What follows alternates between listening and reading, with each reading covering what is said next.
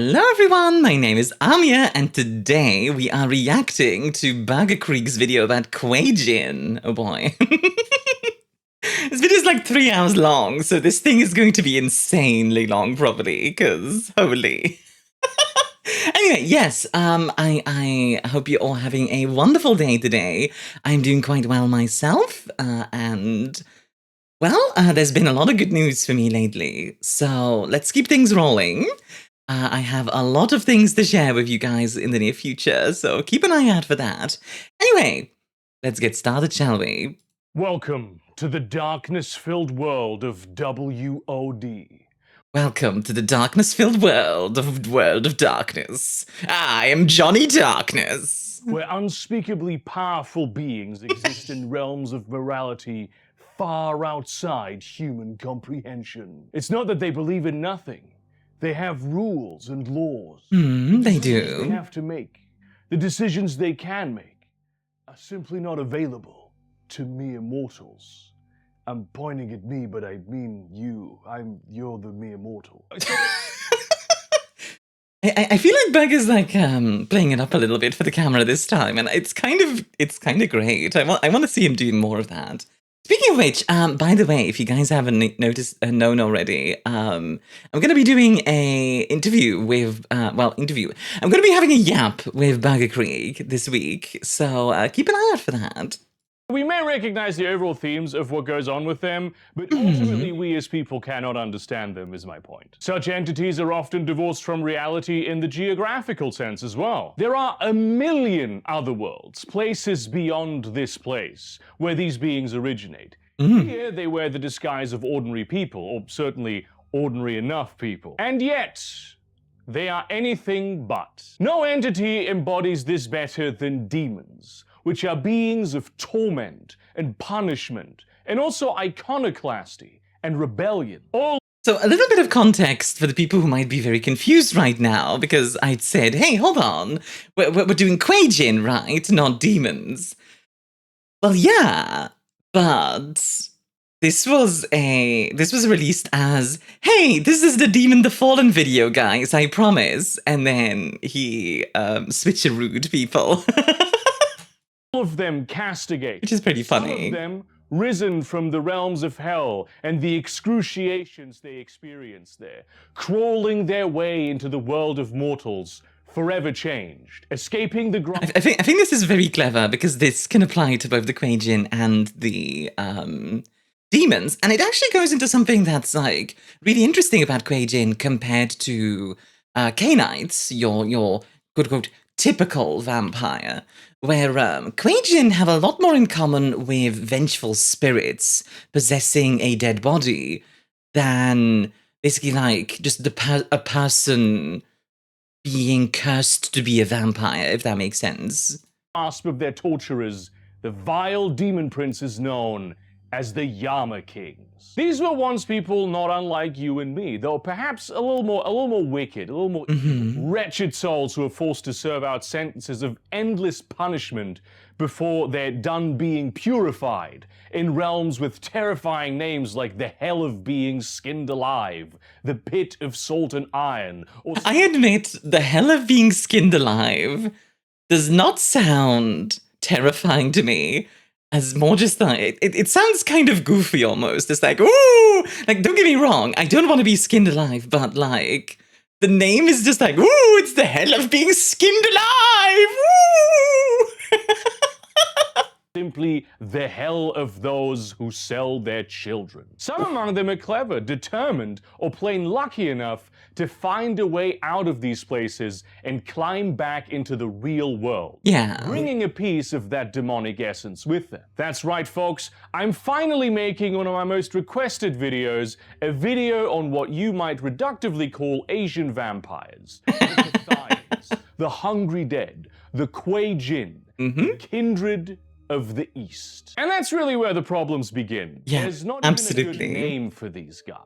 They're vampires only if you stretch the definition to a reasonable extent. They're certainly not Western kindred, which for the rest of the video I will be mostly referring to as Canaanites. And I can assure you that most of them don't really see themselves as of the East. China is called the Middle Kingdom for a reason. Yeah. Like almost every culture in all of human history, they thought themselves the center of the universe. I think one of the very interesting things about China specifically is that if you look at something like the Three Kingdoms, right? A lot of the Three Kingdoms stuff is the world has fractured, not China has fractured, the world. And I think that's kind of interesting, right? Where like, and in a similar way that like the Roman Empire was the world for a lot of people in Europe, it's similar in China. And it's something you see in like a lot of different cultures. I mean, Japan had similar things happening. You had empires in Africa and in South America, etc. So I think it's fascinating how only now that like the internet is very common, now that like we know of basically like all of the world as we know it, like we know how big the earth is, etc.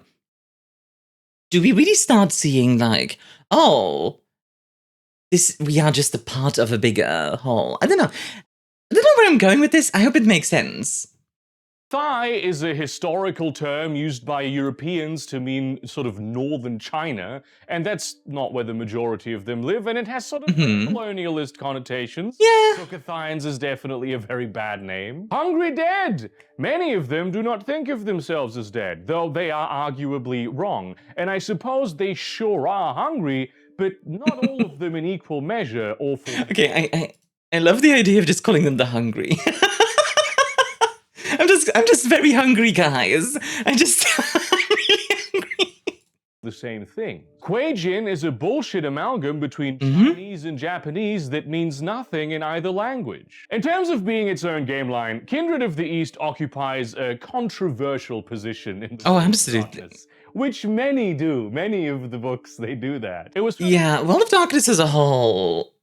Okay, I love the World of Darkness, right? I really do. But I'm not gonna pretend like there's not a lot of weird stuff in there in like the 80s and 90s. As frankly most role-playing systems have, right? World of Darkness goes a little bit deeper into it because World of Darkness is specifically about our world and stories within them.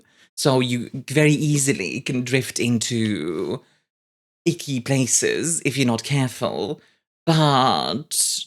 you know, stuff like D&D, I mean, D&D First Edition, for God's sake, had a whole thing about women being physically weaker automatically and having not a charisma score, but a beauty score.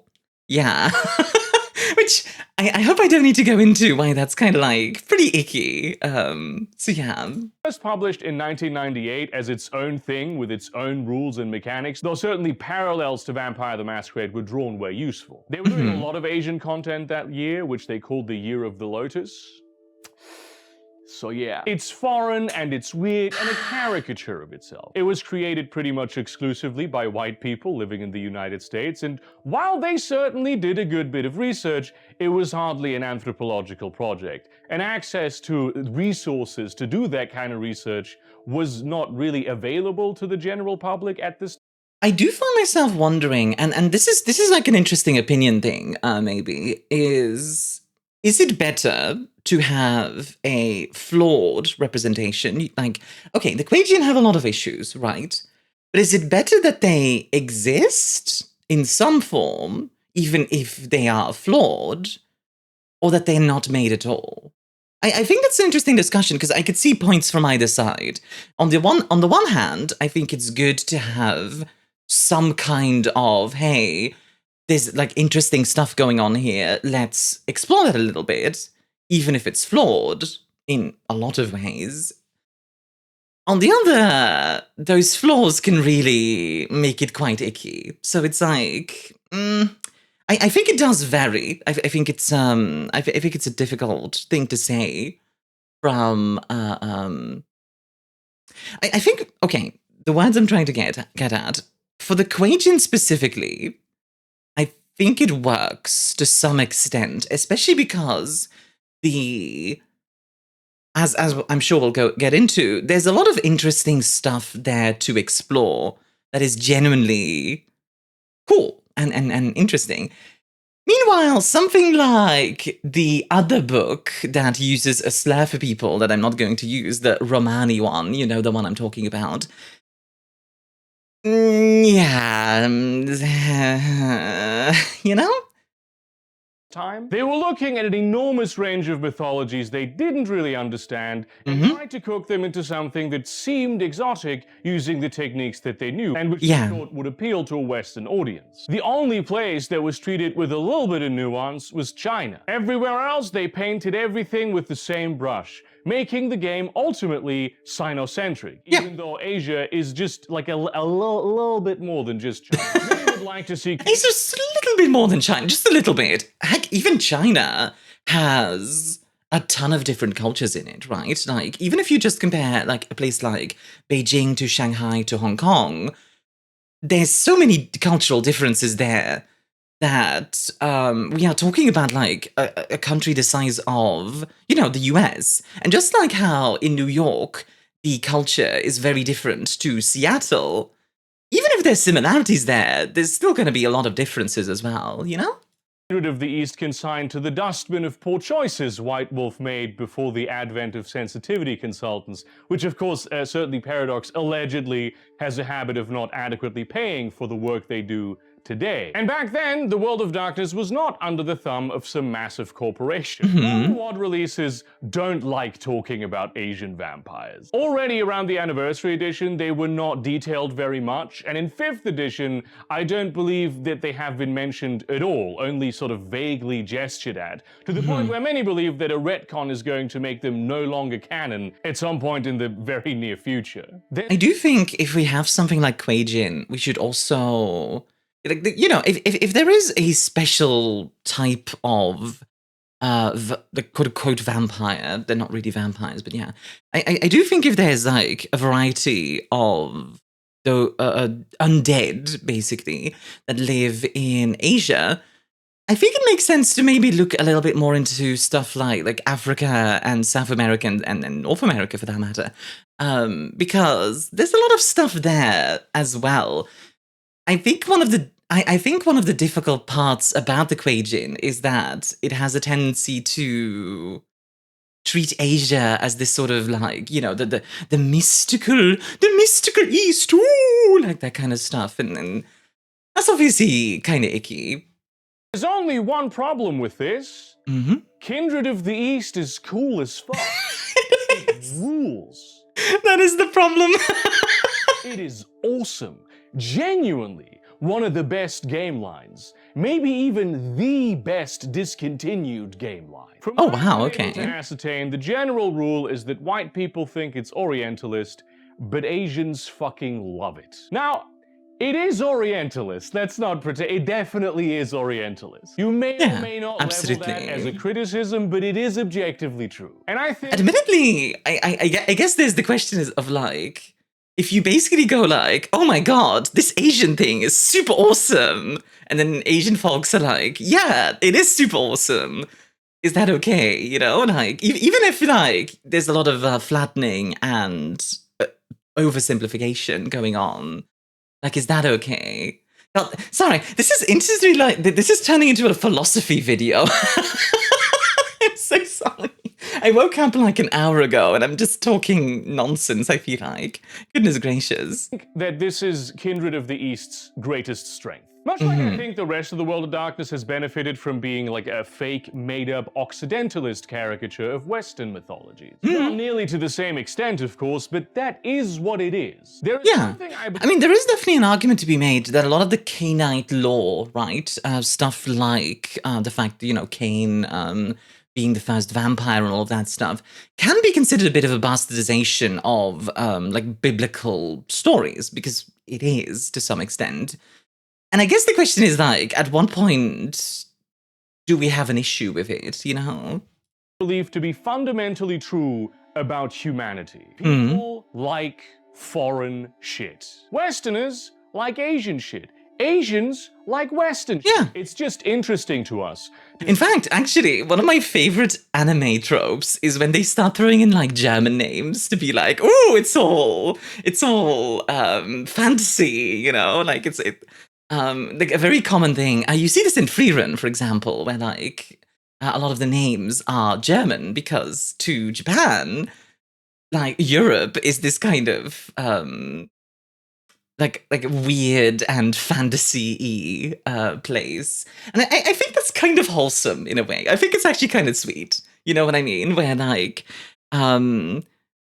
it's people appreciating a culture, often in a flattened down way, but still appreciating that culture. And I think that's still valuable in some way, personally.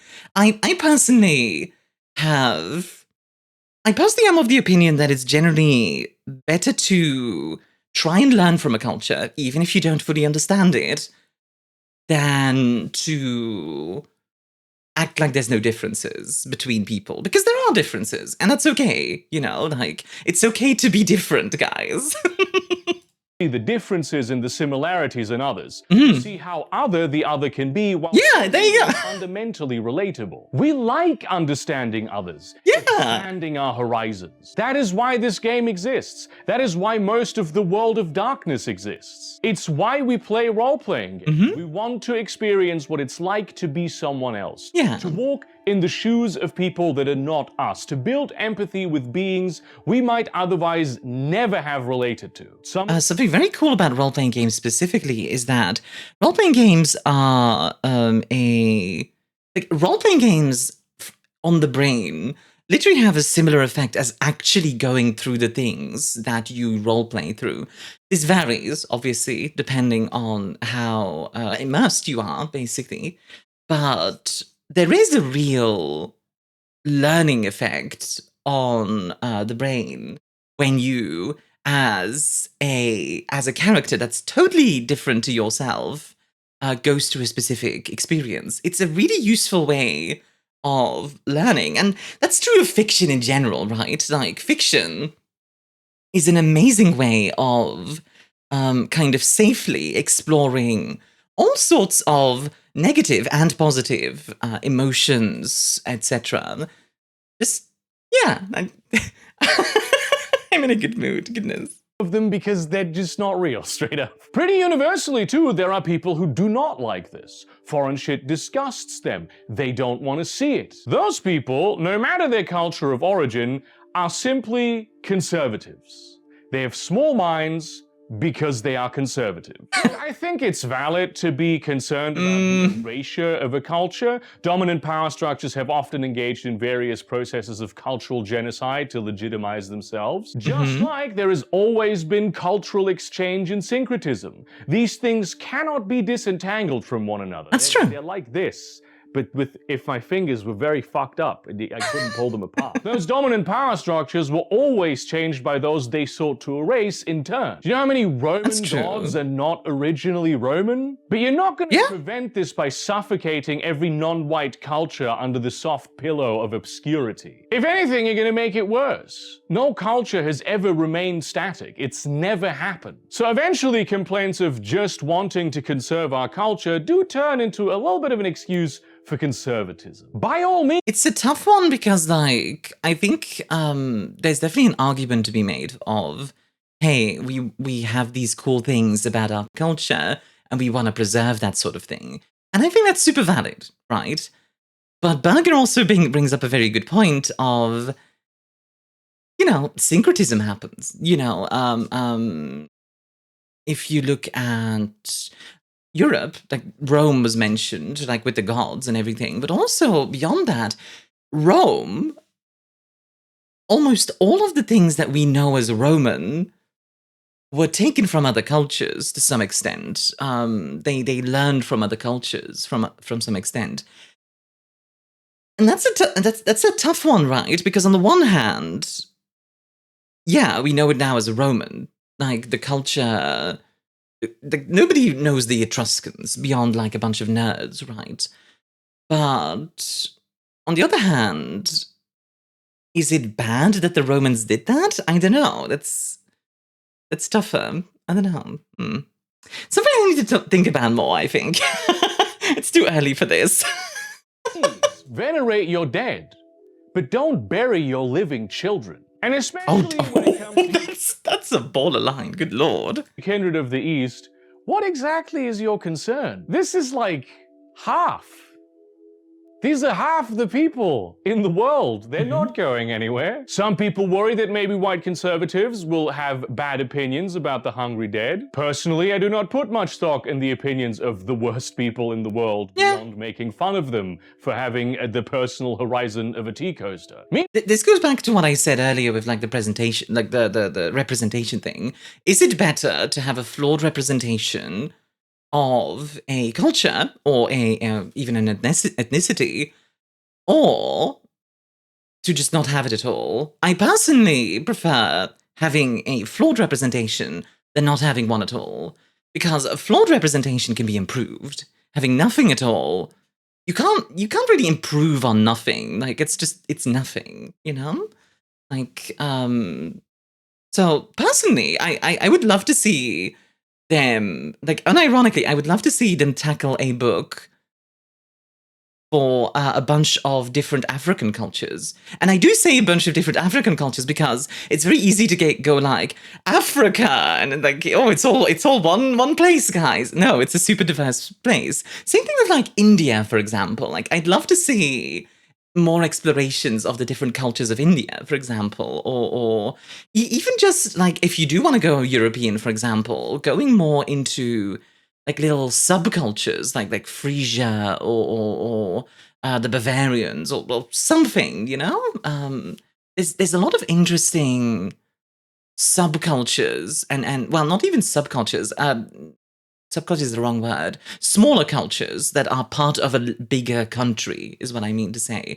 Like the Basque culture, pretty much all of them, I believe, live in Spain, but they very much have their own culture.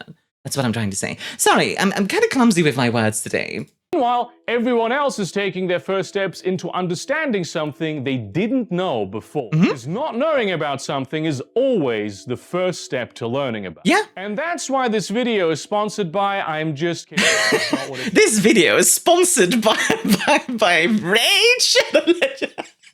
says in the script. What it actually says is, and that is the way in which these books were written. A lot of people like to pretend that Kindred of the East purports to be this like ultimate guide to every facet of Asia. But when you actually read it, it turns out it is everything but that. It never pretends to be this at all. They knew when they were making it that this was only ever going to be a niche product, that it would never reach the height of popularity that Vampire did. Sometimes it feels like people forget that like going more in depth and doing more research and writing more books requires more labor and money. That's and true. A small house like White Wolf was in the 90s would just not have been able to stem that cost. Frankly, I actually wonder how much damage Bloodlines specifically has done to the Kue-Jin perception.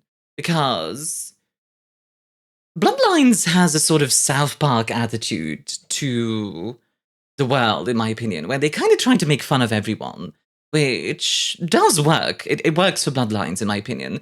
But I can absolutely see some people taking umbrage, and frankly, for a fair point, at some of the shots they take at the Asian community and Kue-Jin, more specifically, in that game.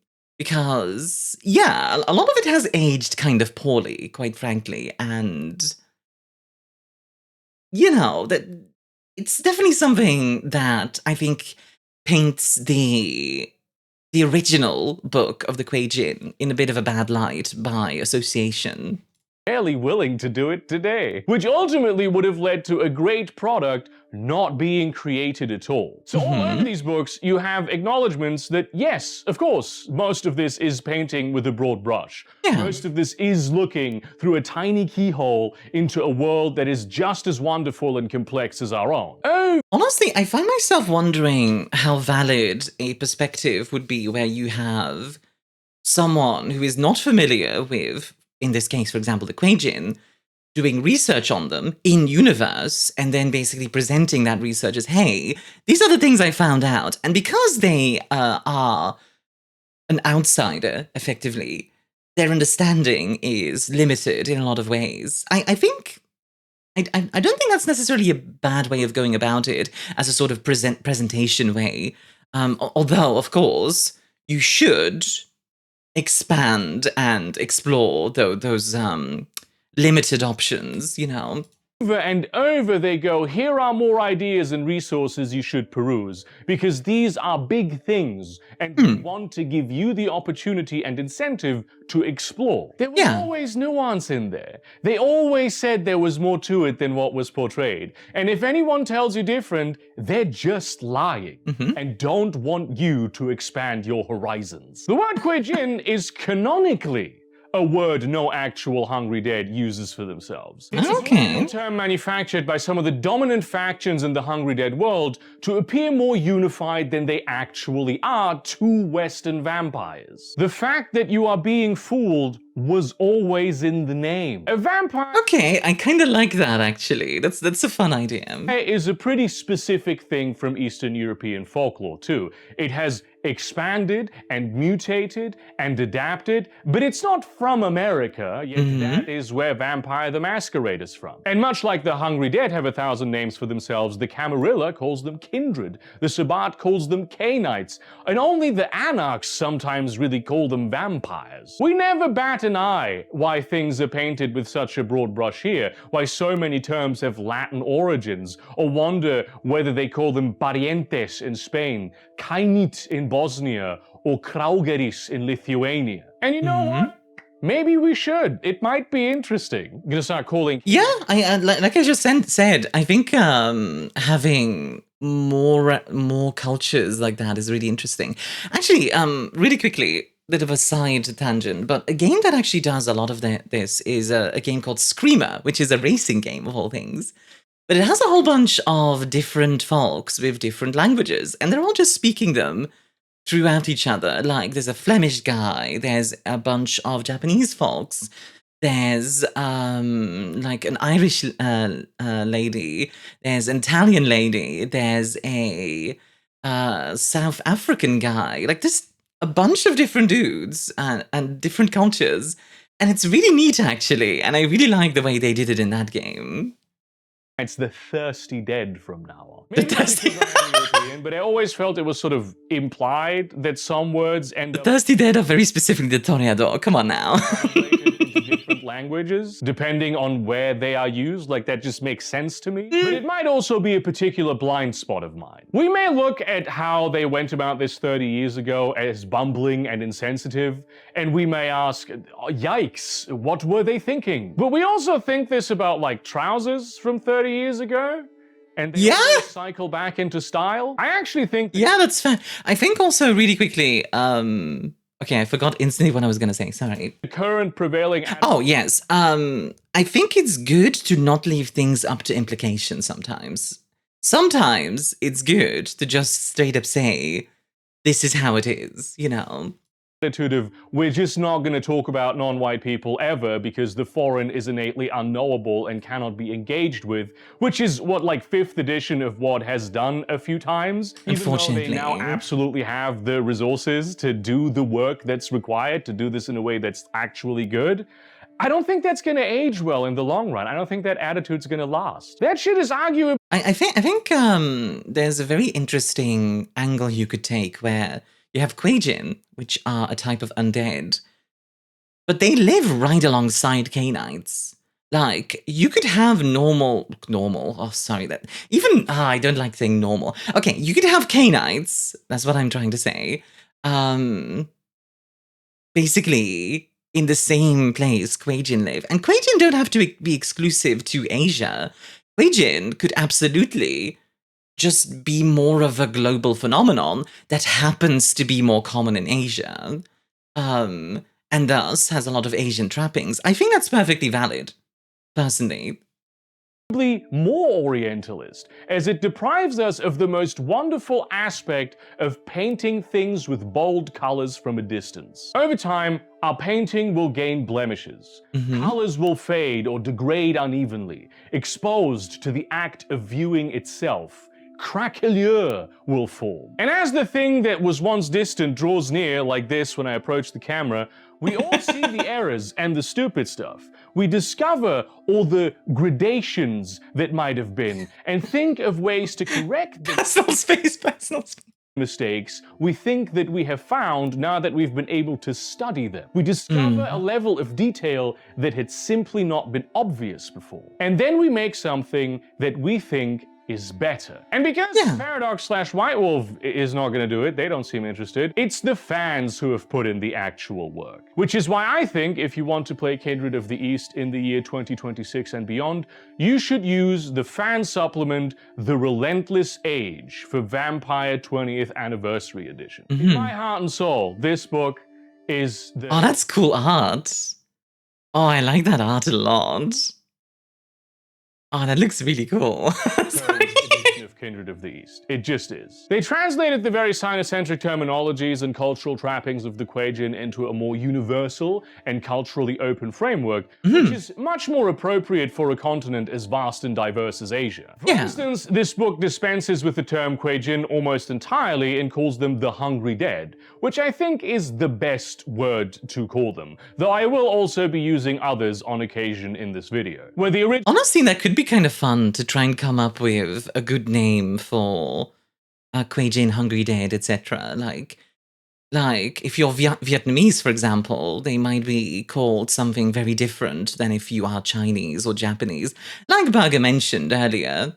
And I think that could be kind of fun, just trying to come up with like your own undead name. Just like how, you know, K-Knight, you could have a name in Dutch or in German or in French or in Spanish, you know. Original books glance through the keyhole, this one opens the door and gives us updated tools and opportunities to explore a world that is going to be unfamiliar to most of us. I say them, as I understand it, it's like mostly one guy named Hyun Fan who wrote this on a public forum with a lot of input from other passionate fans who had a lot of cultural knowledge about what should be in the book. I'm not in touch with this person, by the way, though I greatly admire their work. This is not sponsored at all. It's just a long disclaimer that I refer to this book as though it were canon, which of course technically it isn't. I will do my best to... As with everything, it is your world of darkness. You make it canon if you want to cover both visions for it. They're not mutually exclusive in any real sense.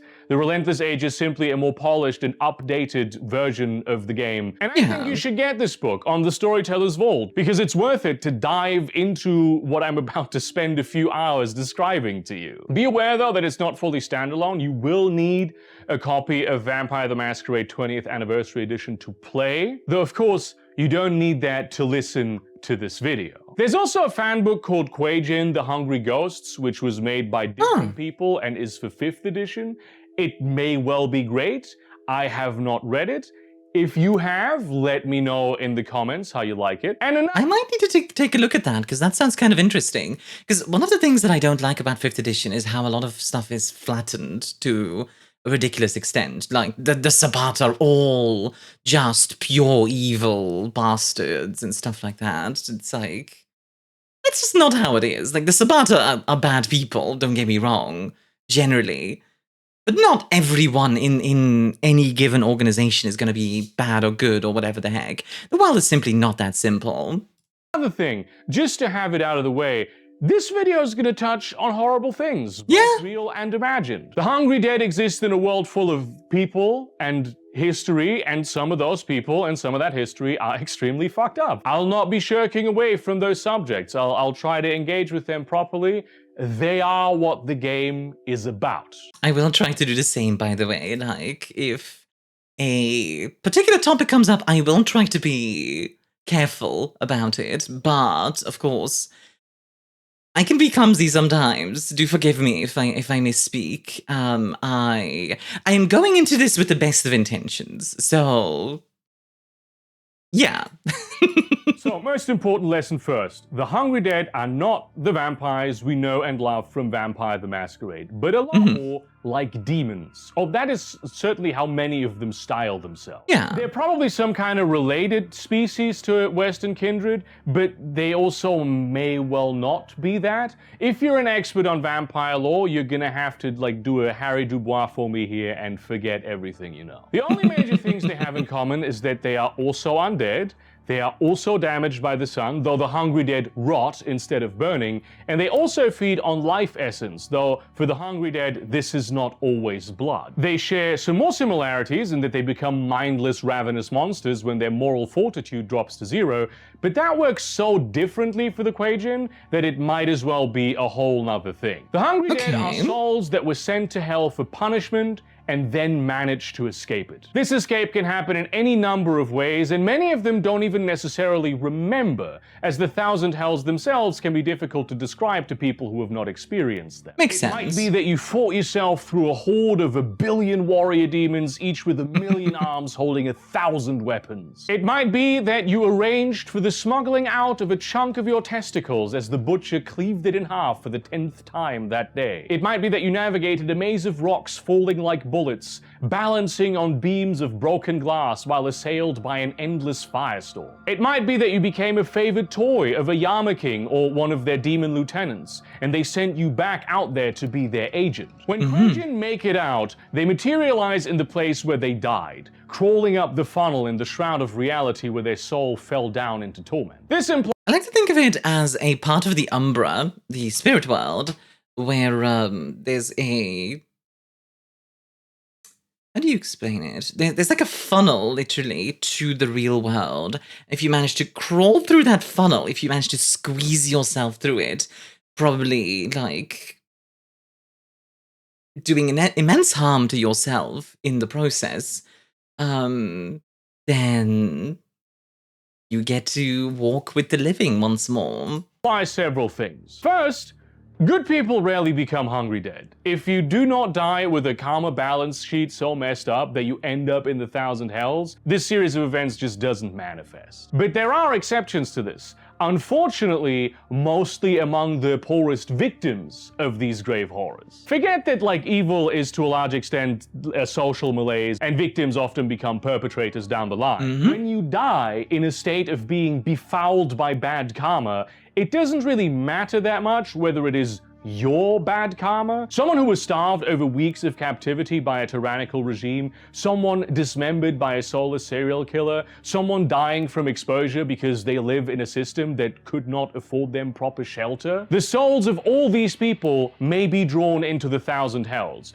And it's kind of messed up, right? And it leads a little bit into Rave the Oblivion and how messed up Rave can be, because a lot of Rave is just like, oh yeah, you died in a way where you can't move on. Too bad, I'm turning you into a lamp now. And there's a lot of similar themes here, and this is where we really get into the world of darkness, you know, the really messed up part of the world of darkness. As much as the world of darkness is Clown World, it is also this. Because the system doesn't care so much who atones for the bad karma, so long as the bad karma is cleansed somehow. Mostly though, the hungry dead were sinners in their lives, permitting, of course, a wide definition of what sin is and how righteous it is to punish them for it. What this also means is that the hungry dead cannot beget more of themselves. Yeah. No one is turned into a Kue-Jin by another Kue-Jin. You have to die and come back. Of course, the hungry dead... That alone is already a huge difference, because the embrace is such a central part of Cainite culture, where, like, it is literally how you make more of your species. It is literally your way of reproducing. And there's all sorts of rules and laws and things around it. The Kue-Jin just don't have that. So it instantly changes their culture in a really interesting way. Be involved in the sorts of deaths that are most likely to produce another of their kind somewhere down the line. but there's enough suffering in the world without them adding to it. Additionally, the flight from hell can occur much later than the actual death. Usually this is not longer than a few days or weeks, and sometimes it can appear almost instantaneous, but there tends to be some distance between the events. In the most extreme cases, it might take decades, though going beyond that is essentially unheard of. This is one of those things where, like, it being instantaneous or near instantaneous makes me wonder if Grimeline's gonna come back as a Kue-Jin. It would be very interesting, for sure. There's been a lot of discussion in the Hunter the Parenting community about that. I think it would be interesting, especially because it leans into the demon thing, and I think that's kind of cool. At that point, your soul is so warped by torment that there is nothing of you left. You might even already be on your way back up the reincarnation recycler, if that is indeed what actually happens. The Thousand Hells don't exist in the same sort of temporal dimension our world does. A week can feel like a decade down there. All this already topples the entirety of how K-Knight society is organized. There are no bloodlines, no clans, no clan curse, no disciplines, no generations, no size, no childer, and no antediluvian. Yeah. None of that. There's not even a blood bond. If you want to control someone, you only have the carrot and the stick. Especially the more powerful Hungry Dead have some delicious carrots and elaborate sticks, but that is all you have. Yeah. Instead of clans and sects, Kue-Jin organize in schools of philosophical and moral thought called dharmas, which function as the power player factions of their political world. I'll spend a lot of time getting into detail about those later, but for now, all you need to know that the dharmas are a lot like paths of enlightenment. Alien moral frameworks that help the undead understand and channel their bestial impulses instead of being controlled by them. Where the dominant philosophy for K-Knights is to emulate humanity, the Hungry Dead pretty much universally reject this. Okay, interesting. To act human would be to set themselves and the humans they interact with up for nothing but pain and misery. This has certain advantages, such as not having to punish yourself with guilt porn over the serial killer-shaped hole in your otherwise entirely human moral life. It also allows the Hungry Dead to evolve the ideas they have about the world, and indeed this is where the most fundamental— Like how sometimes Bagger is like kind of in a lot of ways he's the opposite of me, where he's so blunt sometimes, and I don't mind it, don't get me wrong, I'm not upset about it. I actually quite like that about him. But he does not shy away from it, and I kind of appreciate that in a way. Tonal difference between K-Knights and Kue-Jin presents itself. Kindred of the West experience a consistent and permanent downward spiral, a descent into the inevitable darkness of the beast as more and more humanity erodes. It doesn't matter how firmly they manage to hold onto it over the centuries and millennia, the downward spiral cannot be escaped. Kindred of the East are on an upward trajectory, wretched demon souls on a slow and difficult climb up the ladder of a strange and inhuman morality. Blessed with a moral landscape to cross and a lodestar to navigate by, they can move forward and become better over time. It's just that the goal of this betterment isn't be human. That was the past.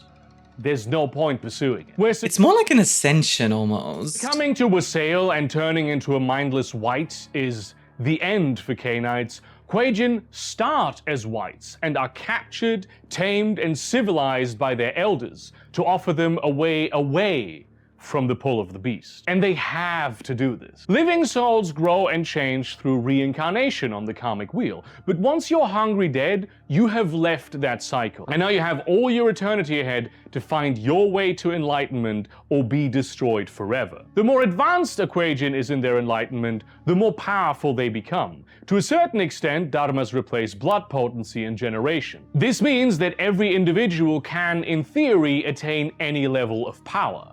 Admittedly, I do like the idea of a progression in that sense. As cool as I think the idea of vampire curse drawing you inexorably into beasthood, basically, and like, even if you try to be a good person, chances are you'll end up as a horrible, horrible being. The idea of becoming better as an undead is actually kind of cool, in a sort of, yeah, I actually really like that. Draw some comparisons, young Kue-Jin are a good deal more powerful than fledgling vampires. Vampire Methuselah tend to be more powerful than the Hungry Dead equivalent of Bodhisattvas. Although it ought to be said that at this point, we're talking about unimaginable power levels anyway. Yeah. At some point, there's no ceiling, it's more of a tree. There are no antediluvian level Hungry Dead. When they reach enlightenment, they don't stick around. They leave the karmic wheel, disappearing into wherever one goes. You know, in a way that's kind of similar to mages. I know archmages don't technically disappear, but they do have to, like, leave Earth because of paradox and everything. So I think that's kind of interesting, where, like, there's a lot of parallels to be drawn there to, like, demons, mages, and to some extent, sometimes there's a little bit of vampire, but honestly, as he's going, I feel like the Kue-Jin fit better as a demon, or a type of demon, or perhaps, like, not really mages, but it's like, it's got some similar themes, if that makes sense. Some claim to have run across such ascended entities in their travels beyond reality, but who can say whether they were real or whether they were more powerful than antediluvians? Like, that sort of dick measuring even matters at this. Yeah. The Hungry Dead sustain themselves on life energy that is often referred to as chi. Every language has its own word for it, just as any language in a kindred-heavy country has its own word for blood or life force. Vitae is a bourgeois Camarilla word. Although among canines, I do enjoy the idea of Ventru specifically being like, no, you should call it Vitae. And then, like, the Bruja just starts calling it, like, I don't know, blood, like sludge or something. I don't know. Just starts calling it something insulting, and the Ventru just gets upset by that. Just little things like that. more potent blood requires more brutal and destructing feeding habits, to the point where ancient vampires can only feed on younger vampires, because human blood is like water to them. The opposite is true for the Hungry Dead. Young ones, or ones that have fallen to a very low level of enlightenment, cannot even drink blood at all. They must consume the flesh of the living in order to obtain their chi. Then come the long years in which the Hungry Dead subsist on blood. Although for them, unfortunately, the feeding process doesn't come with the mind-numbing ecstasy for the victim that the kindred of the West do. Blood keeps its nourishing properties a little longer than it does for Canaanites. You don't need to consume it immediately, and you can have some pretty elaborate preparations for it. But you shouldn't get too comfortable, because it doesn't exactly keep either. Think of it more as sort of like a hot cup of tea than something that needs to be drunk almost directly from the vein. And it's the warmth, not the tea itself, that you're after. I do enjoy the idea of blood tea.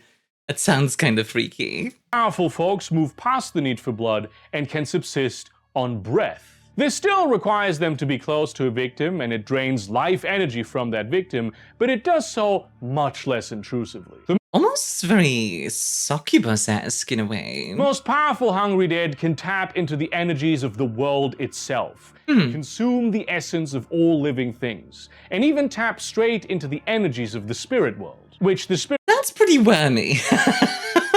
You know what? Actually, I would love to see, like, what werewolves think of Kue-Jin. I imagine they do not like them in the slightest, because, you know, even if they understand the difference between Kue-Jin and Kindred, which is a lot, but, you know, that it's undead eating Gaia, basically. Spirit world is not very likely to appreciate. There are actually special places where all Hungry Dead can do this, called dragon nests.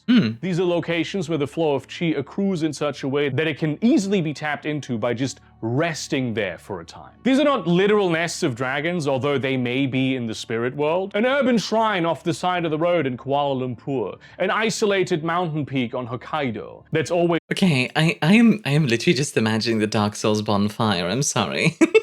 I'm apologizing a lot today. Sorry about that. God dang it. No, but, like, I'm literally just imagining a Dark Souls bonfire. Just a Kue-Jin, like sitting there, like... I should say Hungry Dead, not Kue-Jin. is covered in snow, or a small temple complex on an island in a remote mountain lake in eastern Kazakhstan. The vibe doesn't even need to be mystical, though it usually is. It might be an executive lounge high up in a Shanghai skyscraper, or an old colonial seafort near Surabaya that operates as a tourist attraction. You know what I'm thinking? The Misty's shop in Cyberpunk 2077.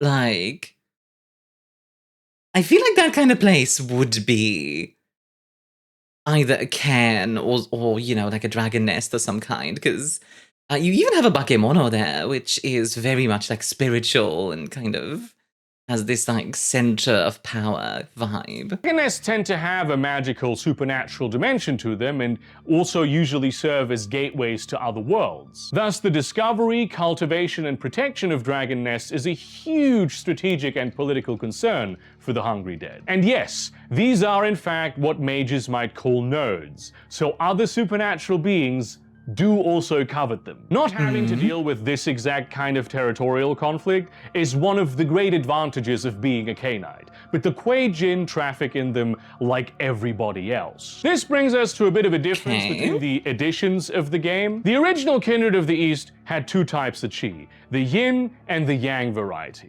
And you had different capacities to process them, and having too much of the wrong kind would sort of like imbalance you. You always want to be in balance. The Relentless Age reworks the system into something much more elegant by having only the chi. There's only one of it, and integrating its flavors with some other mechanics that were a little innately cynocentric in both name and purpose in the. I don't really hate the idea of having to like balance things like that.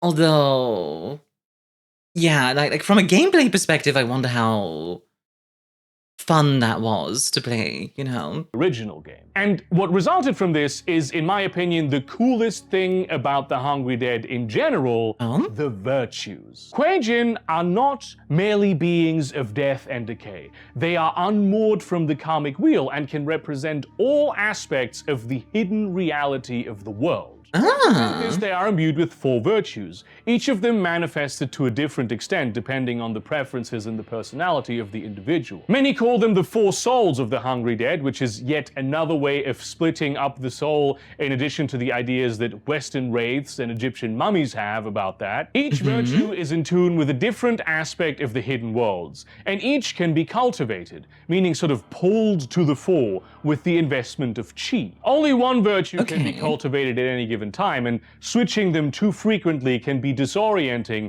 and potentially even damaging to a Hungry Dead. Balancing and controlling these 4 souls can also be a difficult act, and certain events may unbalance them, causing them to take over the Kue-Jin's entire being. You know, like when the beast takes you over for a frenzy. Any number of situations can trigger a soul imbalance, and only great mastery of that particular soul gives the discipline necessary to avoid disaster. These are not— That's really interesting, actually. But very strong compulsions that manifest with noticeable supernatural effects. And they will lead to some deeply regrettable acts that will cause a lot of pain once the soul imbalance is resolved. For some reason, I'm reminded of, in Warhammer 40k, a lot of the Fantasy Flight role-playing games, whenever you cast a Psychic power, there's a chance of psychic phenomena happening.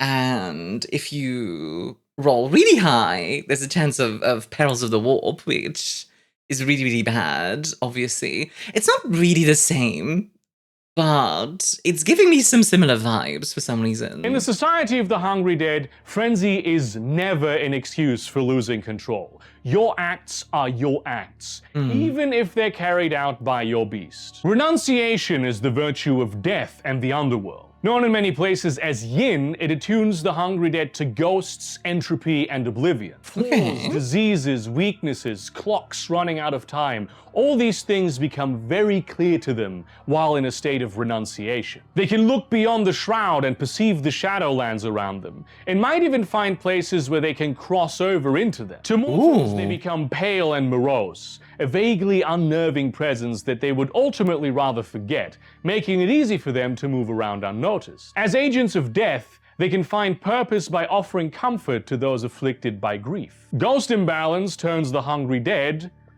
you know, dead. They appear as an obvious corpse, unable to see life as meaningful, emotionally detached and tactless, capable of caring only about the affairs of the dead, provided they react at all and don't just do as corpses do by doing nothing at all. It may be triggered by disturbing the rest of the peaceful dead, failure to perform the proper funerary rites for someone important, or witnessing the wanton destruction of something old and meaningful, among other things. Righteousness is the virtue of... That's a really interesting way of going about it, actually. I quite like that. Regality and ideals, the power of honorable rule. Known in many places as Hun, it transforms the hungry dead into a conduit of authority, turning heads and eliciting obedience and a will to please wherever they go. They can sense the strength of people's moral character, the creative potential they hold within themselves, and the marks that a great destiny leaves upon the world long before it manifests. It also allows them to perceive how the world blends into the lower heavens and the little gods who inhabit them, which are the East Asian interpretations of the dreaming and the Fae within it. As agents of law, they can find purpose by being magnanimous with mortals who place themselves in their service. Heavenly imbalance turns the hungry dead into a merciless instrument of lofty justice, demanding perfect adherence to hierarchy and etiquette, and instilling a need for severe punishment against even minor infractions. I think you can have some very interesting stuff there. While I don't want to be too overly cynocentric with this, I do think like the Three Kingdoms has some very good examples of... I think that the Three Kingdoms era and the storytelling has some very good examples of stuff like this, and there's a lot of cool inspiration to be taken from that. Or, alternatively, if you want to look to Japan, for example, the Sengoku Jidai has some very cool versions of this. As well as the setting of brutal examples for major ones. It may be triggered by betrayal coming from otherwise steadfast allies, failure to live up to an important leadership challenge, or becoming distracted by the pride of your own power, among other things. Vitality is the virtue of life and joy, of the powerful chaos of sensory experience. Known in many places as yang, it sharpens their ability to perceive the world as not just humans, but all beasts would, giving them excellent sight, smell, hearing, even effectively perfect dark vision. They're also imbued with such life that not even a doctor could tell the difference. They can eat, drink, experience intense emotions, and not just have sex, but conceive children called dampirs, though cultivating vitality is not strictly required for this. They can also perceive... That's really interesting, and I want to hear more about dampirs now.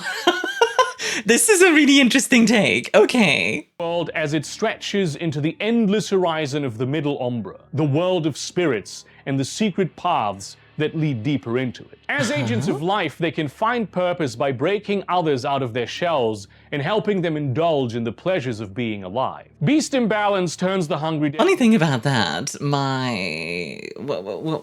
of my girlfriends at one point absolutely did stuff like that, where like, you know, just try this, just try going out, just try wearing this outfit, stuff like that.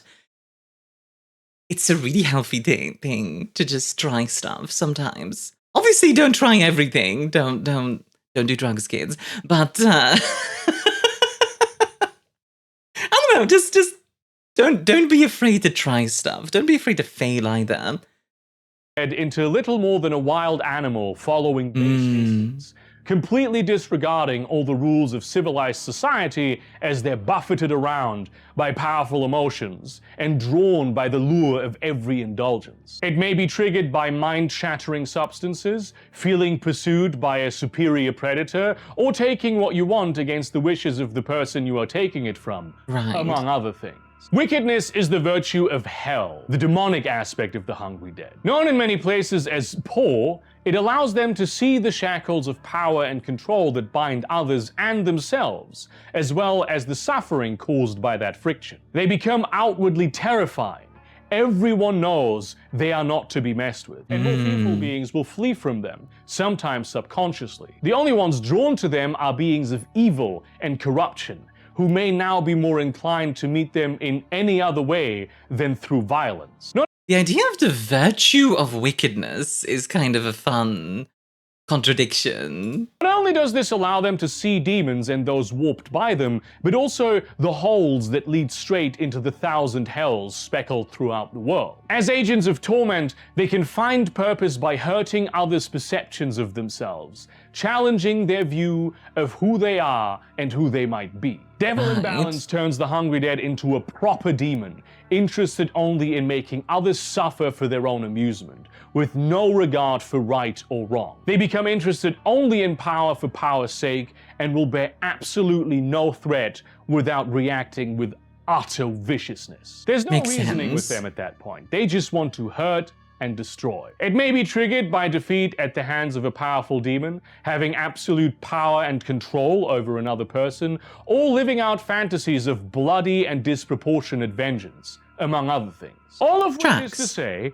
even without having learned any special powers, all Kue-Jin have access to a plethora of supernatural abilities that K-Knights do need disciplines for. Sure, so yeah, honestly, the Kue-Jin or Hungry Dead seem insanely powerful by comparison. some may at default be less powerful than the K-Knight equivalent and maybe even cost a little more to make use of, but it's a great variety right from the start, and it includes things Kindred can never learn. Like perceiving the other worlds? Very few K-Knights have access to any version of this, but the Hungry Dead come with this functionality just sort of built in, to an extent that no other splat can match. And if you know anything about me, you know that I love Otherworlds. I am an absolute sucker for them. This is why this video is sponsored by one. I'm just kidding. Again, I'm just saying Otherworlds are specifically one of my.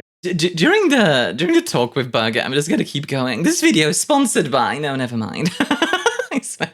I think my favorite things about the World of Darkness. This is not an ad for heaven or hell or the spirit realm. This video is sponsored by Heaven. Go to heaven today. This video is sponsored by Hell. God, stupid.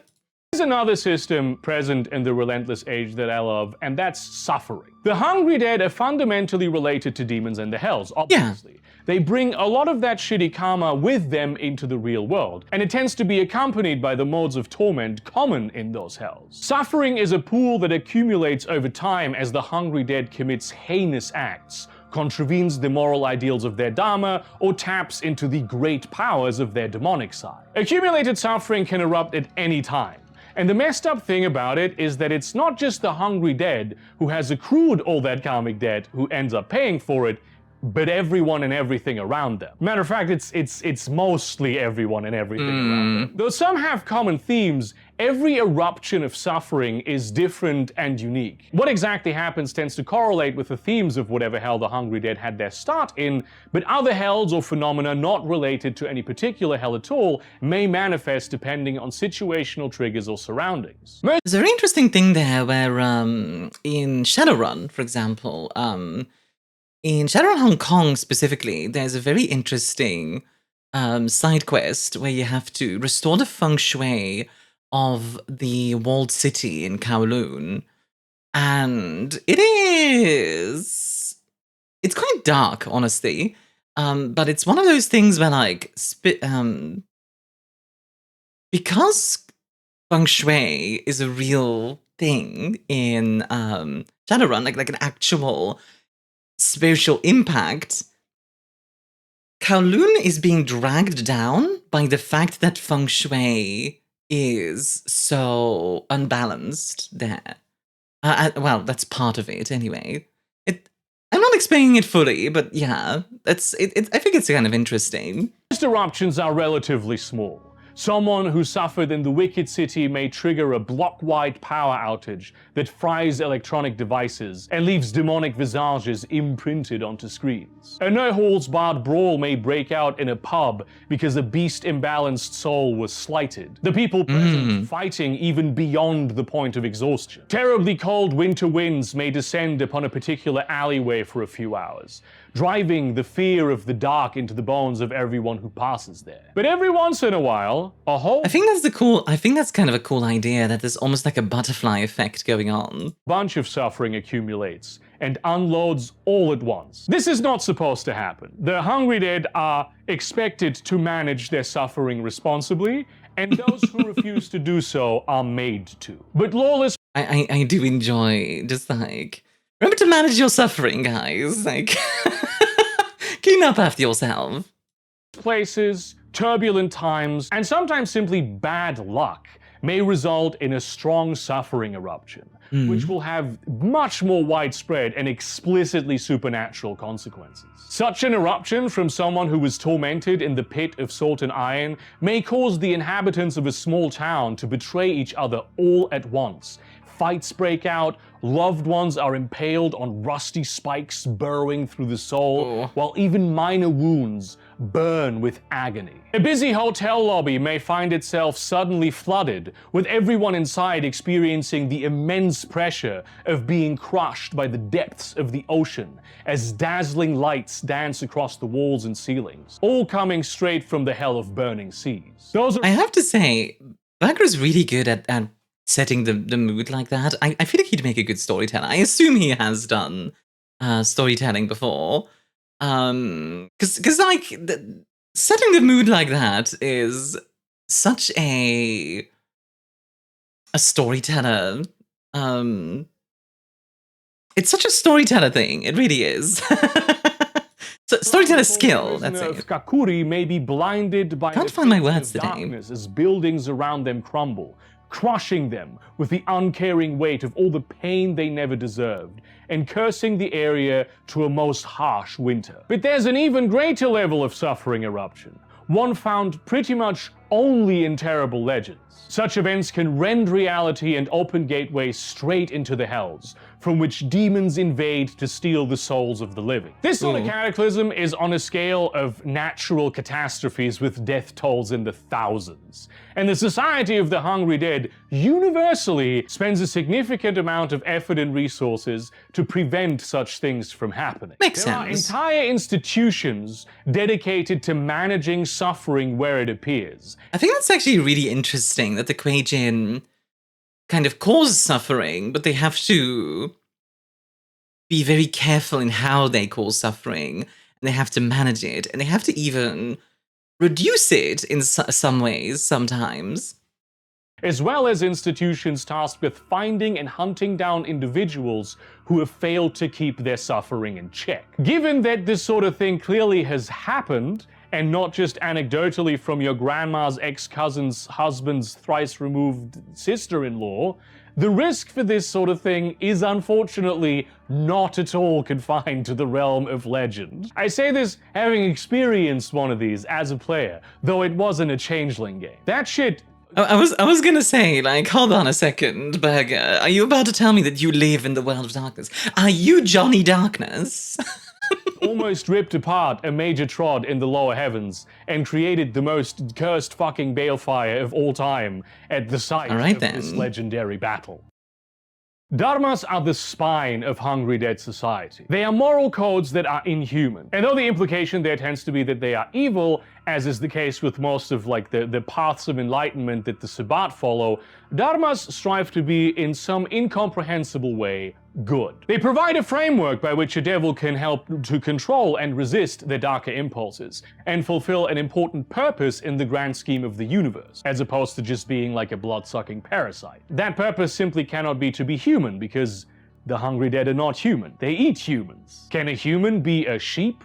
Or a carrot? Of course not. But we can honor them, care for them, breed them, plant them, shear them, harvest them, turn them into clothes or delicious food that nourishes people. We do our part to help them fulfill their purpose, and this gives us the guidance not to become monsters. I think that's a really interesting way of looking at the world, where like a sheep is not human. It has its own place in the world, but we can shear the sheep, we can care for the sheep, we can, honor the sheep. I kind of like that as like a way of looking at the world. From the perspective of meat, of course, it's never nice to be eaten. So, no, of course as you not. can see, Dharmas can be as self-serving as any ideology. Of course. When a new larva peels itself from the grip of the thousand hells and begins its monstrous existence, they tend to be discovered and subdued quickly by specialist infant devil civilizers, who collect and pacify these youngsters. What then follows is a process of trying to find a spiritual home for the new Kue-Jin, ideally because the civilizer gets to understand the lava a little bit and connects them with a mentor of an appropriate dharma. However, this process is subject to immense regional variance. Sometimes a local elder decides who goes where. Sometimes a civilizer brokers new recruits to the highest bidder. Sometimes each dharma has their own catcher. Sometimes there are committees and quotas, maybe even a lottery. In some places, the lava may even be given a choice, and that tends to work better than most of the other ways, because the Dharma is about what you actually feel and believe. Yeah, that makes sense. Is far less united than the world of K-Knights. There's no global Camarilla, though there are groups who have like a claim to being something akin to that. That makes sense. Are massive multinational organizations, but even they are subject to enormous amounts of regional variance, waxing and waning in their totality across time and space. And frankly, that's true of places like the Camarilla as well. The Camarilla likes to pretend like it is monolithic, but if you compare New York to Seattle, very different type of rulership. And sometimes changing drastically depending on which internal faction is dominant or which elder you learned from. They're not even called Dharma everywhere, though the term itself is known and understood by all. In its most original form, Dharma describes a person's sort of true path, their proper assigned purpose on the karmic wheel, with implications that this is the road they must follow if they are to seek enlightenment. It's originally a Hindu term, but it's widely used in Buddhism as well. This is an important note. This is a fundamental thing that many Westerners were never really taught about religion in Asia. Outside of Islam, religion over there is not as mutually exclusive as Abrahamic faith. Yeah. There's no definitive line where Buddhism stops and where Hinduism begins. I think a very cool version of that is actually Shintoist syncretism, where, for example, a lot of Japanese a lot of Japanese folks will go through like a Christian marriage. Not everyone, of course. There's also different versions of that, but quite a few people do Christian marriages because they think they are nice in that way, and then they take on very different religious beliefs alongside that, and it just syncretizes really smoothly. It's kind of interesting. Much like there is no perfect definition of what either of those even are. Buddhism has countless schools of thought, most of which encourage a degree of like figuring it out yourself. Yeah, it's true. I do. Buddhism is kind of make your own religion in a way. Religion, but a collection of cultural, regional, and sometimes even familial beliefs that revolve around the same deities and dogmas. Then there are various folk religions, Shinto in Japan, Chinese ancestor worship, Southeast Asian ghost lore, all things occupying various places on a spectrum from being sort of a religious practice to being an urban legend. We in the West have folklore as well, of course, obviously. Yeah. There is a stronger separation between it and the religious realm, perhaps except in the areas where they are like explicitly antagonistic. Vampires. Yeah, I think and here in the West, and especially in Europe, just Abrahamic religions have a tendency to, no gods before me, all of that kind of stuff. So there's a lot more, like you say, separation, but not just separation, but also just this sense of almost taboo, I think, around folklore, which I think is kind of interesting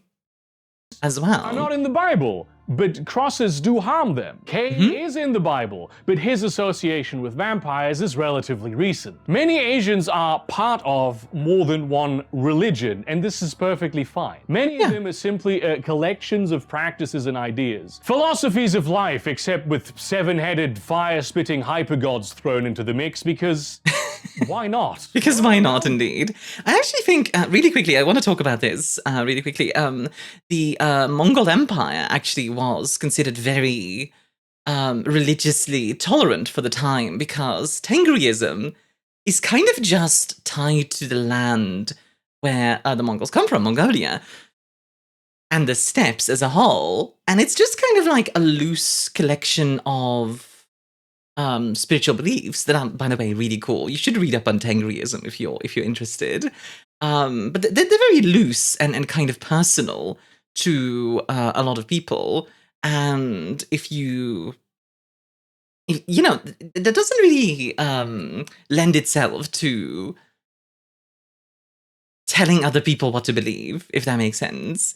So as long as you behaved yourself in the Mongol Empire, you were kind of allowed to worship whatever you wanted, which I think is kind of interesting, considering obviously the Mongolians were kind of known for their brutality, but then there's always like another side of the coin.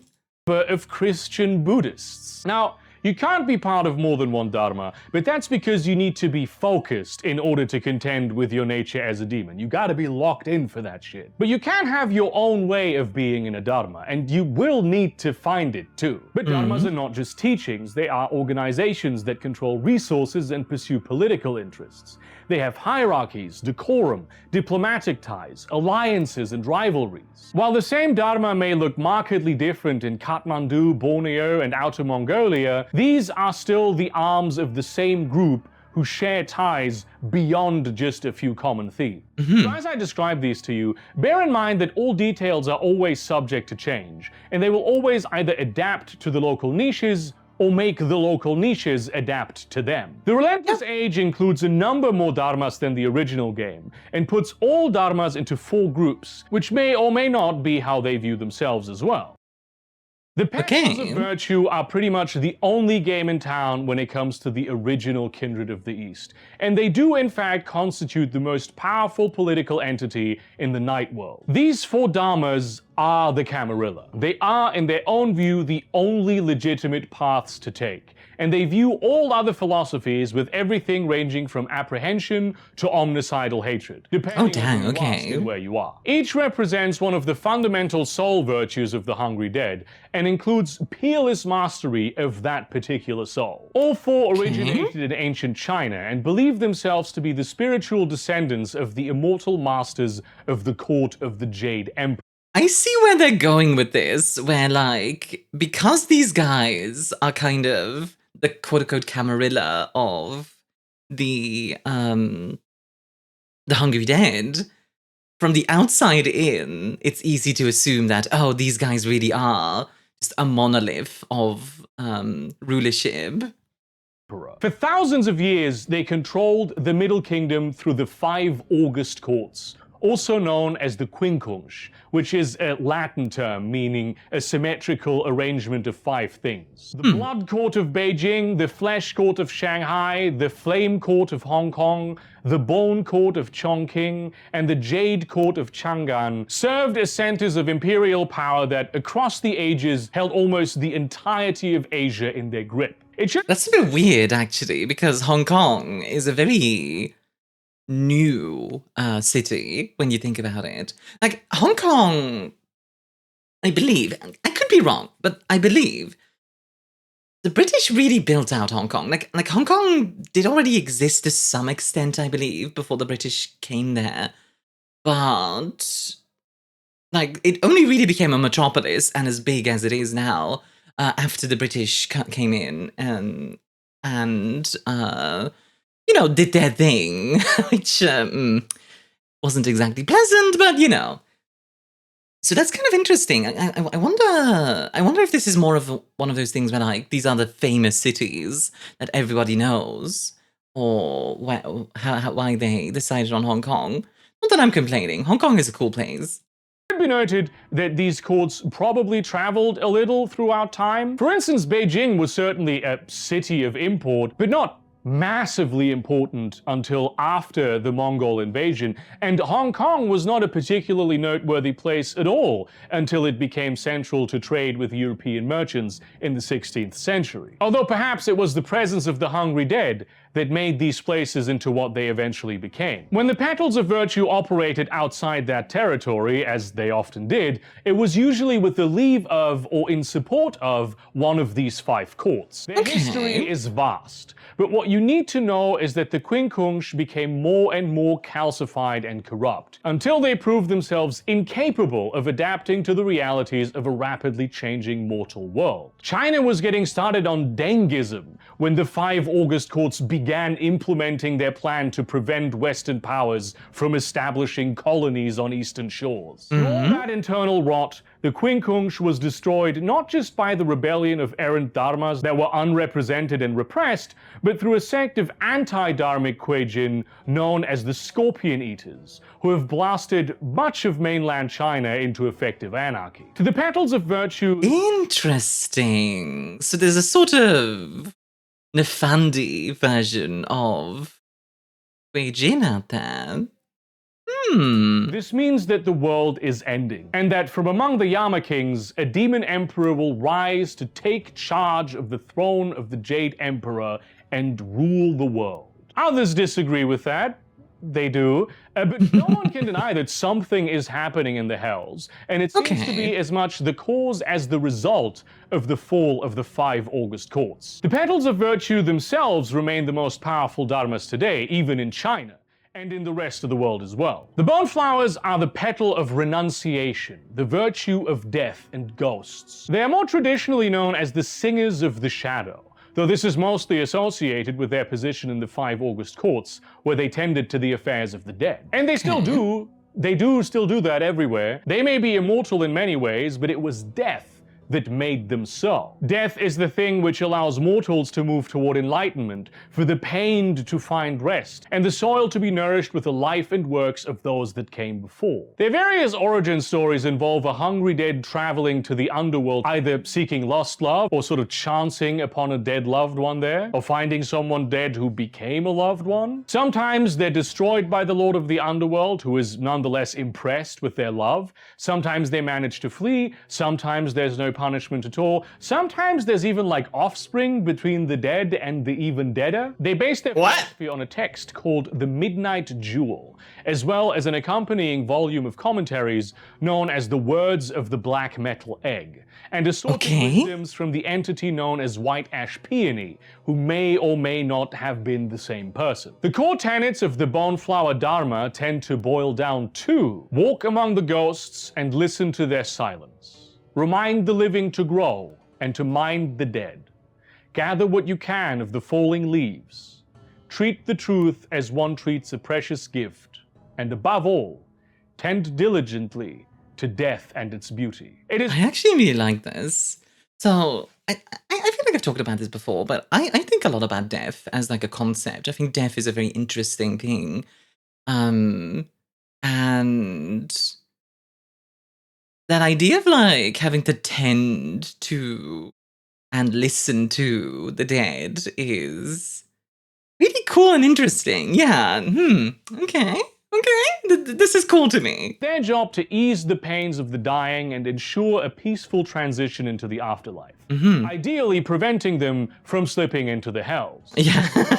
Carrying the legacy of the dead into the world, to see that it is properly respected and can benefit future generations. So while they are reapers, they are also sowers, and they are keepers of lost knowledge that should not be forgotten. Thus, in the Society of the Hungry Dead, they tend to be law masters and information brokers, academics, historians, occultists, as well as dispassionate arbiters and executors of the inevitable things that must come to pass. They diligently tend to the fundament of undead society with the sort of care that intense emotion or attachments to temporary things would only interfere with. Many of them were academically inclined that makes sense as well. Studious people, or certainly people interested in the bygone and the occult, who felt isolated for their intellectual nature and often regret having been unable to participate in society in the ways all those less educated than them seem to have no trouble with. There are also those who died too young, or so old they understood their place in things, yet ended up in the hells anyway. As well as people whose yearning was always stronger than the reality of their experience, and who now must confront how foolish they were to not do the things that needed doing when they had the time. The yearning was greater than their experience is, I think, a big one that I think is super interesting as well, as a whole. I personally am like a super ambitious person, right? Like, I want to like leave a real impact on the world at the end of my life. Like, by the end of my life, I want to be able to look back and say, I changed the world for the better. Not like in a massive way. I don't want to, you know, just like completely overhaul everything, but you know, have an impact of some kind, have a legacy. And I'm doing that via creativity, but yeah, that can be difficult sometimes to square with like what the experience is like on a day-to-day basis, if that makes sense. Bone flowers might include a journalist from Wuhan who always wanted to unveil government corruption, but ended up doing only boring human interest stories that, in his mind, kept people complacent. His digging ultimately got him killed, and now, decades later, he befriends lonely elders he can feel will die soon, and interviews them regularly to record their lives and their knowledge. He's always there in the end, when they do pass. A rider on the seemingly I love that, just holding the hand, you know. endless steppes of Mongolia, once a princess of a great khanate, though which one no longer matters to her all that much at all. She wished to be married to a more civilized culture, away from the horses. Now are nights when certain folk die out on the steppes. Their relatives know to expect her, and to let her perform the preparations for a proper sky burial, so that the spirit may be dispersed into the heavens and find peace there. A monk murdered by the Khmer Rouge and buried in the killing fields as part of the genocide Pol Pot perpetrated against his own people. Through the unspeakable suffering of the souls around him, he was dragged into the hell of upside-down sinners, where through his virtue he was able to stave off the madness of that place. Now he seeks and he documents, delves into the underworld again and again to liberate the souls of those unjustly imprisoned in this hell realm. That's really cool. Mercifully, is not all or even most of them, to help them move on while ensuring they do not become hungry dead themselves. Some variant or specialized groups might be... I love the idea of a wraith helping Kue-Jin.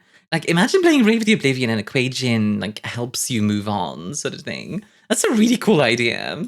Graveyard keepers who care first and foremost about the geography of the world of the dead, and who will destroy people and things in the living world for an advantage in their war against the unjust tyrants of the death realm. A syndicate of museum sponsors who seek to enable not just preserved remembrance of the past, but actual encounters of the living with ghosts, to impart upon them the knowledge that could never be gleaned from books. Researchers who function as personal trainers, working on extending life and specifically quality of life for the elderly, so they may go into the great beyond with dignity and no regrets. For that purpose, it does not matter if they live a decade or two longer.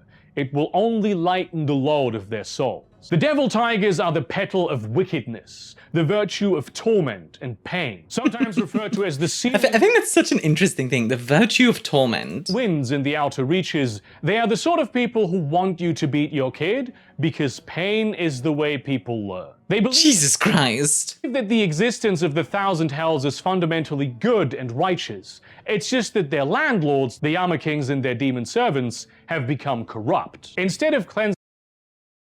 Okay, sorry, I love the idea of, yeah, like, okay, torturing people is fine, but the way you do it is wrong. Like, God dang it. souls of their evil, they torture for the sake of torturing.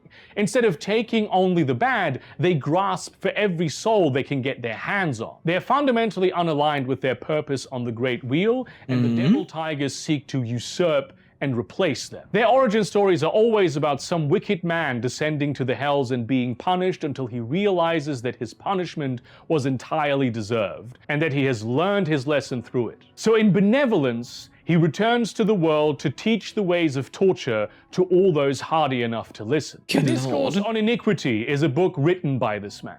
This is some Zamisi stuff, honestly. And it provides commentary on the two loosely defined and not always identical collections of poetry and koans known as the Songs of Hell and the Blood Sutras, although some claim that the sutras are a later work based on the other two. The core tenets of the Devil Tiger Dharma tend to boil down to: ride your demons as a prince rides a chariot, wield pain with wisdom and generosity, embody the flash of light and the darkness that follows. Cultivate the brightest embers into roaring flames. And above all, you are a devil fit to rule hell.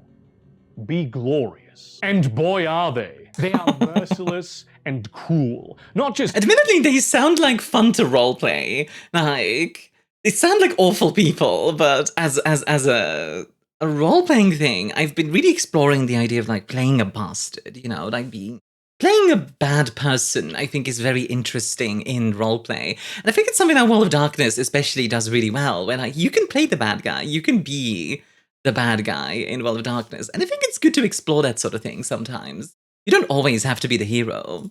Cosplaying demons, but creating unspeakable horror in their own right, always engaged in bloody turf wars with the Dhyama Kings and their servants. They're usually embedded in the criminal underworld, where they can be as lawless as they need to be, driving the damned further into damnation, because only then will they learn their lesson. They associate with Banes, Spectres, and Nefandi, forces of evil and corruption, using and manipulating them for their own ends, for they know the purpose they serve, and that punishment will come for them eventually. Among the Society of the Hungry Dead, they tend to be the warriors and the thugs, the ones who take care of dirty business that needs doing, who set the world on fire to turn its horrors into ash. They remind the Kue-Jin of the brutality from whence they came, and often function as the local lava wrangler that brings recruits to all the other petal dharmas. In life, they were often people who had fallen to the left-hand path, rejects of and from society,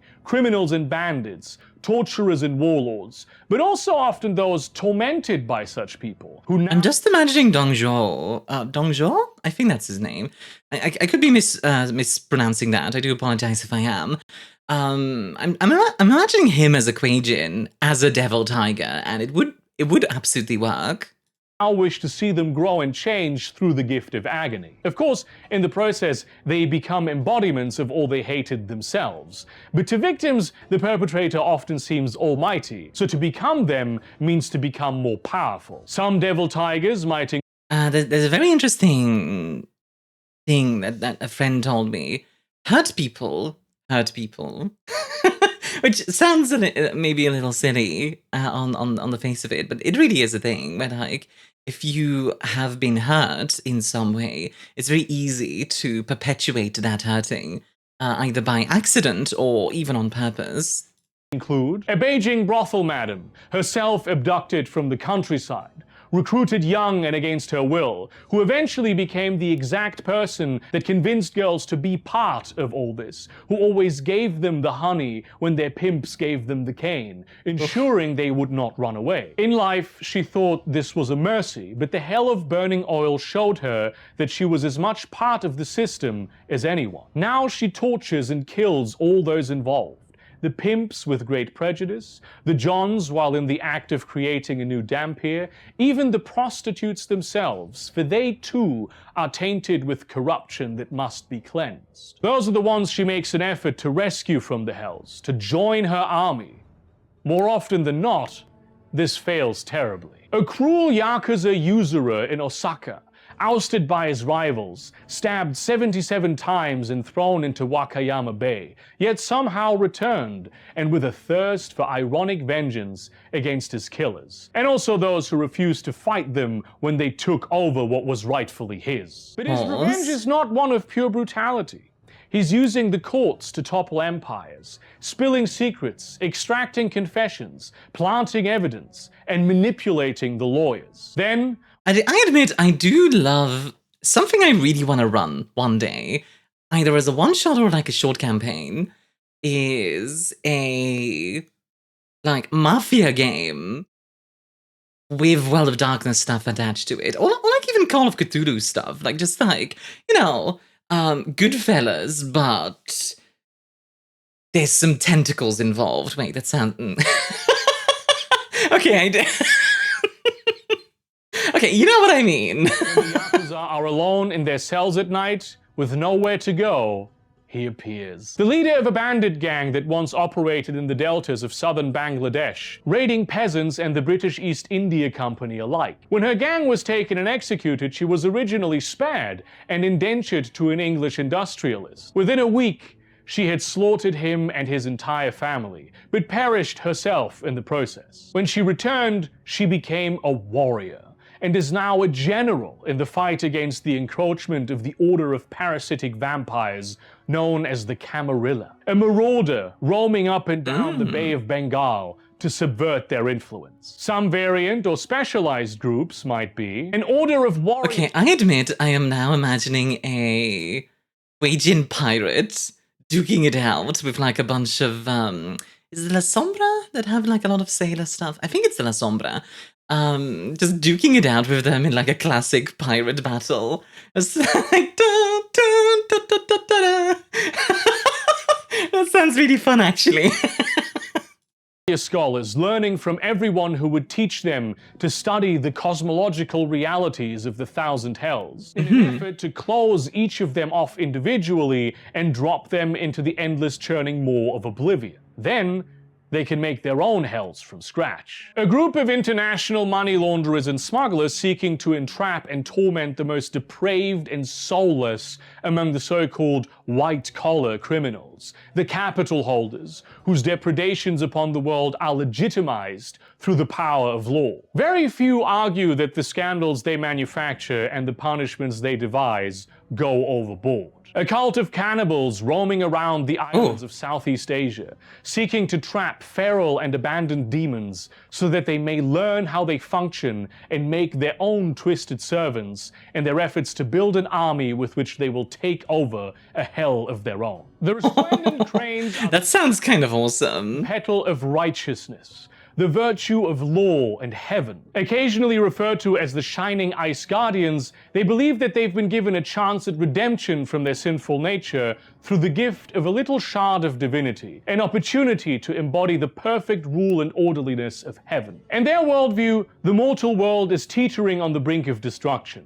But there's always hope to fix things and obtain the mandate of heaven yet again. This requires strict adherence to good and proper guidance, provided by the exemplars of justice they seek to become, but also trimming the fat, removal of all the rotten flesh from the body of the great and lumbering beast that is humanity. The resplendent cranes think of themselves as civilization's stewards. They don't concern themselves with small stuff unless that small stuff is like an active crisis, which then they think it's like always pretty much their job to resolve. Their origin stories are varied, but always centered around the Marquis de Sure, an immortal who enjoyed the favor of the Heavenly Emperor and is thus important to all the Dharmas, and who traveled much, spoke to many, and grew as a person during that time. He penned their foundational text, the Eightfold Lotus Path, which includes meditations on conversations he had with the antediluvian Saulot, as well as various ordeals and encounters with little gods that shaped his thinking. They also Honestly, that's really interesting that Saulot had like connections with the Hungry Dead. follow a lit I want to read up more on that. That's fascinating. of other texts and ideas, and claim the fivefold ways, or the great principle, as the lodestar of their thinking. Which is true in the sense that like all Kue-Jin of the Quinkung were expected to follow it, they just lay a special claim to that. The core tenets of the resplendent crane Dharma tend to boil down to: bring forth harmony like a thunderbolt, uphold the pillars of honor and dignity, correct the weak and unrighteous as you were once corrected, protect the society of the immortals, and above all, for the perfection of heaven, be relentless. Resplendent cranes pursue worldly power and influence so that they may use it in the interest of the divine. They're investors and business leaders, generals of shadow armies that you're not sure if they're like an official government thing or if it's a paramilitary organization. Some even enter politics or function as inspirational celebrities in other ways, while the real powers, of course, become brokers, agents, and managers. Of course. They have taken upon themselves the work of making sure a society of monsters constantly at risk of being overtaken by their demon soul runs in an orderly and righteous fashion. They are administrators and bureaucrats, mandarin judges, keepers of law, and while they clothe themselves in magnanimity and benevolence, they tend to be as self-righteous as they come. It's an idea Well, of course, let's be blunt. That's always the case with these kind of things. that appeals to those who want power and control over others, although they often find themselves humbled by the schemes of their elders, who of course realize that power wielded selfishly is not what gains explains you the mandate of heaven. But not all of them were control freaks in life. Many are people who experienced or witnessed great injustice and found themselves unable to correct it, no matter how hard they tried. The power of being hungry dead appeals to them precisely because they can touch those who were previously untouchable. And yeah, I can imagine there's quite a temptation in being able to proclaim justice over those who are fundamentally unjust and who are too powerful to be judged, you know?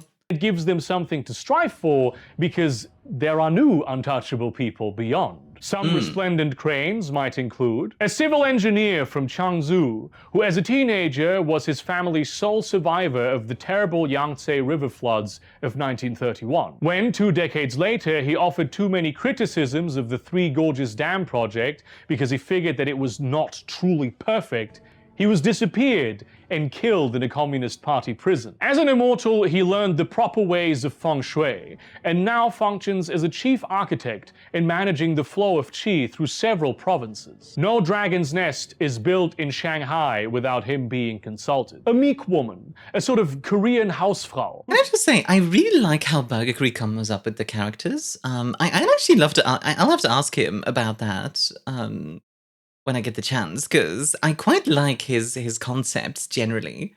They are quite strong. His family had some, but not massive wealth, whose fortunes might have been grand if only they had not always accommodated the black sheep relatives. She was always diligent, but that diligence got the family nowhere. Now she has been carefully pruning the family tree for generations, leading her line to glory and power, a dynasty in charge of one of the most powerful chaebol in the country. Among the dead, she is a literal judge of character, the person called upon when the question of mercy comes up for misbehaving hungry dead. A half-Dutch man from Jakarta, who was part of the military police, killed in action in the early 1920s by insurgents far out in the countryside. He'd never truly fit in well, and he'd picked up the gun of his father's nation in order to feel like he belonged. Dead, he became an enforcer, finding and pacifying rogue cells and demonic entities who would threaten the unity of Kue-Jin rule in the hinterlands, with a special focus on those who would predate on the local mortal populations.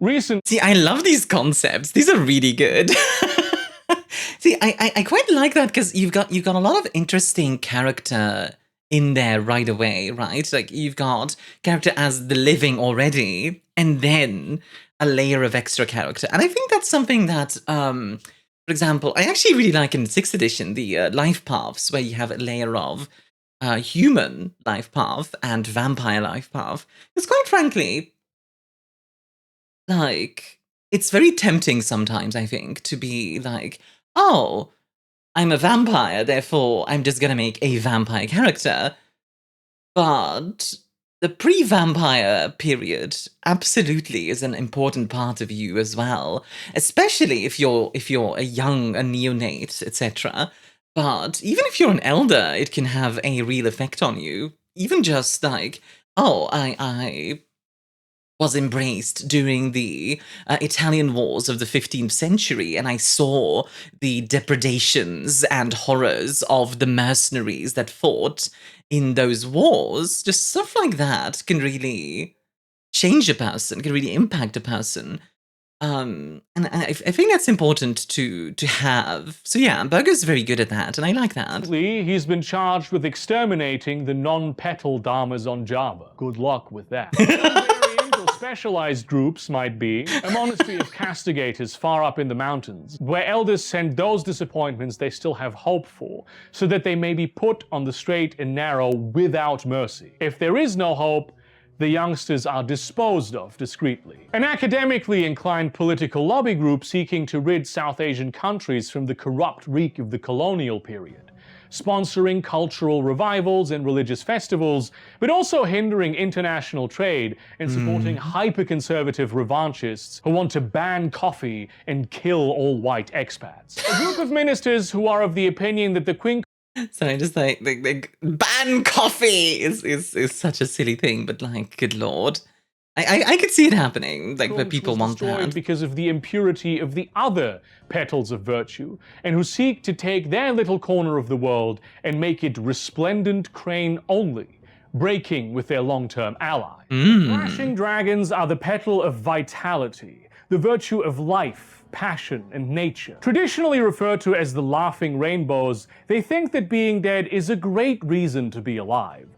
Can understand the true value of living like those who are immortal and don't need to constantly guard themselves against the glory of its abundance. They believe in parties, feasts, and orgies, visceral art, and the beauty of nature. They love beasts and spirits. Really, they love all things if given the opportunity. Nothing is off limits to their voracious appetites, which It's can an create issue. some All right. fucked up problems from time to time. But those are problems for other people, not the thrashing dragons. They believe in bringing people inspiration and joy. As a farmer who plants his fields and waters his crops, they believe the mortal world requires care, but it will grow glorious as the forest if not too tightly regulated. They also run in and guard wild places, protecting them from encroachment and witnessing the ever-turning cycle of life with great fascination.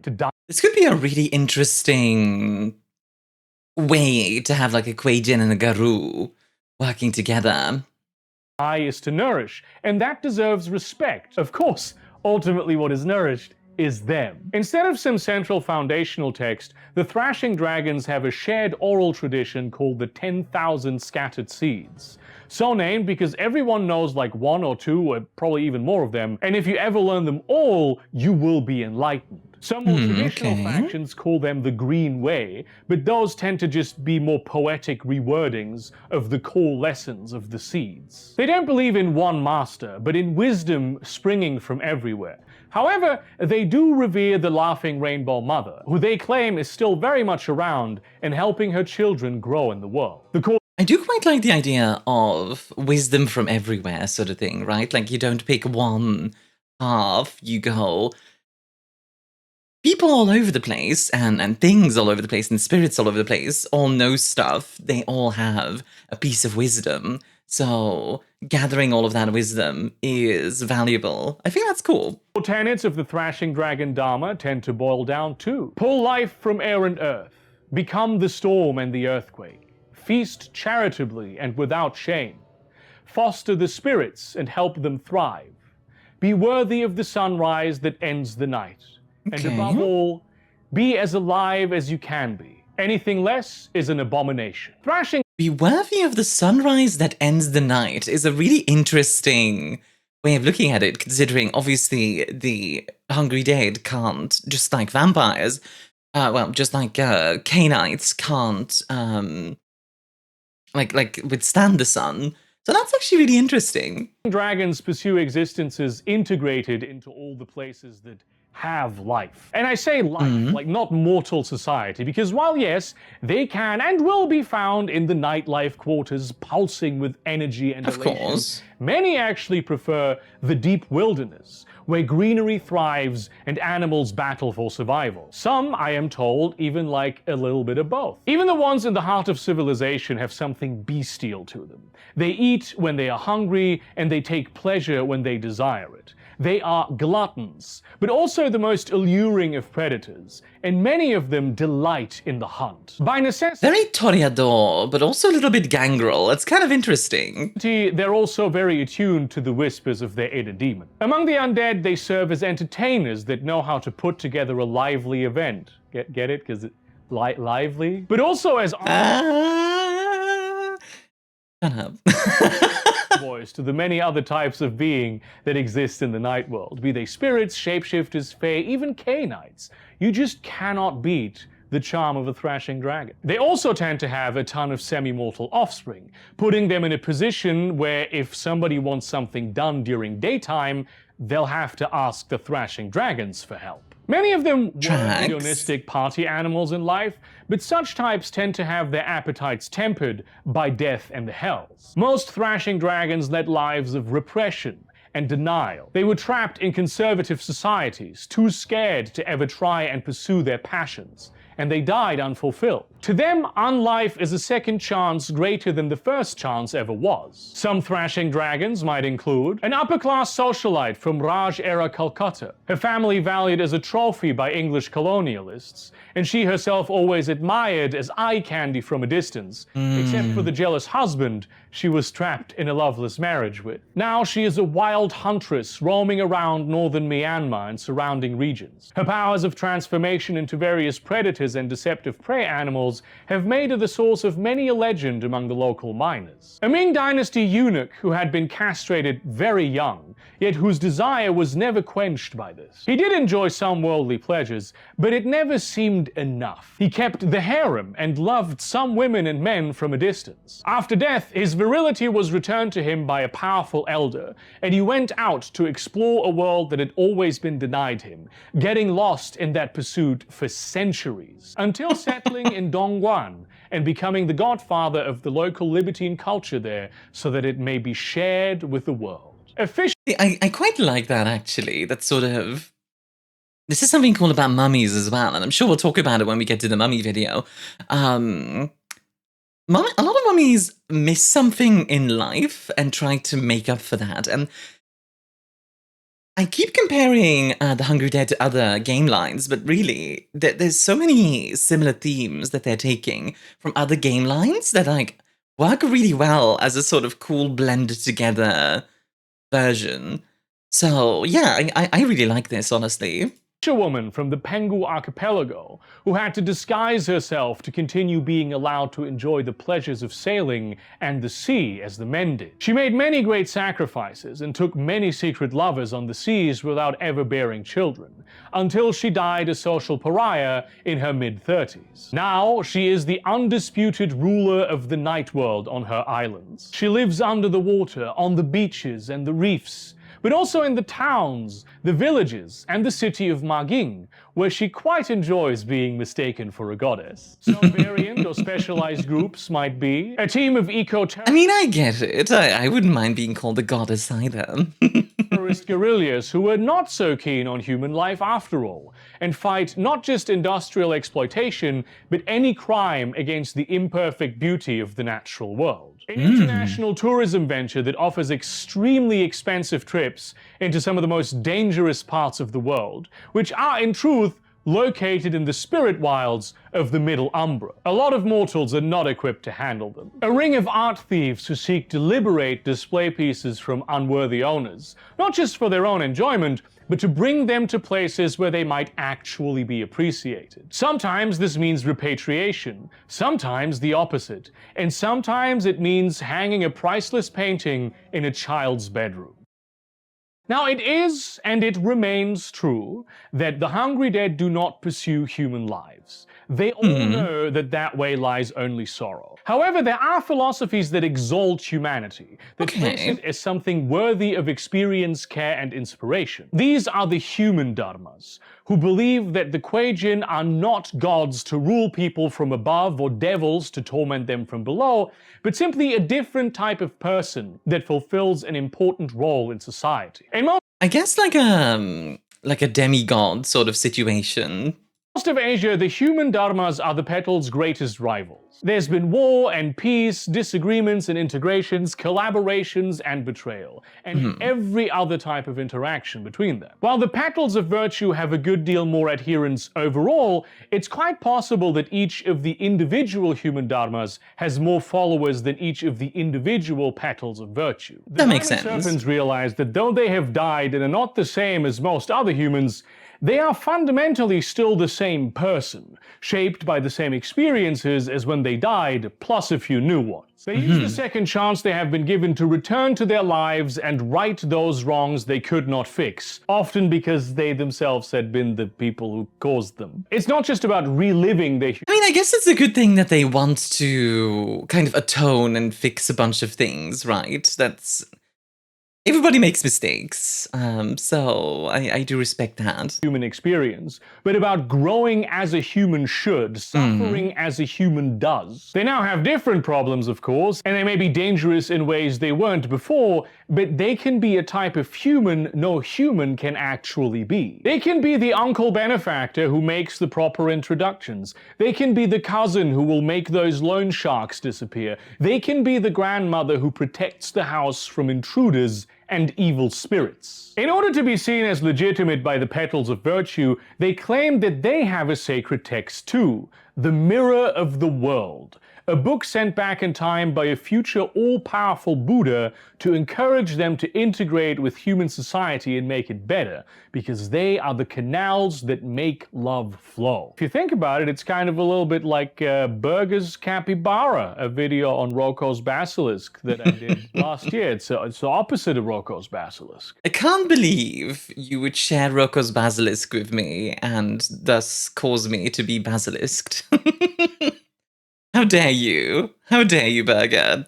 Curse you! You don't know what Roko's Basilisk is. It's basically a concept. You know what? I'm not going to tell you. I'm actually not going to tell you. Because the whole point is that you're not supposed to know. And heck the Basilisk. I don't like the concept. I think it's stupid. The Basilisk is a dumb concept and I don't like it. The core tenets of the Diamond Serpent Dharma tend to boil down to: reach out to the world with human hands. Weep for the treasures you will lose, then be joyful. Give gods and demons their fair due, but nothing more. Protect the hope of enlightenment, and above all, live well. Many Diamond Serpents cultivate family networks as time moves on, and because there's no masquerade here, many of these families know they have a mysterious ancestor or two that they need to placate, and who will deliver them great favor. They kinda eventually just sort of play a very long-running game of The Sims. In some places, like Japan, Diamond Serpents have created vast and complex aristocratic lineages of powerful clans that hold immense power in the real and supernatural world. When someone in the family dies and returns as a hungry dead, they are recruited and integrated into the family hierarchy. This allows Diamond Serpents to function as focal points of worldly power. And even if they're not too interested in dealing with the far out and supernatural, they often learn to anyway, because they know that these things affect their mortal families and someone needs to deal with them. The only thing that predestines one to becoming a Diamond Serpent is strong family ties. Not all of them are found by older ancestors. Many are found by unrelated Diamond Serpents that have a vested interest in ensuring their way of life is preserved, and who want to open the eyes of the newly returned to the fact that you do not have to be some inhuman entity in the petals of virtue. Those petals in turn had to learn the hard way that you can't drag Diamond Serpents back into the fold by fucking up their families. Yeah, that makes sense. Other Diamond Serpents will come to their aid. Some Diamond Serpents might include a samurai of the early Edo period who disgraced his lord and had to slaughter all his sons, half his daughters, and ultimately himself. In the Hell of Dangling Chains, where kinslayers go, he learned to regret placing honor above family. Now he is the ancient patriarch of a powerful line that owns half of Miyagi Prefecture, a secret matrilineal dynasty of immense wealth. They're so spread out that you'd need a forensic accountant with a suspicious amount of knowledge to notice anything at all. A single mother of three in the... Honestly, that's really cool, and actually kind of based in reality, because a lot of clans that were active, even during the Sengoku Jidai, are still around in some way. Some of you might know the Shimatsu from like Shogun 2 Total War. They're still around. They have a business nowadays. I believe they have a medical business. So yeah, look up some of those clans sometime and see what they're up to. It's kind of interesting. Philippines who, in a stupid accident, fell off the ferry in Panguil Bay. With a father long dead and no known relatives, the children would have ended up in a terrible care system. How fortuitous then that she washed up on the beach at Kolambugan a week later and was able to resume her motherly duties with nothing but a little trauma for her kids. All three have children of their own now and are starting to run out of excuses as to why grandma still looks like she's in her late 20s. The keeper of a rural temple in I mean, to be fair, it is Asia. Like, okay. one of my family members is from China, right? And her mom is in her 60s, and I swear to God, she looks like she's 20. And I don't know what that is. There's something about that where, like, at the very least in like China and Japan, where like people look amazing until they're like 70 or 80, and then they just suddenly become like tiny little like goblin creatures. when they're like 80 or 90 or something. If you know what I'm talking about, like if you know what I'm talking about, then you know. But yeah.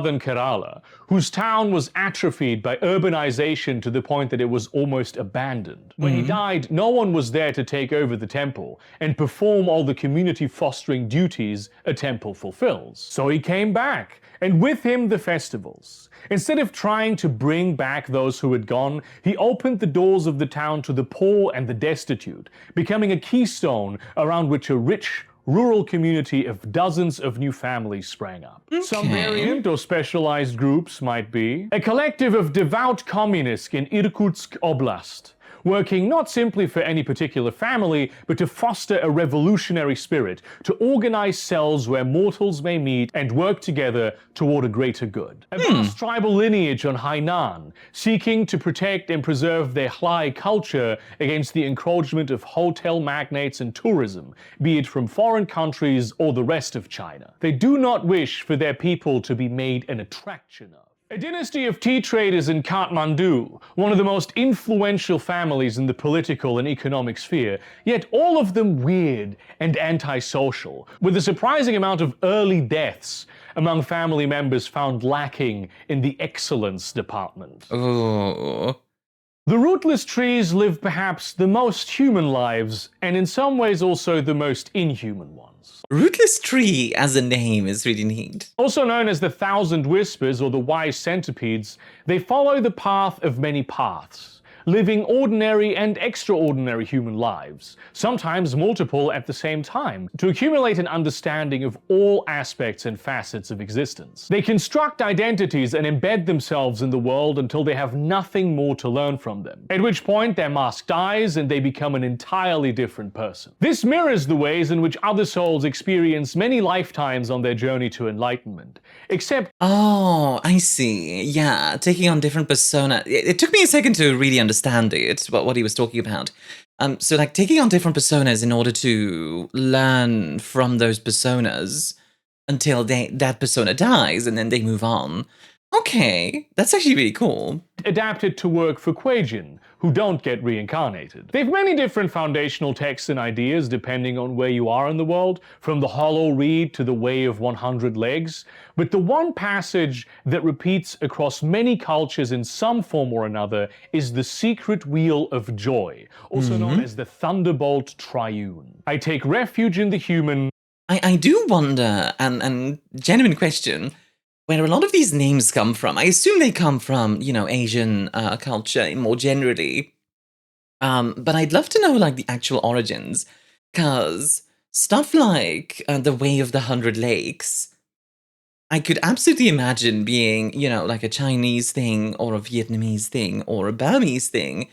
I'd like to know more in that regard, honestly. I take refuge in the world. I take refuge in the palm of my hand. The core tenets of the rootless tree dharma tend to boil down to: eat the fruit of every human life. When you've learned what you can, be merciless. Abhor stagnation and seek bold change.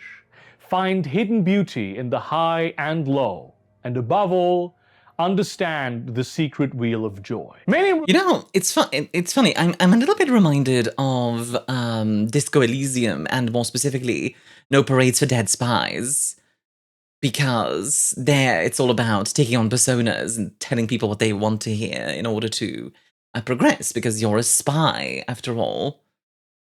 So yeah, I think that's interesting. Fruitless trees do not pursue lives in their entirety, but use their ability to sort of wear many masks at once to explore some particular facet, which is an advantage humans rarely have. They can save time and gain a whole new depth of insight that way. Especially the young and very old ones are often drawn to fringe experiences or lifestyles that are ultimately fleeting in the cultural zeitgeist, like particular subcultures or golden ages. Normalcy has immense value, of course, but it's the type of experience most blocked off to the hungry dead. They are never going to bring their kids to school or the footy game, and they will not grow old with a significant other. At least not really. In the Society of the Undead, they're not formally organized, as you might expect, and though they meet up and share experiences occasionally, they prefer it when each does like their own thing, usually not engaging with Hungry Dead politics at all. There are individual exceptions to this, but by and large, they don't really care. They are perhaps the one non-petal dharma that was the most tolerated, and at times even respected, in the Quinkums, which I assign to the fact that it's like the only non-petal dharma you were really able to play in the original Kue-Jin game. Few things predestine one to becoming a rootless tree, but the people who choose this path tend to be very serious about reincarnation, or cut off from their original human existences anyway. Their families might have been terrible, or they returned from the hell so late that many were significantly older or just dead. Sometimes elders of other dharmas find themselves stuck in enlightenment and convert to becoming a rootless tree, though this process is neither easy nor without risk. So That's interesting, though, like stuck in enlightenment. Like, you don't want to be enlightened in that case. See, there's a really interesting angle as well, and I'm sure we'll get into it eventually, because there's some Kue-Jin that don't want, that want like de-enlightenment, darkenment? I don't know. But the idea of a Kue-Jin following this path, but not actually wanting full enlightenment at the end of it, could be quite interesting. Rootless trees might include a hacker in Bangkok, part of a small but irreverent scene of cyberpunks looking to mess up the government status quo and attack the royal family through mockery and derision, as well Wake the frick up, samurai! as very embarrassing pawnage of public sector infrastructure. She's really pissed off some of the local elders, but they are so out of their depth with her that she feels comfortable putting even the night world on blast with weird schizo posts on image boards that monster hunters know how to glean information from. A shipbreaker in Gadani, Pakistan, who has risen to the position of working nights with a team that does some especially sensitive work in breaking apart the greatest, most gargantuan seafaring vessels in the world at the end of their lives. He's dealt with smugglers, thieves, and spies, and seen some truly bizarre shit, like a sentient oil slick in the bowels of a decommissioned tanker, and the lair of a Cainite who worked as a cruise ship captain. A sentient oil slick sounds awesome as like a Pentaxian monster for some Garu to fight. Local contact and fixer for the Mormon Church in Seoul, helping connect them with urban and rural communities and putting together trips to sometimes outrageously dangerous places, trying to tempt local missionaries into indulging in sin. She's not opposed to the Latter-day Saints, she just wants to test them and see how bizarre she can turn them. Strange events surrounding her have raised red flags in Utah, and it may be that she will soon find out why there are no vampires in the Beehive State. You will note that I did not mention how any of these people lived, not just because it isn't relevant, but because they were all the same person. When I was very interested in the CIA and like spy stuff and all of that, which, yeah, if you guys don't know, I once applied when I was like 16. And I was very interested in spy stuff more generally, so I did a lot of research on my own, mostly OSINT or open source intelligence, right?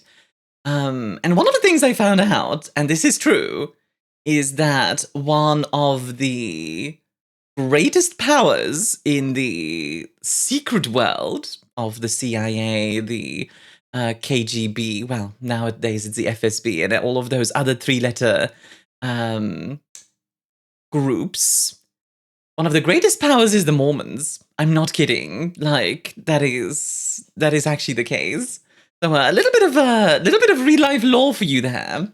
Variant or specialized groups might be a group of immortals masquerading as an ordinary mortal family. Sometimes they swap roles, brother becoming sister, father becoming cousin, and they make a game out of seeing if any of the others are even able to tell the difference. A creative centipedes mostly It's like two twins switching back and forth. found in South and Central America, of all places, who try to integrate with the societies of various other supernatural beings. In the case of Canites, often just pretending to be like them until somebody finds out. A small sect that has decided to become observers and background characters in the lives of the mortals of their city, subtly steering them in manners that seem like pure synchronicity, then stealing their dreams at night in order to absorb the qualia of their experience. Now we come to the independent dharmas, which is maybe a mildly unfair classification in that it defines them as independent from the petals of virtue instead of just letting them be their own thing, which for the most part they are. They tend to be dominant outside of China's extended East Asian sphere of influence, though of course you will find followers even there. They either operate in their own circles or fly under the radar. What's certainly true— I do enjoy the idea of the Hungry Dead having a sort of center of power in China, right? Where like a lot of the power coalesces simply because China is big, it is powerful, it has a lot of clout in Asia, right? However, it's not all powerful either. Like that's also not the case. So you get a bunch of those like other strains of Hungry Dead all over Asia. And frankly, in my opinion, it should be like more than just Asia. It should be more widespread. Is that they're not organized, nor are they like two sides of the same coin, as is the case for the human dharmas.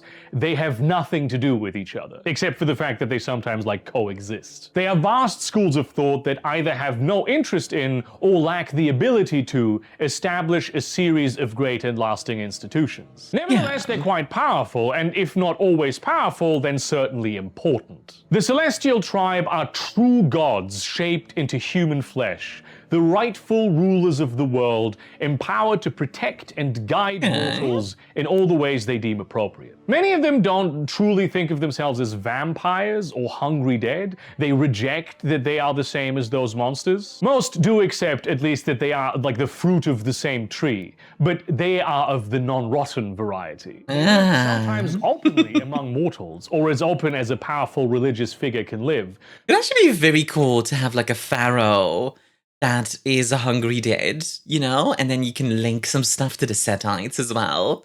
Like, have some Setite connections to India and to China, etc., spanning back to the time of the pharaohs. Stuff like that. Like, that could be kind of interesting.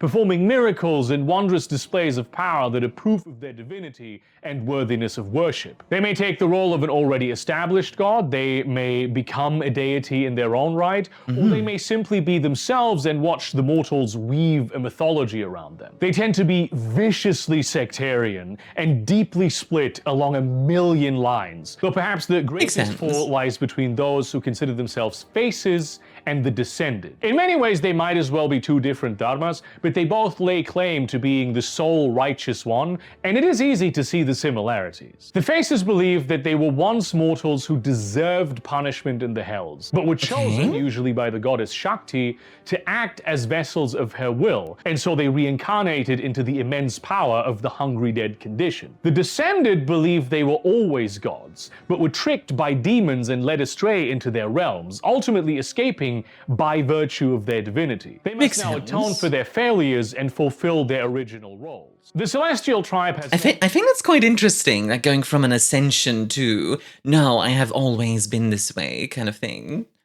Interesting interpretations. Sacred text. Their shared mythology is the vast tent of Hinduism, and often ideas far outside it. The core tenets of the Celestial Tribe Dharma tend to boil down to: for the faces, you have been gifted your divinity, embrace it, expand the god and demon within, accept the worship of the faithful and answer their prayers, revel in the festival of the gods, and above all, reject dualities and limitations, incarnate the sublime truth. And for the descended, free your divine nature from its shackles.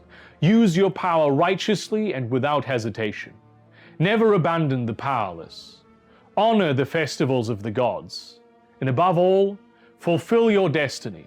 Defeat the enemies of the age. The Celestial Tribe is the dominant force among the hungry dead on the Indian subcontinent, though not without might. I was gonna say, like, this kind of reads like the folks who might have fought Ravnos in, I think it was 2000, no, not 2000, 1999. Wouldn't surprise me if there's some Celestial Tribal folks in there. Competition from the petals of virtue. And as well, the ancient bloodlines of the Ravnos and Ventru, splinter groups of the Banu Hakim and Bruja, as well as the colonial Camarilla, which has operated here in some form or other for centuries, and even the Ashira, which has made its influence known longer than even that. They could have been a regional power that might have rivaled the Quincunx, but their endless bickering and blood feuds has made this completely impossible. They have effectuated the ascension of empires and political powers only to use them against their cousins. Those who ultimately ascend to the Celestial Tribe tend to have lived spiritually exceptional mortal lives. They had auspicious talents or great prophecies written about them, though many of them were also accomplished in entirely mundane ways. All of them had this feeling of a touch of the divine about them, even if that touch was a fist that kept like punching them into the mud over and over again. It's not easy being chosen by the heavens. Some celestial tribals, tribes folk. I admit that's very Journey to the West, you know, like, oh, the heavens have chosen you, and now you get to fight all the demons. It include a caterer in Nagpur who serves great festivals and temples. In life, really more of a scalper than anything, passing low-quality rice and spices off as the real deal, because he knew the money would flow and the poor could not be discerning enough to tell the difference. Now he leads a sort of double life as the mortal business manager that needs to be taken seriously in the world of admin and logistics, and as the anonymous painted god of bounty that all those who hire him hope will make a spontaneous appearance at the feast. A great oracle in Nagaland who used her talents in communing with the serpent god tribe first and foremost to enrich herself. The Naga didn't much care about this, for they knew that after a long life she would be cast into the hells. But since her return, she's become the Queen of Snakes, a warlord of her faith in a way, who demands tribute but also offers genuine protection for all the other gods with their many festivals in her homeland. Those gods are, of course, not very happy about that, given that it is their homeland too. A hawker of Eastern spirituality to Western tourists looking for enlightenment. He once traveled up and down the hippie trail from Lahore to Dhaka and back again. Though now he's settled in a monastery at the heart of Sri Lanka. Here he purports to be the night yogi, and wealthy Westerners book expensive and arduous trips to see him and learn his secrets. Most of the money he makes that way is not used for luxury, but to hire mercenaries that will settle grudges with those gods who pushed him out of his niche. Some variant or Admittedly, I do enjoy just like the vengeful god sort of, especially if there's a whole bunch of them just like squabbling over little things. I think that's kind of fun. Specialized groups might be a Christian cadre of angels descended from the heavens, sinners converted to saints, protecting their communities against the depredations of strange and monstrous creatures, and constantly working to expand the influence of Christianity in India. A network of ancient bodhisattvas on the Tibetan plateau, widely disconnected from most of the politicking going on down south, but very much living as gods, waiting for hungry dead from all over the continent to receive their advice and sometimes their judgment. The punishing sea gods that plague fishing communities all along the East Indian coastline. They need a lot to be pacified, especially when they're warring with one another again. But if made happy, they have been known to be extremely generous. Makes sense. Followers of the Eastern Road of Heaven had a faith in God so powerful that not even a trip to hell and the torment of demons broke it for them. Though, in fairness, the experience of hell may be what made their faith strong in the first place. The ram-hearted, or Ibrahimites as they prefer to call themselves, were shown the infinite love and mercy of God for their wicked existence and are now committed to following Islam with piety and dedication. Sure, they cannot follow all the daily calls to prayer, and they need a number of things considered very explicitly haram to survive. But most Muslims are not perfect Muslims. In fact, That's very true. few of them are, and it doesn't really make them any less devout. The sick and the disabled are not expected to participate in Ramadan or the Hajj. So surely if God put the hungry dead in this position, they must have their own allowances as well. The Eastern Road of Heaven, I think that's a fair interpretation, actually. is obviously not a dharma in that sense, though it perfectly takes the place of one. Its foundational texts are the Abrahamic Testaments, and it lives in the decrees of the mullahs, the opinions of the scholars, and the experiences of the mystics of Islam. Of course, the faith of the ram-hearted is going to be a bit idiosyncratic, and the Middle East being the religiously diverse place that it is, many of them are sympathetic to, or perhaps even part of, Coptic or Jewish communities. But fundamentally, the ram-hearted follow Islam. The court You could have a very interesting relationship, I bet, with some folks from the Eastern Road of Heaven with that weird Christianity spin-off that happened in the 19th century. Where like the guy, like, okay, it was like a guy who believed he was the brother of Jesus and started like a revolution. It was interesting. It was kind of weird. I don't quite remember what that was called, but you could probably do something with that. tenets of the Eastern Road of Heaven tend to boil down to: your God has spared you from hell. Never forget. Be dutiful in your faith and charity. Destroy the evils that lie beyond humankind. Learn gratitude from your hunger, and do not kill for it. And above all, defend the community of faith. The Abrahamites go to the same mosques all the mortals do, partake in many of the activities that mortals do, but they have additional duties related to the dark and dangerous world of the supernatural. Most of them settle in one community or other and watch over it, exchanging reports, observing the dangers of the night, warding them off if they become too pernicious, and eliminating them when the need arises. They're not big on killing, as many of the things they kill are also flawed creatures that may, like them, still find the light of Islam. But killing is something they are good at, so clearly that must be their job when it becomes necessary. In life, they come from all sorts of backgrounds, though most lived lives of sin, mocking God and his love and care, being cruel and thoughtless to their fellow believers. It's not just that they didn't take their faith seriously, they were right bastards. A few were also extremely pious, perhaps even a little too extreme and judgmental in life. Such people often interpret their stay in hell as a lesson in what they're supposed to save others from, a visceral experience they need to know firsthand in order to understand its severity, not an actual punishment by God. I actually really like that interpretation of, in order to understand it, we need to experience it, and therefore, now that you have, you understand why it's important to save people from that. I think that's super cool. That's actually a really neat way of looking at it, in my opinion. Some ram-hearted might include a mean old lady who tormented many children in the heart of Kabul, using her high society status as a relation to Mughal royalty to get away with castigating other families' kids for offending her sensibilities, always with the excuse that they were doing something unholy. Now she walks the streets at night, a kindly grandmother to the lost and the abandoned, bringing them into her home for lost children. Yes, many of the sickly ones pass away, but she does everything in her power to give them the nice childhood they never had. Aww. A wretched slave in Qatar. Okay, I have to admit, like, gentle grandma Kue-Jin was not something I expected when I clicked on this video.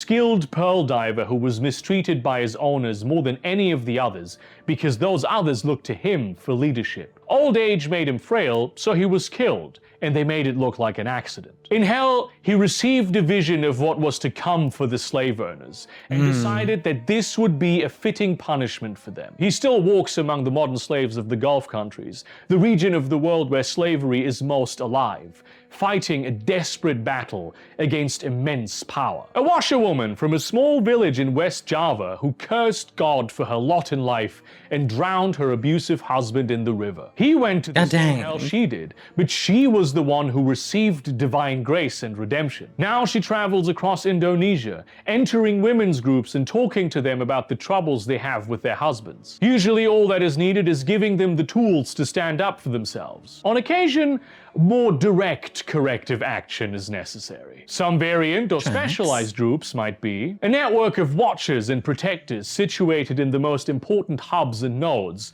traversed by those undertaking the Hajj. Schemers and bandits prey on the pilgrims every year and all year round, and some of these threats are distinctly supernatural. A special unit in the Kizilorda region of Kazakhstan, who once protected the world against the ancient evils miners would uncover in the earth there, but who must now also watch the skies for the cosmic monstrosities that reach out through the gateways opened by spacefaring will workers. A secretive group of financiers who sponsor all types of Islamic, sometimes even non-Islamic terror. They don't do much ideology building, but simply figure out who is evil and support them. Their goal is to bring about hell on earth, to show humans what happens when they think they are wiser than God. Jesus Christ. Following him piously. The Cerulean Veil. Honestly, that's kind of a hardcore way of looking at it. Like, oh, you guys don't want to go to hell, do you? Or otherwise I'll terror you. Jesus Christ.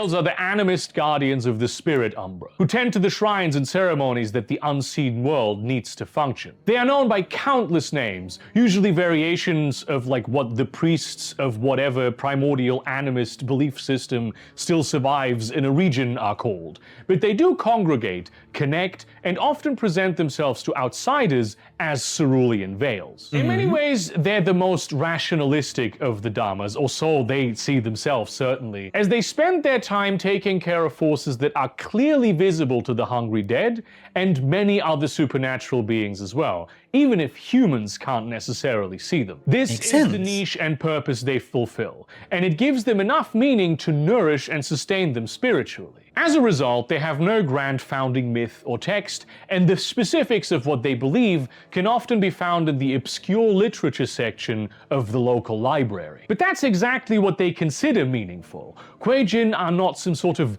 externality to the world, but beings between world uniquely equipped to solve the problems that become obvious to those who choose to actually see them. Ancient texts are not required when the powerful snow tiger spirit can just tell you what it needs to survive the winter.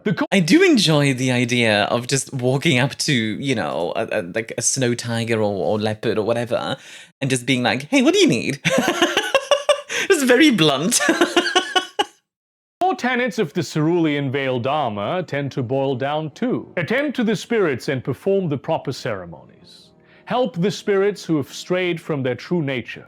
Tread across the earth to absorb its full glory. Knowledge and wisdom are to be shared. And above all, obey the will of the spirit world. Mortals with animist inclinations tend to know about the local Cerulean Veil in some fashion, and to many others there will be a rumor or a position they just assume as being taken up by an anonymous line of successors through the centuries. That makes What matters sense. is that the spirits know them, and that they're protected like a rich and ancient forest. Even as a sharply attuned mortal, you can tell when a place is being attended by a Cerulean Veil. There is a sense of rightness and harmony to the place, which is quite a feat given the turmoil of the era. The more I hear about the Hungry Dead, the more I want to play one. Like, genuinely, like, we're halfway through, and I'm just like, most of these paths are one that I'd love to play, which is saying something, because, well, I mean, that's kind of the case with Vampire the Masquerade as well, where, like, I haven't gotten to play a Nosferatu yet, and I really want to play a Nosferatu sometime. Civilization brings not evil, but different, sometimes more inflexible spirits. Global capital spreads corruption everywhere, especially in the outflow areas of the great cities. This sort of spirit gardening is far from the only thing the Cerulean Veils do in the night world, and honestly, the fact that they do it tends to be taken for granted by the powers that be. They're often pressed to work as free agents, usually couriers and diplomats, to all kinds of other beings, as well as guides through their worlds. This is work they often do very reluctantly, as it requires them to balance the political needs of the machine of power with the needs of the spirit world. So they much prefer being overlooked, but not when it comes at the expense of what they're really here to do. They're like the environmental scientists telling the politician that no, they cannot simply light the trees on the side of the road on fire instead of putting up streetlights. Some cerulean Yeah, somehow I don't think that will work. veils might include a true believer in the communist cause, a Chinese soldier killed by Tibetan rebels in the Lhasa uprising of 1959, surprised to find himself in hell as his rationalist atheistic worldview did not allow this, and then using his discipline to get himself out of that endless frozen dark. His Okay. return was no easier, as he suddenly found himself immersed in a supernatural world that he had killed people for believing in. Under the instruction of a Tibetan elder so old that he cared not for his crimes in life, he learned to do the rational thing and began tending to the spirits of the many lakes of the Tibetan plateau. A medicine worker in life, this crone never married or had children and lived in the forest near her village on the northern coast of Papua. It was only late in her life that she was burned as a witch at the suggestion of Christian missionaries. She held a grudge for a long time, terrorizing her town. But she soon found that the Christians were not the only overseas powers wreaking havoc on the spirit world she has known as immortal, in which she was now able to see much more clearly. She makes her rounds across the islands, instructing the newly dead in the ways of keeping the spirits healthy. A hipster in Tokyo who loved jazz and had his own craft beer brewing business killed in a freak accident when an air conditioning unit dropped on his head as he was walking home one night. Oh man. Okay, I feel like that's one that Burger made for like a character for himself, you know what I mean?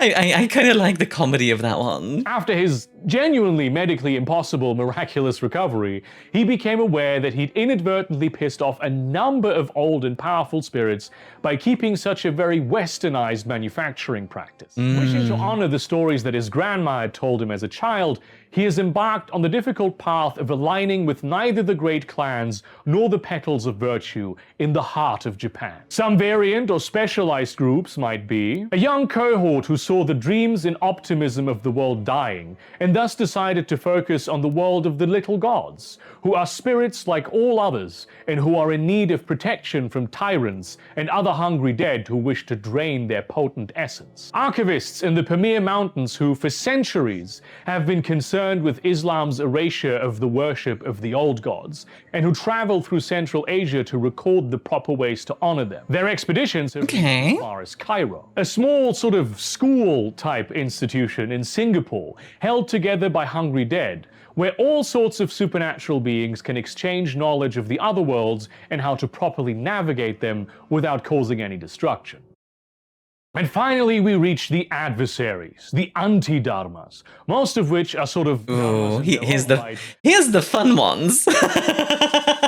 but dharmas orientated toward opposing the other schools of thought for various reasons. Some of these are outright villains. Most of them are not. It's very important for the powers that be in the world of the hungry dead that everything rejecting their philosophies be maligned. So naturally, these labels become attractive to anyone who doesn't live up to the elders' exalted moral standards. Of They're also course. very attractive to anyone who seeks to be free. While the anti-dharmas are not as innately demonic as the petals of virtue would have you believe, they do still come with great risks, and are filled with those who would trick you into servitude of the Yama kings. Some anti-dharmists would say, so what? It's better to run that risk than deciding to serve someone else for the promise of safety. And first up, the Ebon masks are the real deal when it comes to demon worship. They believe that all reality must be cycled through the torment of hell, and though some say it can be purified, the overwhelming truth many of them have accepted is that hell is the only real place in the universe and must reign supreme. Also, okay then. These guys would love Trench Crusade. known as the 10,000 Screams, the Ebon masks are the Sabbat that the Camarilla of the Petals of Virtue hunts in the night. Unlike the Sabbat, they do not revel in savagery. Not even a little bit. Not even at all. Their great virtue is patience. to sow the seeds of corruption in the long term, to destroy the fabric of trust that holds the world together, to weave plots that come to fruition years, decades, and centuries later to devastating effect. It is said by many that the fall of the Quincunx was the Ebon Mask's doing, though that may be a story told to make the world seem simpler than it is. The fundament of Ebon Mask belief mirrors that of the Diamond Serpents, as it too is a book that has not been assembled yet, and which exists in the future both as the work of the Demon Emperor who will rule the universe, while at the same time also being that Demon Emperor in itself. This text— I do like the idea of, so there was I don't remember which fantasy setting it was, but there was a fantasy setting. Oh, it was in Kingdom, what was it? Kingdom. For the King, I think. No, not For the King. Frick. Something King. Something King. I'll try and find it later. But basically, they had the idea that there was a machine god that would come to be in the future, and that it was humanity's job to make it come into being, and that once it came into being, it would effectively like save the universe in a way. You know, I guess that is kind of the positive version of Roko's Basilisk. Maybe that's what I don't like of Roko's Basilisk, it's just like too nihilistic. is the elegy of the broken-winged crane, fragments of which have been appearing in all worlds since the dawn of time, and which will ultimately be brought together to reveal all the ultimate truth about the nature of the world. That all morality is constructed to deceive, that only sin and devolution, an appetite for destruction, is the true nature of all beings, because it mirrors the appetite of the universe. Entropy is the purpose and the goal. Everything else is a desperate weakness doomed to fail. The core tenets of the Ebon Mask Dharma tend to boil down to: hell is the only true reality. Break the world prison and liberate humankind. Pain and suffering is the compass to freedom. Time is an illusion. Be patient. And above all, show compassion and love to the ignorant. Prepare them for the truth. All these things— oh man, that's kind of dark, right? Like, show compassion and love to the ignorant, prepare them for the truth. That's a really dark way of looking at it, because eventually the goal is to send them to hell, effectively. seem compassionate, and that is how many Ebon Masks see themselves. But don't be fooled. These are excuses for abuse, to enact unspeakable evil and break the mind of your victims so much that they will thank you for destroying them. The devil comes in a pleasing shape. Masks love infiltrating the society of the undead, posing as people they are not, or spending centuries ingratiating themselves, pretending to follow a dharma they secretly scoff at, all done in the service of tearing it all down when they have finally maneuvered themselves into the right position. Every time they mass, disaster follows, and not just for the world, but for them as well. The Petals of Virtue always team up with other factions to destroy them, but they return. They always return. They are allies of the Yama Kings, agents of the politics of hell. Of course they'll return. And usually— I imagine they're also quite often allies of, you know, stuff like Nefandi, because the Nefandi want dissension. They want the utter torment of everyone on the planet. So I could definitely see these guys working with the Nefandi. that open warfare was just another element in some great unfolding plot. Almost the only way to become an Ebon Mask is to never have known the love of righteousness and morality. If you have some residue of that, it must be stripped away. These are not just people who slipped into crime to feed their families, but true monsters, psychopaths that were barely ever human at all. Souls so wretched they enjoy the punishment of the hells. Some Ebon Masks might include a royal concubine from Joseon Dynasty Korea, whose palace plots and affairs brought down princesses and noblemen, done simply for the orgasmic pleasure of the power it provided. For a decade, the court was insufferable because of her, until the emperor finally subjected her to death by 1,000 cuts. Now she is almost a Yama king in her own right, still in service to a more powerful demon, but presiding over her own hell realm, the Hell of Weeping Rains, where all torment is emotional yearning and heartbreak, but constant and intensified a millionfold. Oh, a God. notorious serial killer from Hong Kong. His indiscriminate style made it hard for authorities to even become aware of him, as they thought there were several different killers on the loose. Ultimately, it was the triads who executed him and put his body on display. But he's returned, an instrument of carnage honed to a razor's edge, an unstoppable nightmare warrior deployed anywhere the Ebon masks need a lot of killing done very quickly. An administrator in Chengdu, once a magus of the Dalu Laoshi, which you can find out more about in my very recent video on disparates and crafts, turned nephantic by the technocracy. Ah, there it is. Her avatar destroyed in a solemn procedure. The rest of her soul remained, and with her knowledge of the arcane, she has ways of implementing schemes and destabilizing the petals of virtue that are rare even among her number. She claims to have been the principal architect of the destruction of the Quincunx. Some variant or specialized groups might be a remote order of scholars and scribes who spend their time tracking down fragments of the broken-winged crane so they can puzzle it together. Not an easy task given its distributions and translations. An elite Praetorian guard of highly trained warriors training for the day when they can serve the demon emperor. They're constantly looking for new recruits, especially if they are mortals that they can turn into shock troops by grafting some demon parts onto them. A crew of Oh, that's very Zimisi. I like it. explorers trawling the depths of the Pacific for portals to various hells, especially in the deep crevices where reality frays to the point of breaking down entirely. The Void Engineers believe they're onto them, but they have no idea the trap they're walking into. The pure illusion truth is simply the philosophy of accepting that all of reality is an illusion, at the center of which lies not just a great big void, but nothing at all. Often known as the Maya Paritsaya, it seeks liberation from the wheel of rebirth by moving toward the center as opposed to launching to get flung off.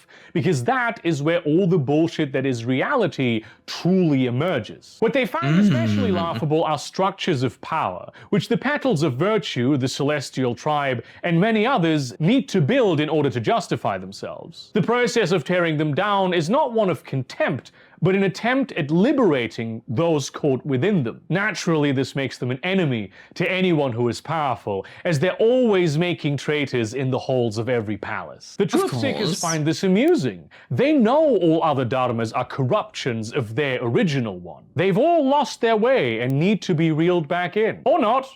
There is no such thing as obligations to things which exist only as shadows cast on a paper screen.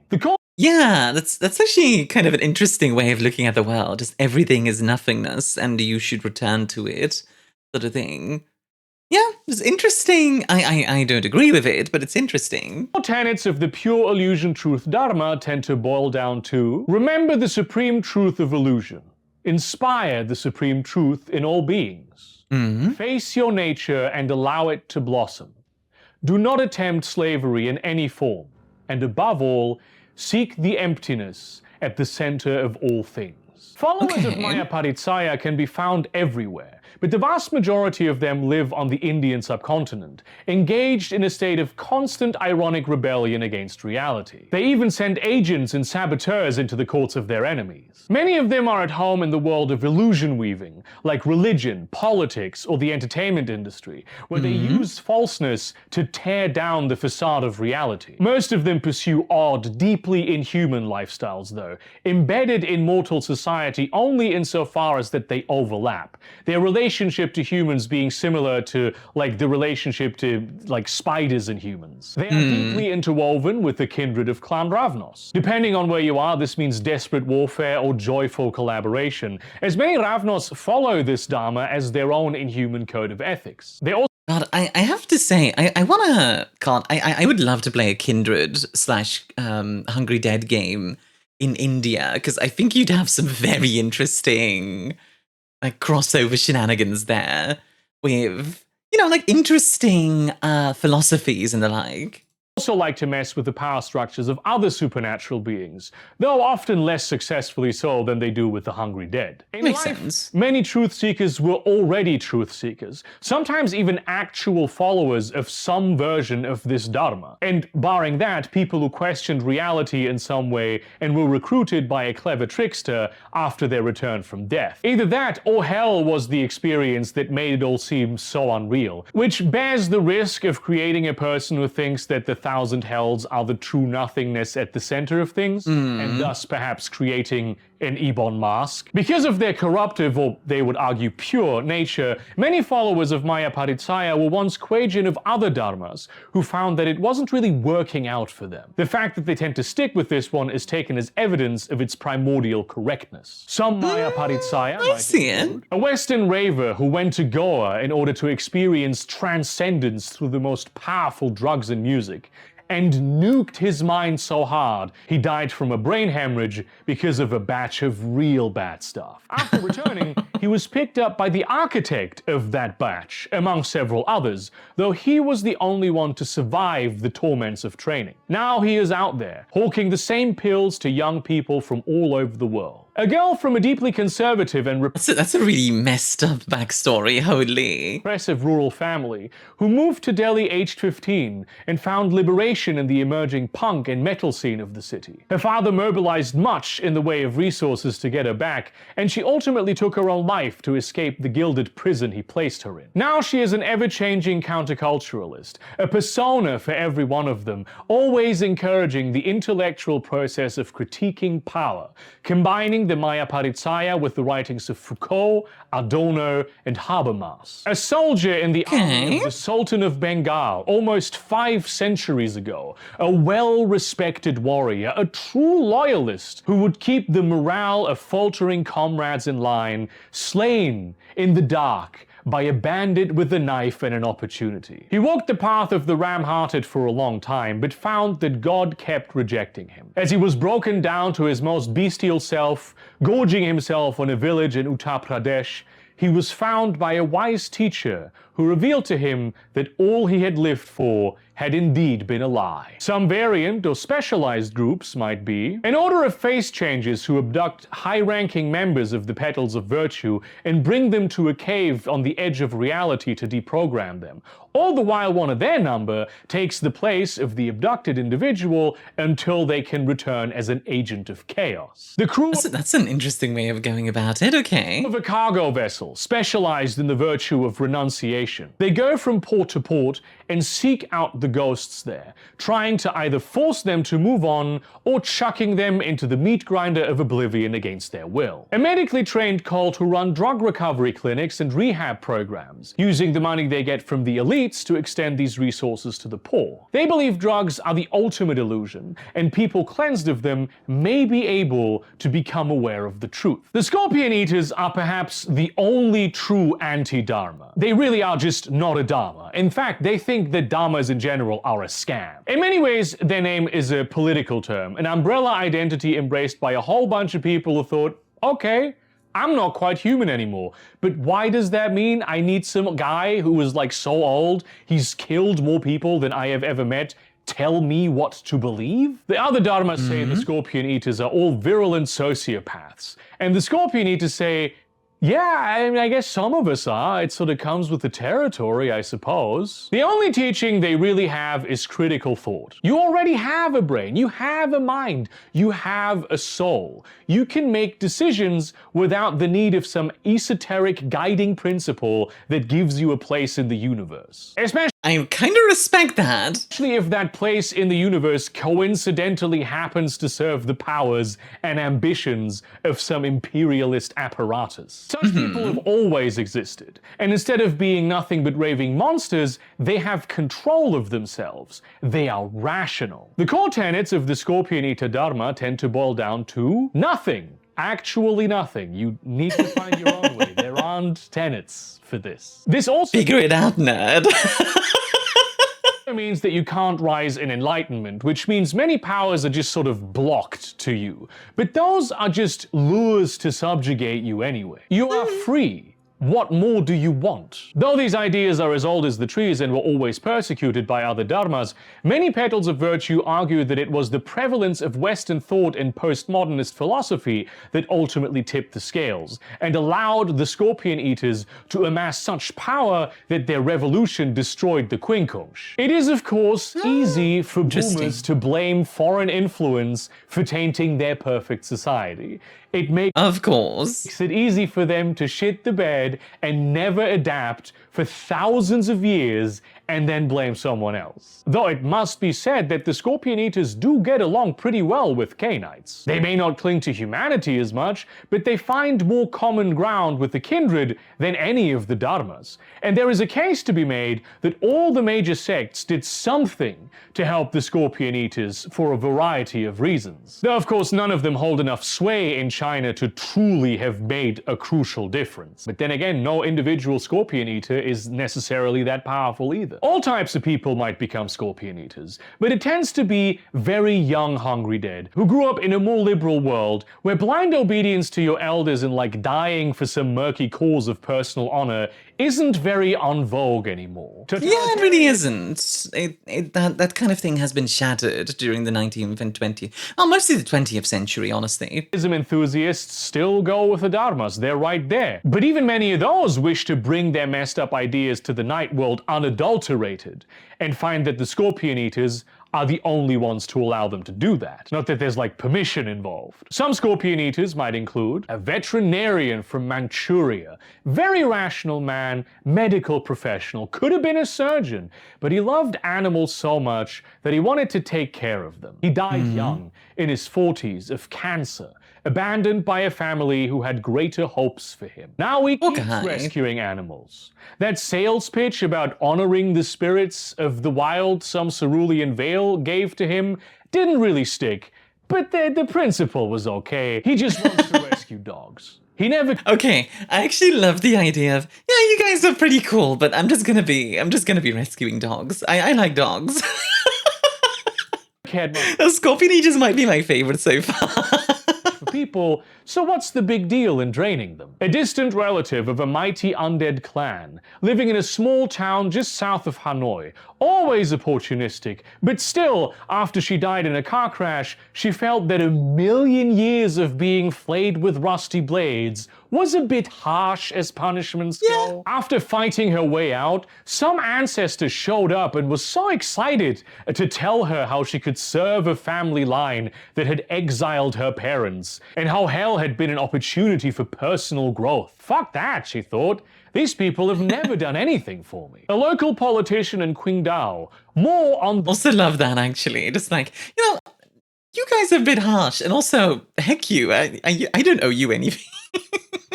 The corrupt side of the average, happy to do favors for friends and family, happy to abuse his authority to enrich himself, especially at the expense of the poor. He died old, and it took him a while to find his way out of the demon city of Lanka, but he found himself surrounded by people just like him when he got out, who told him he could basically keep doing what he did, except now forever. And to make sure not to get drawn in by those freak cultists that apparently used to rule the land for all his mortal life. Some variant or specialized groups might be a cell of revolutionary warriors dedicated to fighting against the cause of dharmic oppression, always training for the day the petals of virtue try to retake their old seats of power and re-establish the 5 August courts. A corporate entity that specializes in supplying for the special needs of the undead. They don't just deal in blood, documents, and transportation, but offer a form of psychotherapy that allows you to keep hold of your morality and keep your beast at bay. Members of Clan Kue-Jin, who have begun integrating into the power structures of the Camarilla, participating in clan politics and vying for power for pragmatic reasons. Always careful about the slow creep of Western mysticism that pervades the Ivory Tower, but nonetheless a part of it. They're just here because they like the idea of having a sheriff. Sorry, just... That's like how, that's like one of my favorite Vampire the Masquerade things, for example, where like a Sabbat prince, I think it was, or Sabat Baron. I don't remember what they're called. Bishop. Sabat Bishop betrayed basically all of Milan and turned it over to the Camarilla because they thought the Camarilla were more interesting, politically speaking, with like more backstabbery and back and forth and blah blah blah blah.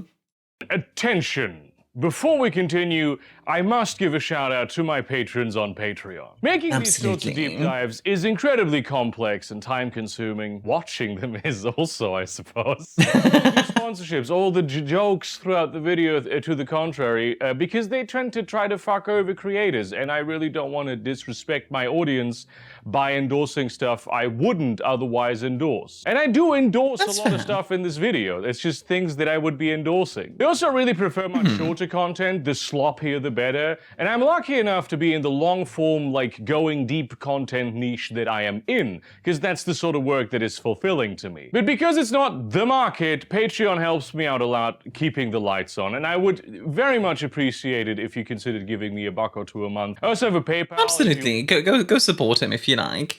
I will disagree with him a little bit though. I actually think long form content is quite good to do. Just generally, at least for me, I find it not only just more fulfilling, but also that it seems people seem to enjoy that a lot more. From me personally, obviously your mileage may vary, and there's a lot of VTubers, for example, out there that do like 5-minute videos and are quite successful with it, which is great for them. It's not really my thing, and that's okay, right? Like, I don't want to pretend like either way is better than the other, right? I do want to be clear about that. It's different. Neither is better than the other. It's just different. Prefer to do like a one-time donation. And of course, it would mean the absolute world to me if you were to purchase this here, this book, my novel, Harm's Place, a sci-fi riverboat mystery. It would be... I didn't know you wrote a book. Okay, I'll have to read it sometime. Lovely if you wanted to do that. It's not about vampires at all, but many people do like it a whole lot. You can take their word for it. I have it, I have some... There's on the back, there's a guy, I started reading this and suddenly it was 3 a.m. and I had no idea how, says Bran, who has genuinely read 50,000 books. Ah, shit. And my own word also is that I did a pretty good job. Honestly, that's such a mood though, like, hey, let me show you this cool thing I made. Everything starts falling off the shelf. Oh god, the spaghetti. With this book, honestly. Links for everything are in the description. Now that I have hooked you with the political intricacies of the Society of the Hungry Dead, let me reel you in. Let me just go ahead and spike your dopamine a little bit with the powers. Because boy oh boy, the Kue-Jin have some cool powers. The virtues you can cultivate alone are incredibly cool, but I mentioned those earlier, like not even in the section of the video where I talk about the powers, because they are only the basics. This is the toy box. And it's also where things get a little bit complicated. In the original Kindred of the East, these were simply called disciplines, and they for the most part functioned in a way not unlike the disciplines of Western Knights. They came in 4 different categories. There was a lot of managing of various chi types. It was a mess of fascinating options that were at times not ideally implemented. A lot of powers that were like, oh, you can change this chi into that chi, and it's like, why? The new edition aims to streamline this process by turning the 4 categories into 3 and making all of them distinctive from disciplines and also each other in how they play and what they represent. And I think this is an interesting thing, by the way, because I think the word streamline has become a bit of a red flag for a lot of World of Darkness fans, a lot of vampire fans, especially with like stuff like the 6th edition and 5th edition to an extent. And mind you, I like 5th edition, but I will absolutely agree that they streamlined the hell out of that game to the point that it's becoming a problem. Where like it's okay to have some complexity in your game still. So yeah, like it's a tough one in that regard, but I do think it is sometimes good to say, okay, this is overly complex, let's distill it down a little bit. Look, I'm the first to be a haughty snob and judge people for having a setting that has 3 separate magic systems because I am terrible. I still secretly enjoy Brandon Sanderson novels. I think he does a very good job with them. I am no better than you. I just like to pretend that I am. So I feel in this case, I am I suppose I respect the self-knowledge there, Burger. entirely on board with the Hungry Dead having access to 3 completely different power types as a representation of just how huge their world is. The category that was revised away, the Chi arts, was essentially subsumed into the other 3 and incorporated into various ancillary rituals. A lot of remaining miscellanea do still exist as precisely that. Remaining miscellanea. The Makes world of sense. the Hungry Dead is steeped in weird and ancient magics that don't fit in with the major systems. It adds a completely optional amount of jank that I appreciate. But you can make a fantastically interesting and, above all, powerful character with just the vanilla options. The most straightforward powers of the Hungry Dead are the demon arts, granted to them by their quintessential nature as demons from the underworld. They are, in a sense, universal in-clan disciplines. Every clan carries within themselves the potential to completely master any and all of these, guided by intuition alone. They're easy to learn, meaning they're cheap when it comes to experience point cost, but it'll be a hard road, not because they provide no benefit, but because they're damn costly in other ways. All use of the demon arts accrues suffering. You're tapping into the power of hell to use them. Black Wind grants speed. It not only makes you move faster, it makes your reflexes quick and your movements precise. Plainly, it adds your Black Wind rating, which can go up to 10, to your dexterity. Oh, For a little bit of extra Jesus. suffering, you can land Deadeye-style perfect strikes, guaranteeing a hit that lands flawlessly and breaks through any defense. I mean, up to 10 would... So if you do have 10 and you have 5 dexterity dots as well, 15 dexterity is like... I don't even... Like the Flash tier, I think. Devil Fist grants might. It raises your strength beyond superhuman levels, allowing you to smash your fist through walls and tearing your enemies from limb to limb. Plainly, Simple but adds effective. your Devil Fist rating to your strength. And if you like it a little extra spicy, a little extra devilish, the fist with a little extra devil sauce on it, it allows you to infuse your strikes with hellish carnage, causing them to do the absolute maximum amount of damage possible. Iron Also Mountain fun. grants endurance. It hardens the body against all kinds of harm, even things that ought to be lethal to a creature of the night such as yourself. I guess you could imagine that what it does is add your Iron Mountain rating to your stamina, and it also acts as armor for the worst types of damage. And the extra spice here is that you can perfectly tank even the most massive blows, and even perfectly absorb damage from ultra-lethal, some might say aggravated, sources like the fucking sun. So these 3 are kind of potence and fortitude, and they are plainly more powerful than those disciplines. They really are. Perhaps a bit lacking in the utility department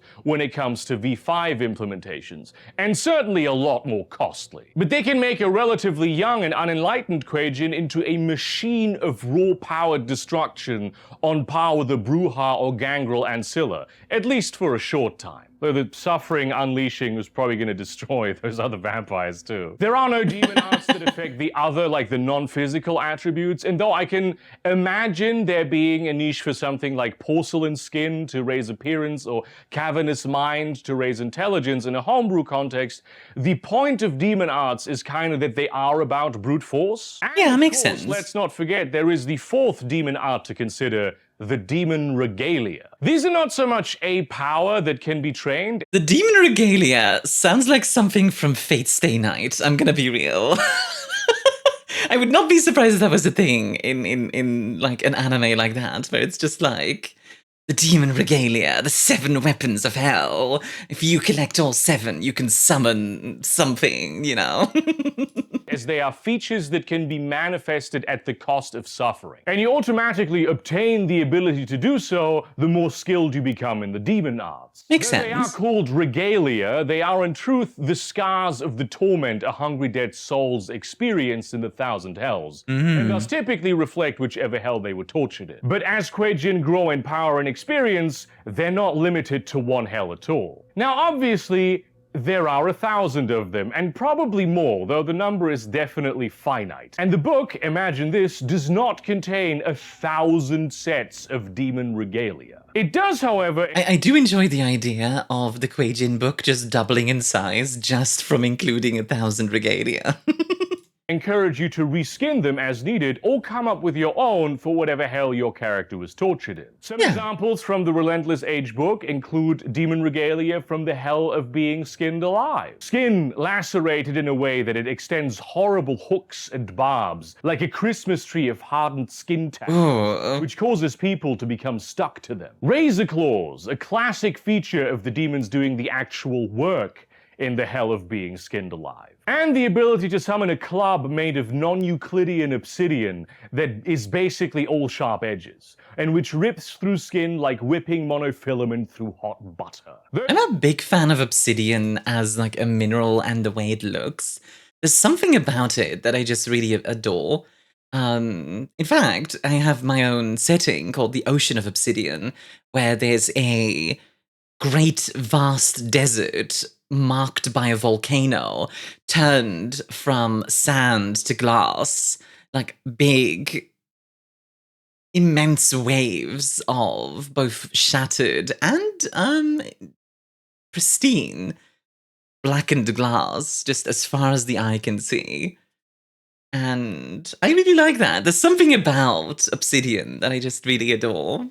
Those who wandered the frigid emptiness of the Night Kingdom can become a nexus of cold, ice crystals sprouting from their flesh, draining all warmth and replacing it with terrible frost. The pervasive darkness of that place might have seeped so deeply into their eyes that it might just pour straight out of them, shrouding a room in complete and impenetrable darkness. It's a real world of darkness, that place. They may manifest a set of hungry shackles that seeks targets as it's thrown, wrapping around them like a serpent made of glacial steel. The grey and empty souls caught in the toil of the wicked city may exude the electric noise of that place, wrecking electronics all around them like a walking EMP. They might turn their skin into a frame of metallic scales that change shape and color in order to help them blend into the background, especially if it's the sort of gaudy yet orderly colors pervading urban environments. Or they may turn one of their arms into a literal fucking chainsaw,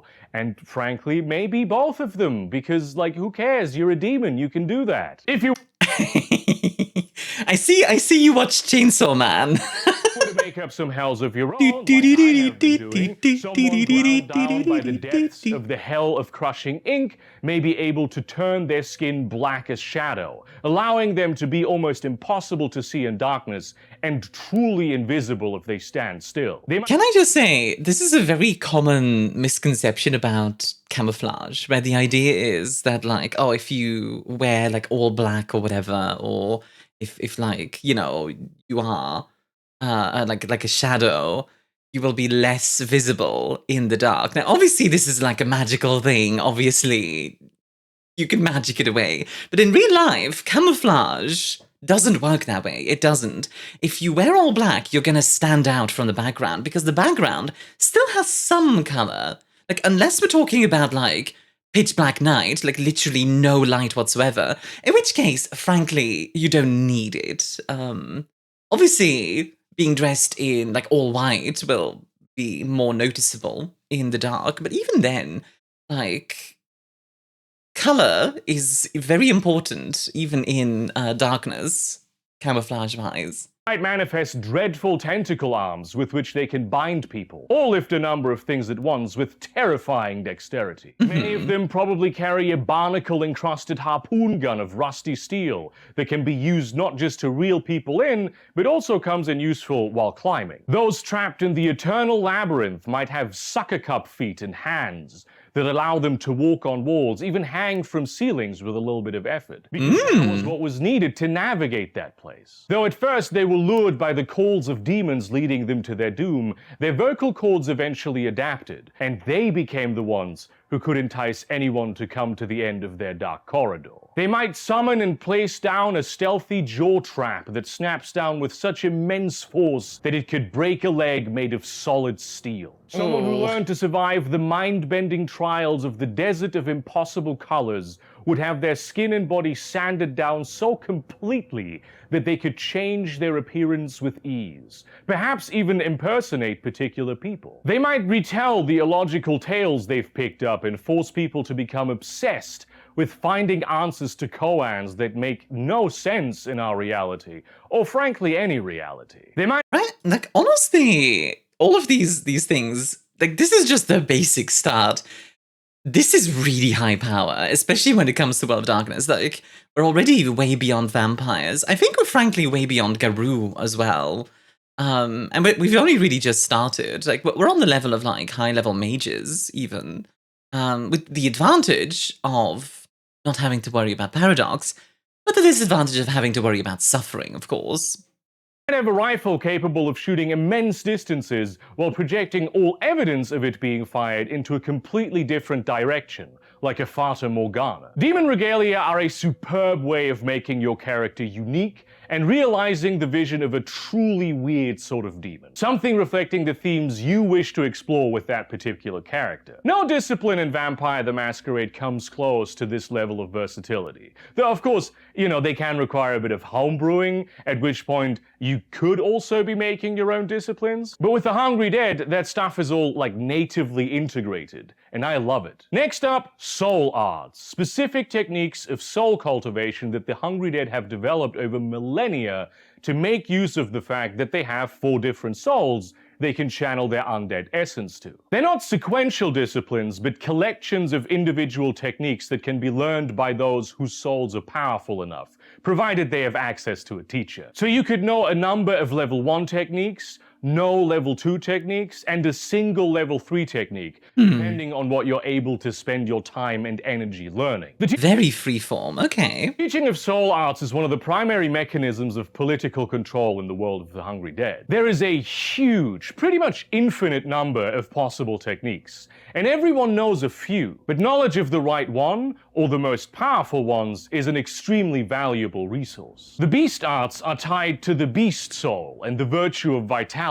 They deal with life, nature, and the vast reaches of the spirit world. At its most basic, it allows the Hungry Dead to do stuff like talk to animals as though they're human, though of course they will have very specific interests, desires, and expectations that you might find quite inconvenient. Yeah, of Moving course. into and through the spirit wilds as a native by channeling the local energies, making the environment more pliable and more well-disposed toward them by commanding minor spirits. More advanced powers include the ability to actually turn animals into helpful and loyal friends, and the ability to summon spirits and even to a limited extent, bind them so you can negotiate ways in which they may do your bidding. The most powerful techniques enable complex total or partial shapeshifting into any sort of animal form while in the spirit wilds. Any sort of chimera you wish to become, you can become. Or permanent— See, again, that is so powerful, because that's basically vicissitude, plus, like we're talking, a way more powerful version of vicissitude.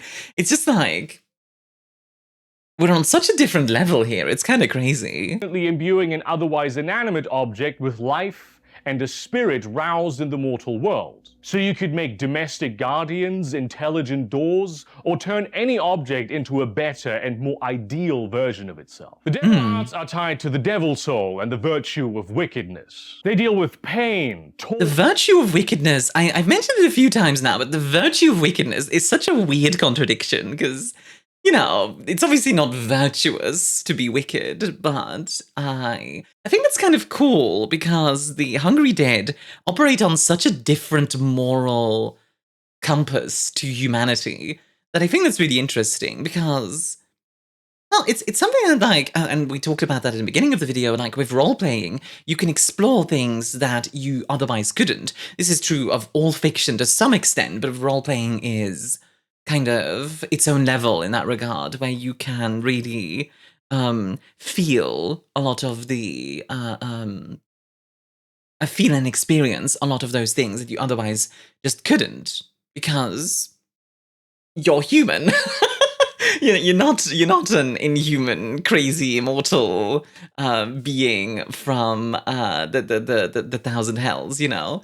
And I think that's really cool. I think that's really interesting. I really like being able to explore that sort of thing. And the terrible dungeons of the hells. Even inexperienced cultivators can turn the fear they exude naturally into an aura of absolute terror that will paralyze most folks and intimidate even hardened warriors. Or they might, with a simple glance, peer into a person's soul and learn their deepest sins and secrets, to be held over them at your pleasure. Those more adept with the devil arts can use a simple meditation to shake off any and all effects of mind control and brain fuckery. Or, and this is one of my favorites, just straight up shout people to death, lowering their voice with the tortured screams of those stuck in the hell. You just drop the ooh-ee-ah-ee meme on them and they just explode. True masters can activate nobler, more respectable forms of their base demon arts without accruing suffering, and even tear at the fabric of primordial hell matter to create their own tiny hell seed, where they are in effect Yama Kings, and which they may cultivate and grow into a proper hell with its own tormented souls over time. The ghost arts are tied to the ghost soul and the virtue of renunciation. They deal with death, memory, and the dark soulscapes of the underworld. Among its simpler powers is the ability to peer deep into the world of the dead from precisely where you stand. Doesn't matter how deep you want to look. And bringing on waves of deep shame and depression by pulling a person's most well-hidden regrets to the forefront of their mind. More advanced techniques include stuff like becoming unheard and unseen by all but the most discerning beings capable of supernatural sensing, and entering the underworld anywhere, anytime, empowered for a while even with the energies of life that give you a distinct advantage down there. The most powerful things one can do with the ghost arts is to drain anyone of their quintessential energy and leave them in a state of desperate craving for whatever animates them. Which is especially useful when used against supernatural creatures, like, K-Knights, you make them hungrier. Werewolves, you drain them of rage. Or you could just straight up punch the soul out of someone's body, like just... Okay, that's such a classic, like martial arts thing as well, like the punch the soul thing. And I love that. This is really cool. Fucking hit them, and the soul is nuked out and away into the Shadowlands. Getting back into their body again before it's too late is now their problem. The heavenly arts are tied to the heavenly soul, and I actually love the idea of that happening in imagine that, right? Like you have maybe like Hunt the Reckoning game, right? And at one point you're hunting a hungry dead, and one of your party members gets smacked into the Shadowlands like that, and suddenly you have a weird, like, sort of Wraith the Oblivion little bit of side quest in your Hunt the Reckoning game to save this person before they permanently die. Ooh, maybe some Orpheus stuff as well. Ooh, I've got ideas. Virtue of righteousness. They deal with justice, glory, and the beautiful palaces of the lower heavens. Basic techniques include the ability to wreathe oneself in an aura of splendor and grace, making everyone around eager to please and gain the respect of the cultivator. Or the ability to innately comprehend inspired acts or creations, and divine information about the exceptional people who undertake those sorts of endeavors. Senior practitioners are also able to brand someone as a social outcast. Everyone will instinctively know to distrust and shun them, or to bestow a servant with the favor of the gods, securing their loyalty and aligning fate itself with their will to succeed at whatever task they are put toward. Those with the greatest skill can transform their soul into a glorious phoenix, exalting their bodies with supernatural power and making anyone recoil from the very idea of harming them. Oh, that's fun. See, okay, I'm a big sucker for doing cool and sometimes silly stuff in games. I get a lot of my characters killed. I do. But, like, quite frankly, sometimes it's worth it for, like, the chance to split a water elemental in two with a giant sword, and, like, break your ankle in the process. You know? Or they may manifest a golden key with which they may open any door, especially the gateways through the many supernatural worlds beyond reality, no matter what they would usually require to be opened. Would be interesting to see what happens when someone rolls up with this thing at the gates of Arcadia. This list of souls... Oh god, imagine. Yeah, that's one of the cool things about these powers, I think, is you can break a lot of the limits of reality itself. And then you can play alongside. Like, you can play with those things, right? Like, it gives the storyteller kind of a chance of like, okay, so what do we do with Arcadia? Like, that's kind of cool. And obviously, yeah, you can open Arcadia. The Fae are probably not going to be very happy about that. So it's going to be dangerous and interesting and scary. And I am very interested in that. It's like, ooh! Arts is far from exhaustive. There's special and rare ones like the Dragon Tear and Hell Weaving that are not directly tied to virtues, and the book once again encourages you to come up with your own. Something that might serve as inspiration are the abilities of other supernatural beings that might align with the appropriate soul in question. There's already an adaptation for the necromancy of Clan Giovanni Cainites out there, but using renunciation as a virtue. It might be entirely possible to emulate the innate abilities of one kith of Fae or another, or perhaps the shape-shifting abilities of werewolves to a certain extent. There is the option of many of them being related to various forms of sorcerous will-working, or certainly individual techniques developed by mages. So, steampunk, laser, ninja, Kue-Jin, when? Perhaps you... I mean, why limit yourself to steampunk, laser, ninja, Kue-Jin? Why not go even further beyond? We can go into the far future and bring back lightsabers while we're at it. Like, we can have like a centaur Tibetan robot monk because, frick it, why not? You can adapt the powers of, you know, demons. The Western kind, from Demon the Fallen. Man, if only there was an audience demand for me to cover that. You know, I've been itching to do it, but it just, way too few people have been constantly asking under every single one of my videos. Hey, Bagger. You know what? I'm gonna do that. I'm gonna do that on Tuesday when I do the interview. Well, interview. When I do the yap with him, I'm just gonna start with. All right. So first question: when is the Demon the Fallen video? I mean, maybe you could join my Patreon and message me there, perhaps. I don't know. Maybe I just think, for some reason, that no one is interested in Demon the Fallen. In any case, soul arts that... Oh, you smug bastard. I love this guy. Very close or basically identical to the abilities of non-vampires should be special and rare, I think. But then the Hungry Dead are special and rare, and that they can theoretically learn all of these. So... leave a few surprises for the players. And finally, we get to perhaps the most interesting of the Kue-Jin special powers, the God Bodies, also known as Shintai. They're very tied to the concept of enlightenment, and they're particularly difficult to learn and wrap yourself around. I say wrap yourself around because these are not exactly powers per se, but fundamental modifications the Hungry Dead make to their bodies. Okay. The Dr. Shintai is to literally be built different. This is why they're called God Bodies, right? They are a process of transformation of undead flesh into the body of a god. As such, they are sequential. You need to perform one alteration before you can move on to the next. And very few actually even make it to having a fully transformed god body. Now, they can and do cause changes in appearance,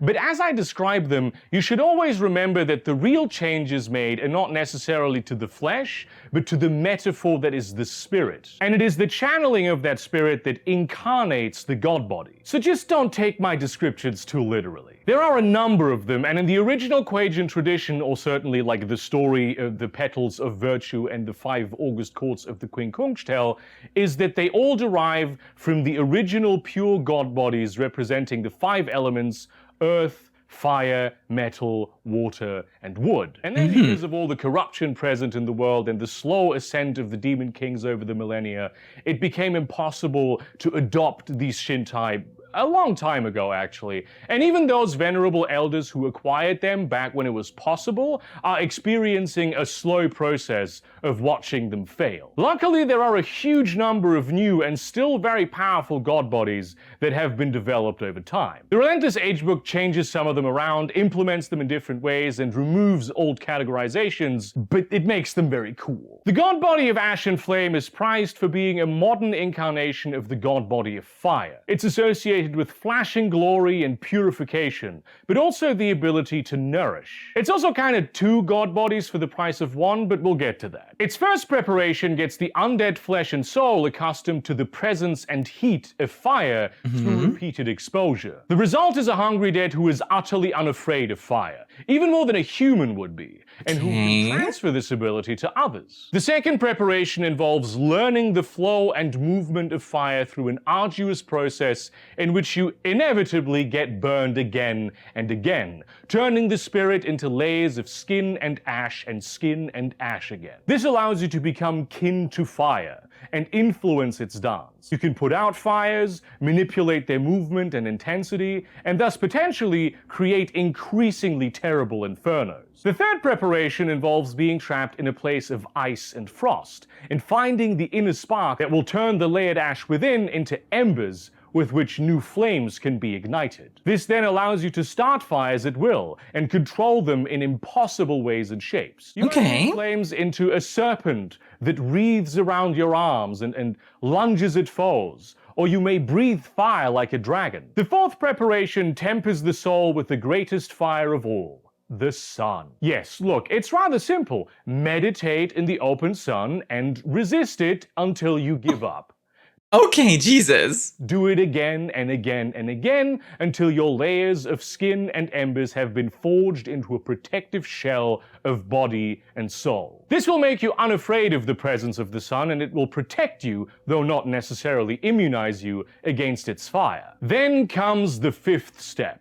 The actual adoption of the god body, the finalization of the process, which is more of a type of enlightenment than a particular process, and makes all the previous abilities more innate and intuitive. If you think about it, for the hungry dead, like, being in the sun might even be worse, because for kindred, it's, you know, being burned alive, which is horrible, don't get me wrong, but for the hungry dead, it's rotting, which might be even worse, honestly. However, at the end of this path, we have a split, the god body of Ash and the god body of Flame. Adopting the god body of Ash makes you essentially able to operate during daytime without the constant pull of deathly sleep. Sunlight still damages you, but it's so reduced that it won't do any significant harm unless you go tanning at the beach. Adopting the god body of Flame instead turns you into a tornado of deadly fire on command. Everyone and everything bending under the unbearable heat. Steel melts in your presence, and you can burn your enemies to crisp with a single strike. You can actually learn both of these, though it is very difficult, but it seems to me like an excellent deal. The god body of Blood is descended from the pure god body of Water. It's associated with intellect, rationality, and thought, a certain flexibility and sharpness of the mind. The first preparation is all about forcing the body to listen to the blood. All senses are amputated, sometimes literally, until you can attune to the sensory apparatus of the blood itself, and sense through it instead of anything else. This will allow you to perceive your surroundings with perfect clarity. Nothing, not even magical invisibility, will be hidden to you if you really pay attention. By expending some energy, you can even do remote sensing, so long as there's any amount of your blood at the scene. The second preparation involves that's honestly, that's kind of a cool idea of, like, you drip a few blood, like, drops of blood, and you can sense things through it. Ooh.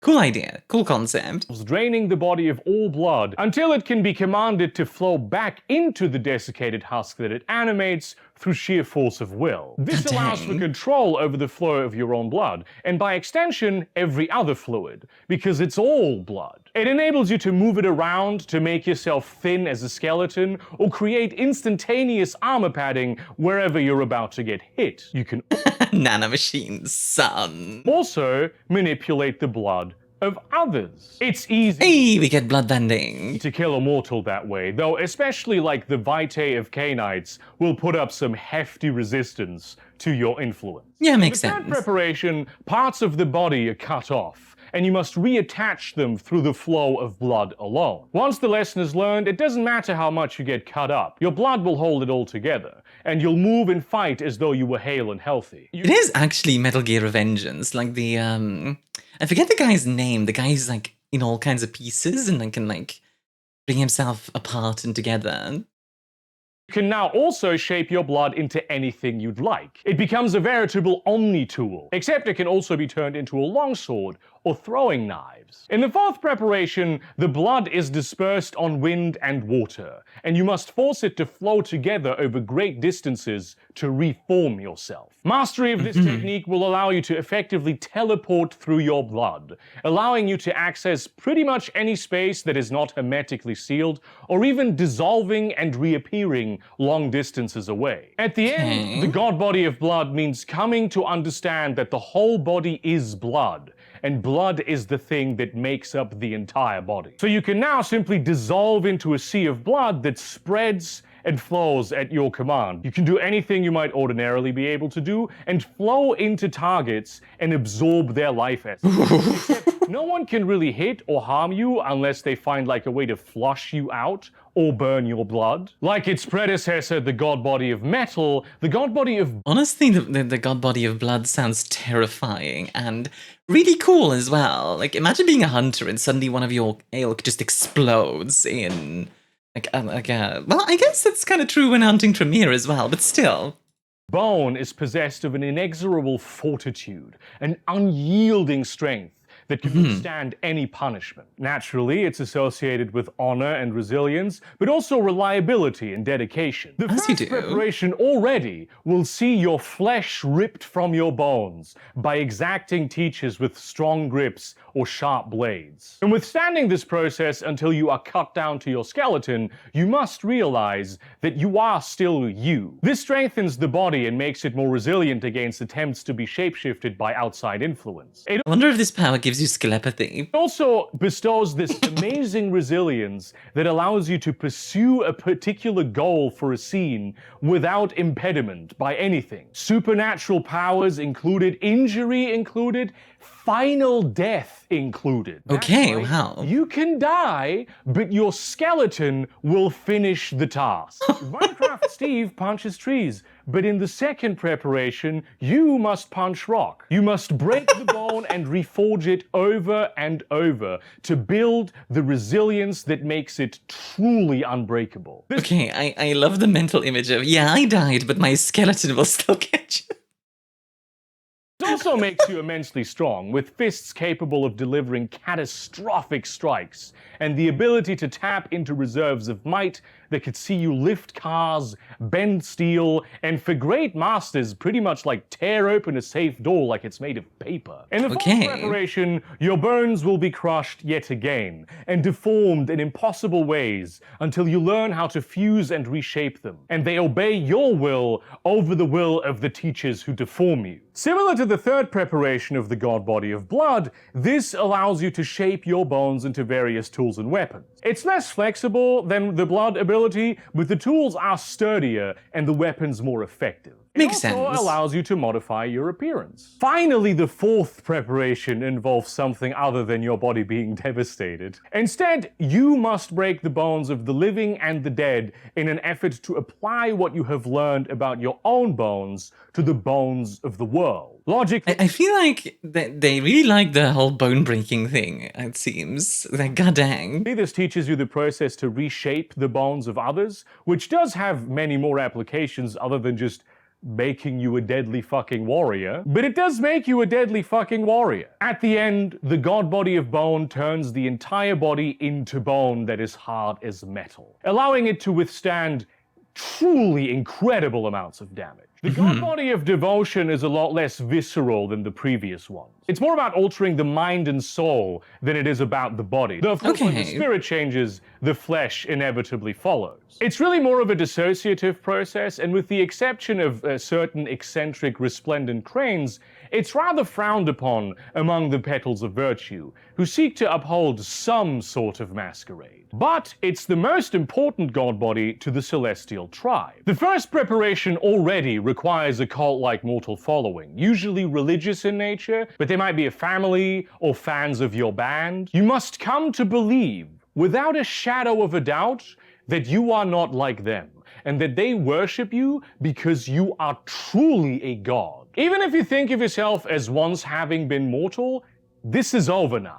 You are a superior being. This will allow you to hear the thoughts of your followers, their love and prayers, but also the secrets that enter their mind will flow to you, and you may even communicate with them mind to mind. The second preparation involves understanding the land and the paths that connect you to your followers, and that they are part of a network that exists to serve you, part of yourself in a way. This allows you to command any of your followers to come to you and make the world aid the journey by placing no obstructions in their way. You may even go to your followers directly at even greater speed, taking shortcuts through supernatural realms that facilitate your journey in a similar fashion. The third preparation comes with expanding your mind to truly understand your followers and what they need, and that they come to you because they know you can fulfill their wishes for them. You must shape the world not how they like it, of course, but how you think it would be best for them. This allows you to— Okay, interesting. Yeah, and this is a very interesting way to go. Like the blood and bone obviously is very visceral, like mentioned, but also just very physical. Here we're talking a lot more, well, mental, but also metaphysical, specifically. A bit more esoteric. I think it's interesting. To fulfill wishes and bestow blessings interesting today. With ease, and effectuate life-changing events for your followers with a little difficulty. The fourth preparation involves defining the rules, symbols, and procedures of ritual festivities held in your name, to come to truly understand your identity as it is understood by those who worship you. This allows you to hold glorious festivals in your own honor, in which you're able to feast on the energies of life and tap into the flow of chi in order to provide this for others also by establishing sort of a temporary dragon's nest. At the end of the journey, you realize that while your followers are not you, you are your followers. You are not simply one person. You are interwoven with the hopes, dreams, and fears of your lessers. This allows you to indirectly control all your followers all around the world, all at once. They will know what you want from them. And they will do everything in their power to make it happen. Honestly, that's kind of terrifying. Sometimes they will even do things that are beyond their power. Even your enemies will see you as the true god that you are and refrain from harming you as you blind them with your radiance. It's just, I have to, my upstairs neighbor, and he did this morning for like half an hour. He walks around the apartment and he knocks 3 times rhythmically. And then he goes to a different place in the apartment and he knocks 3 times rhythmically. Just random shit. Walls in the apartment, whatever furniture he has. And I don't know why he's doing this. This is so weird. He's been doing it really puts me off my game. It really fucks with me. What the fuck? He just wants to get into your mind. He's playing mind games. What is happening? Am I getting pranked? Like, clearly this isn't like malicious or directed at me. It's just so weird. The god body of flesh is the modern incarnation. I think that's a funny thing where the decisions of strangers or people near us can affect us in such weird ways. I think it's quite fascinating, frankly. I'm trying to use other words than interesting. I keep saying interesting today for some reason. I seem to have this thing where every time like every day, I pick a word, and that's like a word that I'm gonna say over and over and over again. Like I don't know why that is. I'm sorry. of the god body of wood. It's flexible, creative, diverse, and alive even in death. It's even more powerful at shapeshifting than the god body of bone, and though it is about the flesh, that does include bone and all other types of tissue. The first preparation requires being killed in a great number of weird ways, and knitting yourself back together. Especially the type of stuff that involves mutilation is a great learning experience. The reward is an ability to look perfectly hale even when you're literally falling apart, or looking burned to a crisp when you're perfectly fine. With a little effort, you can detach your limbs and control them independently. Even your head. Speaking of which, a traditional way of teaching the second preparation is to sever the head and throw it into a pile of corpses, forcing the student to reassemble a body from the materials around them. When you have truly learned to shape flesh like clay, you can not just change your appearance, but put taste buds on your hands, extend the vestigial human tail with which to balance, or cover your skin in hardy nails. The third preparation is one of study. You must learn every process the human body does automatically and do it consciously. People's habits, the differences in the way in which they move, the finest details of their appearance. It must all become second nature for you to be. Then you may transform yourself into a perfect copy of another person, sometimes even a better than perfect one. The fourth preparation extends this practice to animals, and will see you transformed until you find your own way back to your original shape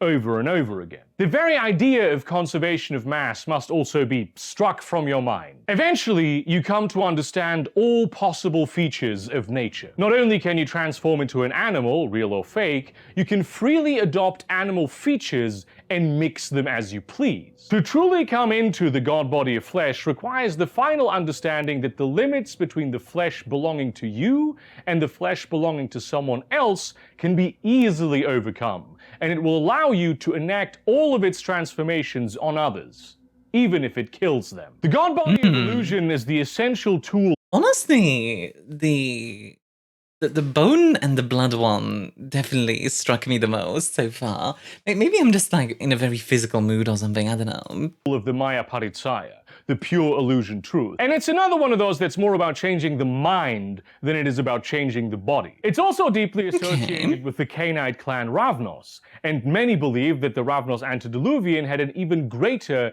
and more perfected version of this Shintai at his command before he was definitely destroyed with space lasers.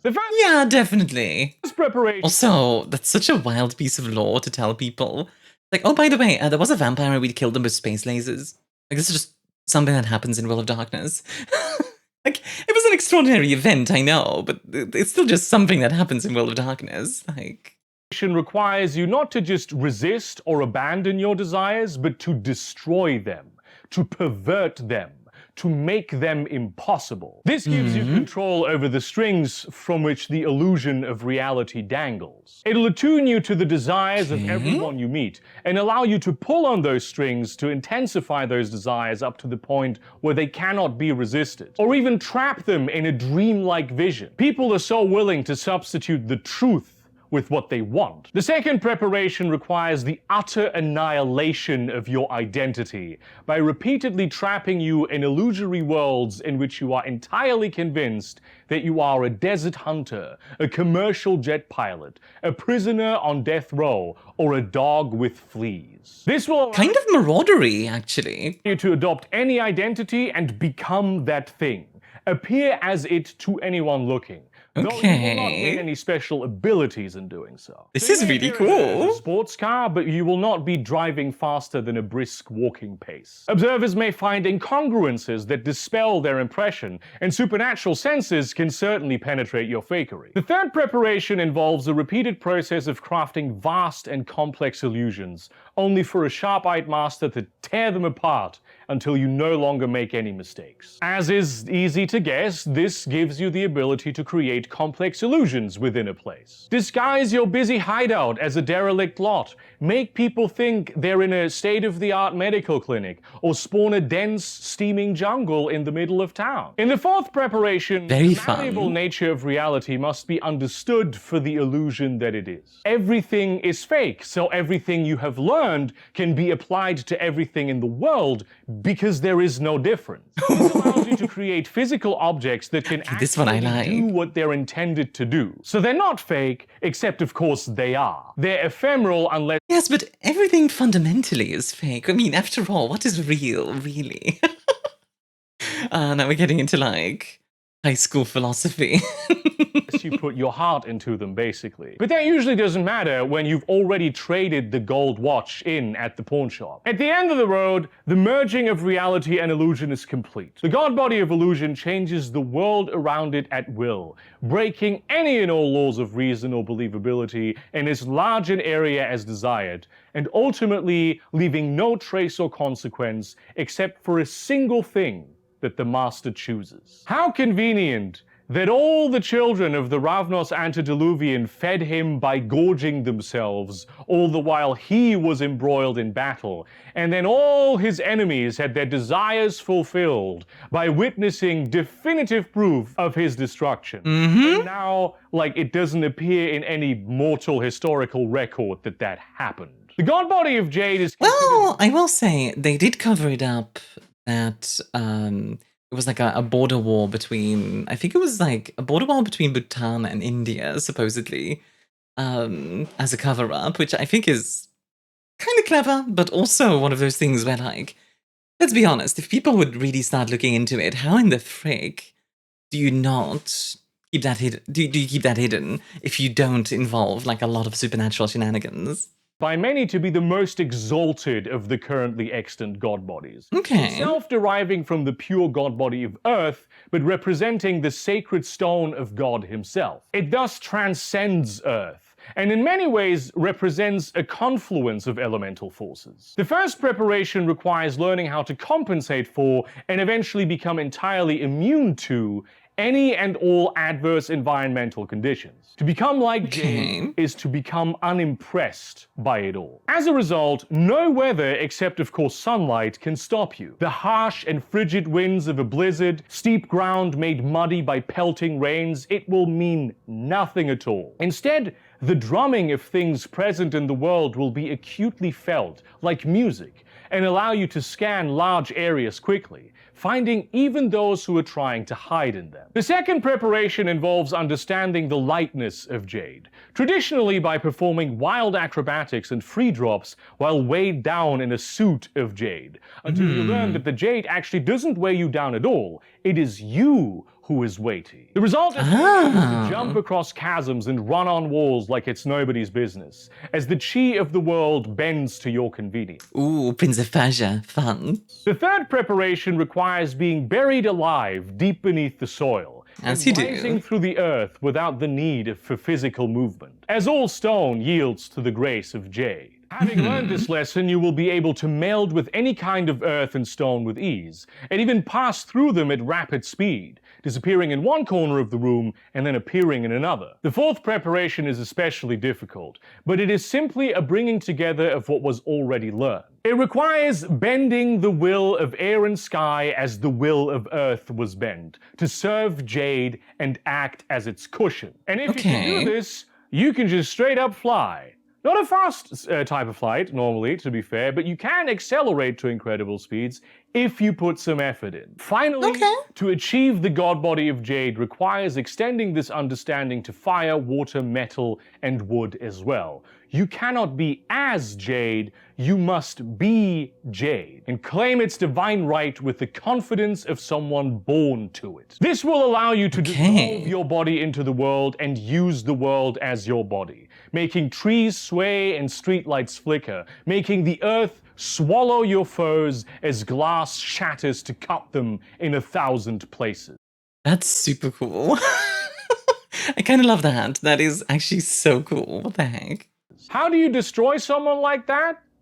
It's not impossible, but it sure is difficult. The god body of Poxes is controversial. Many see it as an evil art, one of the Bile Shintai, the god bodies of corruption. But those who practice it, most of whom a number among the Cerulean Vales, claim it as a force of renewal, as much as a force of destruction. After all, those who survive sickness and plague, both as individuals and societies, tend to reorient themselves after realizing many of the things that are important to them. Fever, grants insight. The first preparation is to approach an experience that is unfamiliar to the hungry dead, and move among the sick and dying, meditate upon and understand their suffering, but also the moments of beauty that sickness brings. After this, you will be able to alleviate or worsen, even cure or impart all manner of physical illness. The second preparation is much more unpleasant and involves ingesting a sort of a parasite demon and letting it take root in the body, while also meditating, using the power of your mind to make your body dissolve it into yourself before it drains your energies dry and kills you. That's very Trench Crusade as well. Oh, my tracking died. Why did my tracking die? Oh, there we go. That's better. It's very Trench Crusade, honestly. It's kind of crazy. There's a faction in Trench Crusade where they like infect themselves with parasites that transform them into horrible monsters in order to escape the wheel of God, basically, to become like separate from God, which I think is quite interesting as a concept. It's quite horrifying as well, but like it's interesting as well. Will give you the ability to land devastating strikes. You know how old and sickly people bruise easily? You can do this to others, but like 1,000 times deadlier. A simple hit may cause like a horrible hemorrhage of internal bleeding. The third preparation requires becoming afflicted with a powerful supernatural illness. And not just once. Mortal viruses will just not do, and merely surviving your illness will not do either. You must revel in it, see it for the gift that it is. Once you've understood this state of existence, you can summon it at will, putting yourself into a debilitating fever, during which you will gain much needed insight into whatever questions you're pondering in life. The fourth preparation requires seeking and understanding a number of rare and obscure demonic illnesses, usually through self-infection, but also through the infection of others. This will develop your understanding of hurt and pain to such an extent that you can take damage that would otherwise be devastating and convert it into illness, which you can easily deal with instead. I see, You might yeah. swallow a shotgun blast to the face if you accept that you'll look like a dying victim of the plague for the rest of the night. In fact, Honestly, that's a really cool concept. Like, you shoot someone, they turn into that plague victim for the rest of the night, but then they slowly regenerate and remove the illness, effectively. in reality, the god body of Poxes is about becoming a conduit not just for sickness, but its symptoms. When activated, all who approach you are debilitated and shredded by the overwhelming power of disease. And by shredded, I don't mean like they get muscular. Those you choose will obtain Oh no, I've become buff by the power of sickness. temporary psychic gifts, which may grant them deep mystical insight normally reserved only for the survivors of great trauma. No one is quite certain where the god body of storms comes from. The petals say it's a variation of the god body of water, though some think it's more of a variation of the god body of fire. Many others claim it originates in some mysterious god body of air, which is of course not one of the 5 elements, so this knowledge must have arrived from very far away. The first preparation I do enjoy the idea of there being god bodies outside of the elements. Like, you know, there's the 5 elements, which are the traditional 5, but then also the world isn't bound to those elements, you know, like you can do more than just those 5. And I think that's kind of fun. requires long observations and meditations on the weather to understand the air as the blood of the sky. The insight must be so deep that you can see air like it's water or stone or blood. Then you will be able to control it. From a fine, delicate gust to a howling gale, it will obey you. Whether used for a display of devastating force or just a little bit of dramatic effect, it will do whatever you will it to do. The second preparation is an indication that this Shintai may not be entirely of the Kue-Jin at all, because it requires being taught the secrets of the sea by various spirits of the waters. After this, you will be able to control water as you do air, even sense through it. Even in its absence, you can summon its effects, inflicting strikes that make your opponents drown in the middle of the desert. The third preparation may be the most dangerous. The third preparation is the most dangerous. Call down a lightning bolt Slight editing thing then. from the sky and catch it in the palm of your hand. You Okay, Jesus. can't do this by putting a fork in the power outlet. It must be the genuine article. Absorbing lightning Have I told you guys ever that I saw a friend get hit by lightning and he was fine? The story goes basically, what happened was so for those who don't know, I used to do historical European martial arts, specifically for reenactment's sake, right? And we were fighting on a hill, and it started raining, and it started storming, and we were like, you know what, we'll keep fighting. Like, it's fine. Now, my opponent, my friend, is wearing a full plate set. I was wearing like a breastplate and like some basic armor, you know, like nothing too crazy. But he was wearing like full plate, like all at the ready. And we're fighting, we're doing our basically our kata. And at one point, I turn around to grab something. I don't remember what it was. Turn around to grab something. I turn back around and I see just and basically he was fine. It was pretty terrifying, I will say, because it was pretty blinding. It's one of those things, like, it's hard to describe almost, because like if you've seen lightning, then you know just like the power behind that, and being very close to it, you can feel that power, even from like a distance, you know. But here's the thing. So he got hit and he was fine. He was 100% fine. Nothing happened to him.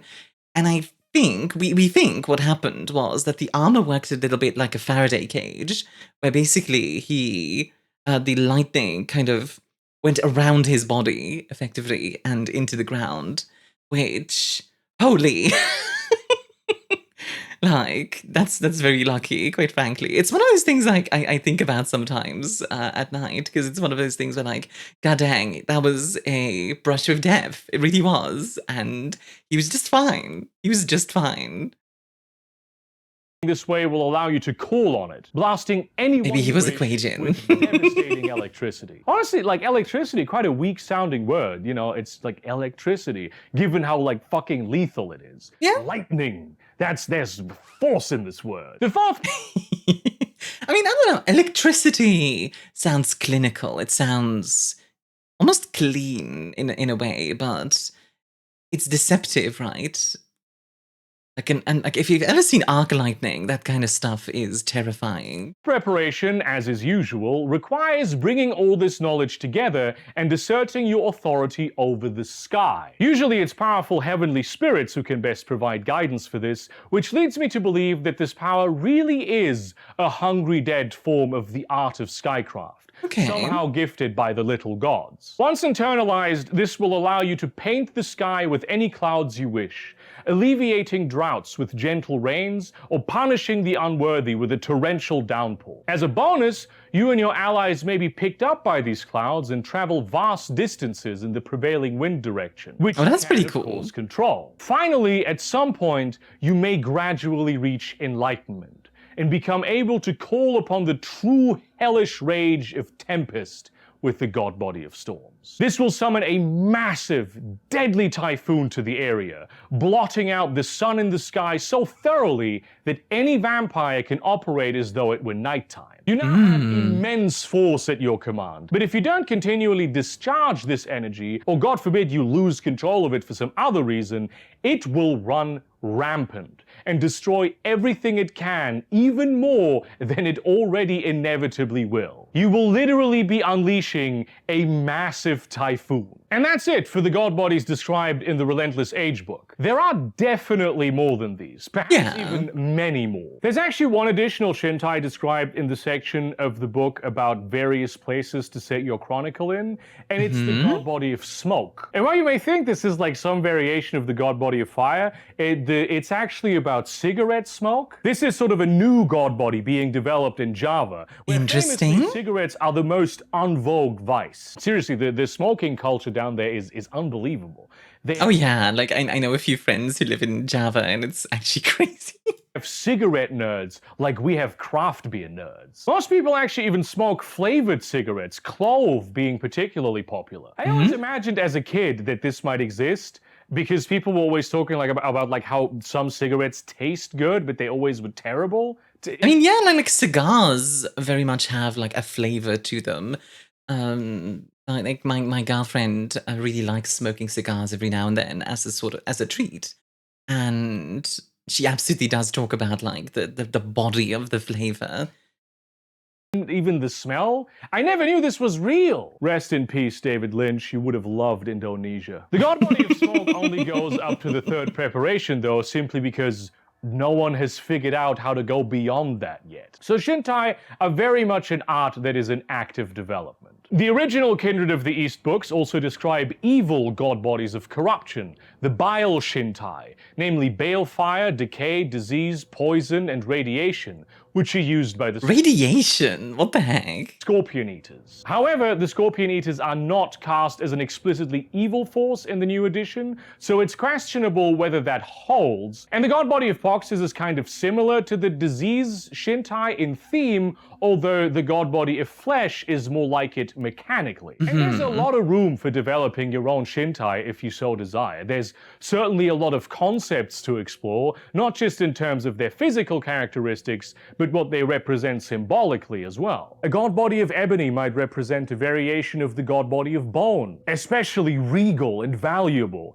perhaps giving abilities related to craftsmanship or courtly manners. A god body of flowers might give great beauty, the ability to spawn and control insects, manipulate others into spreading your ideas. A god body of gold might represent wealth and fortune, giving you access to free resources background dots, or maybe just a little extra luck. A god body of nails might of course simply be claws, but they might also make others do your bidding, as in Imperial China, long nails were a sign that you didn't have to do manual labor. A god body of sand might be popular more to the west. Aside from like the obvious, the unique geological properties of the desert means that ancient ruins and secret can be unearthed with every storm, so uncovering secrets might be part of it. This really honestly, something that would be really cool to include in this sort of thing is like the Bactrians.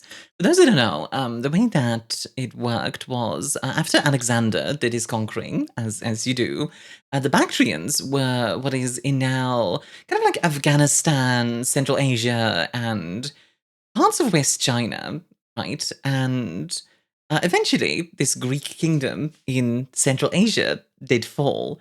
However, it was a really interesting confluence of Central Asian culture, Greek culture, and yes, also Chinese culture to some extent, because they were on the center of the Silk Road, or what would become the Silk Road later.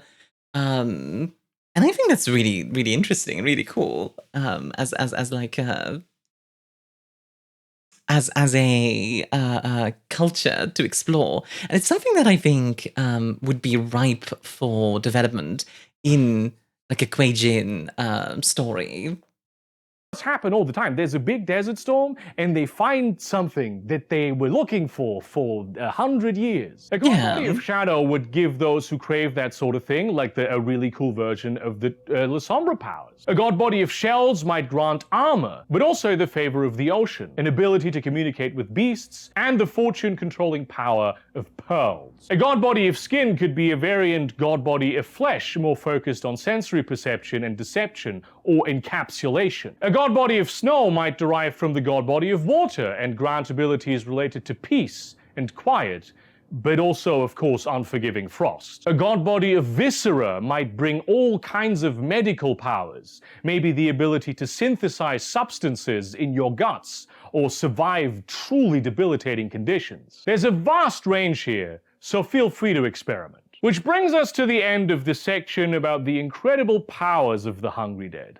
And I didn't even get to mention all of them. There are still miscellaneous abilities and rituals that some have access to, magical talismans and other artifacts, blessings and curses from other beings. In that sense, the Hungry Dead are unlike any other splat. They really are. Which brings us I think that's one of those things that I do really want to acknowledge, that like, especially if you've listened to all of this, there's a lot more to the Hungry Dead than I feel like a lot of people assume. I feel like there's a bit of an assumption of, oh, they are this way and that's it. They're a lot more demon-like than vampire-like, in my opinion.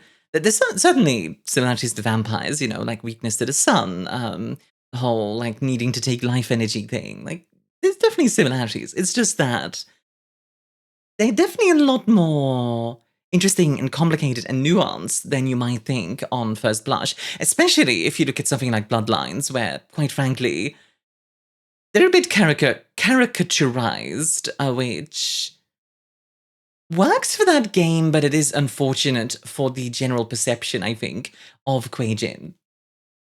The final section of this truly enormous rundown. A little exploration into the night world. If you're used to Vampire the Masquerade and the other Western WoD game lines, you're not ready for just how interwoven all the various elements of supernatural society are in Asia. And the Kue-Jin really are at the heart of it. Though arguably probably the other ones would say this about themselves also. Usually cross-plat play in the sense that you have plots revolving around elements from other game lines in your chronicle, or even just run across beings from other game lines on a regular basis, isn't recommended. I know we all do it. I am the most guilty of all people when it comes to doing this. It's the disease with which you are afflicted when you know a lot about WoD. But Kindred of the East almost dares you to do it. Perhaps it was more like this in Europe in the distant past as well, but even then I don't think they ever reached quite this level of entanglement. In a Doylean sense, I think with Europe, it's a lot more like how we look into the medieval era, where, for example, the Holy Roman Empire might have been one great kingdom, but it was also 1,000 little kingdoms and duchies and counties and baronies all kind of mixed together in a big trench coat, where a place like China, while it definitely wasn't monolithic, and I don't want to imply that, was definitely a lot more unified, generally, or, depends on the period, of course, because China is whole again, and then it broke again. Of course, some of this is owed to the fact that the development focus in Asia is much broader than it is in the Western world. It's an easy way to create more content. Kindred of the East is aimed at more advanced players anyway, who know a lot more about WoD, so they probably felt comfortable smashing more stuff together. It makes sense. Also just makes sense. Yes, the various supernatural societies of the world try their best to hide from one another. Obviously. But sometimes the complete lack of overlap can feel a bit strange to some folks. Of course, we do this because we want to tell a vampire story, right? Or we want to tell a werewolf story. But it would make sense that it would all be a little more integrated. With all this, bear in mind... I think that varies from place to place and story to story for sure. I think also that the fractious nature of those things makes a lot of sense. Vampires have very good incentives to stay away from werewolves, and vice versa, frankly. So there's definitely a good reason, I think, for separate stories as well. Which obviously, I realize he's not saying oh, you must always do crossovers. No, of course not. It's just that I think the Kue-Jin, from what I've heard now, seem kind of perfect for crossover shenanigans, because they can handle that kind of power level, but also they can also act as a bit of a conduit, a crossroads. I don't know. Does that make sense? I hope it makes sense.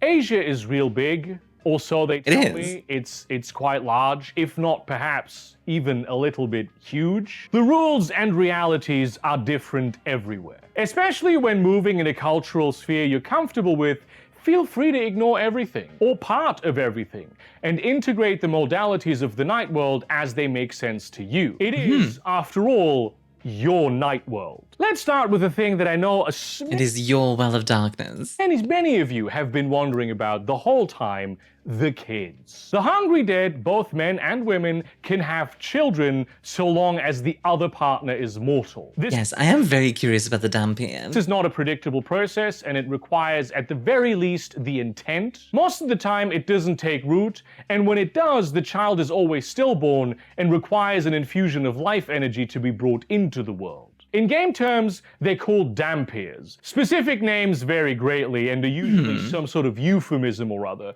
but the most common in East Asia is some variation of the term golden children, or the half-damned. They enjoy exceptional health and vitality throughout their lives, which naturally last over a century, though they are of course often tragically cut short. It's a little like the math of being turned into a vampire is not gonna make you immortal, but probably kill you long before your natural lifespan would have run its course. Dampiers are blessed with exceptional good luck, and even have limited control over the flow of their chi, enabling them to learn, with great difficulty, the weakest of soul arts. Though very few of them ever bother to do that. To the Kue-Jin, they tend to function a little like ghouls, except instead of there being a blood bond, there is a paternal bond of control. And really, these are not kids who will ever take their parents' place. They are more likely, but by no means guaranteed, to become hungry dead after they die. Otherwise, they're simply gifted and capable mortals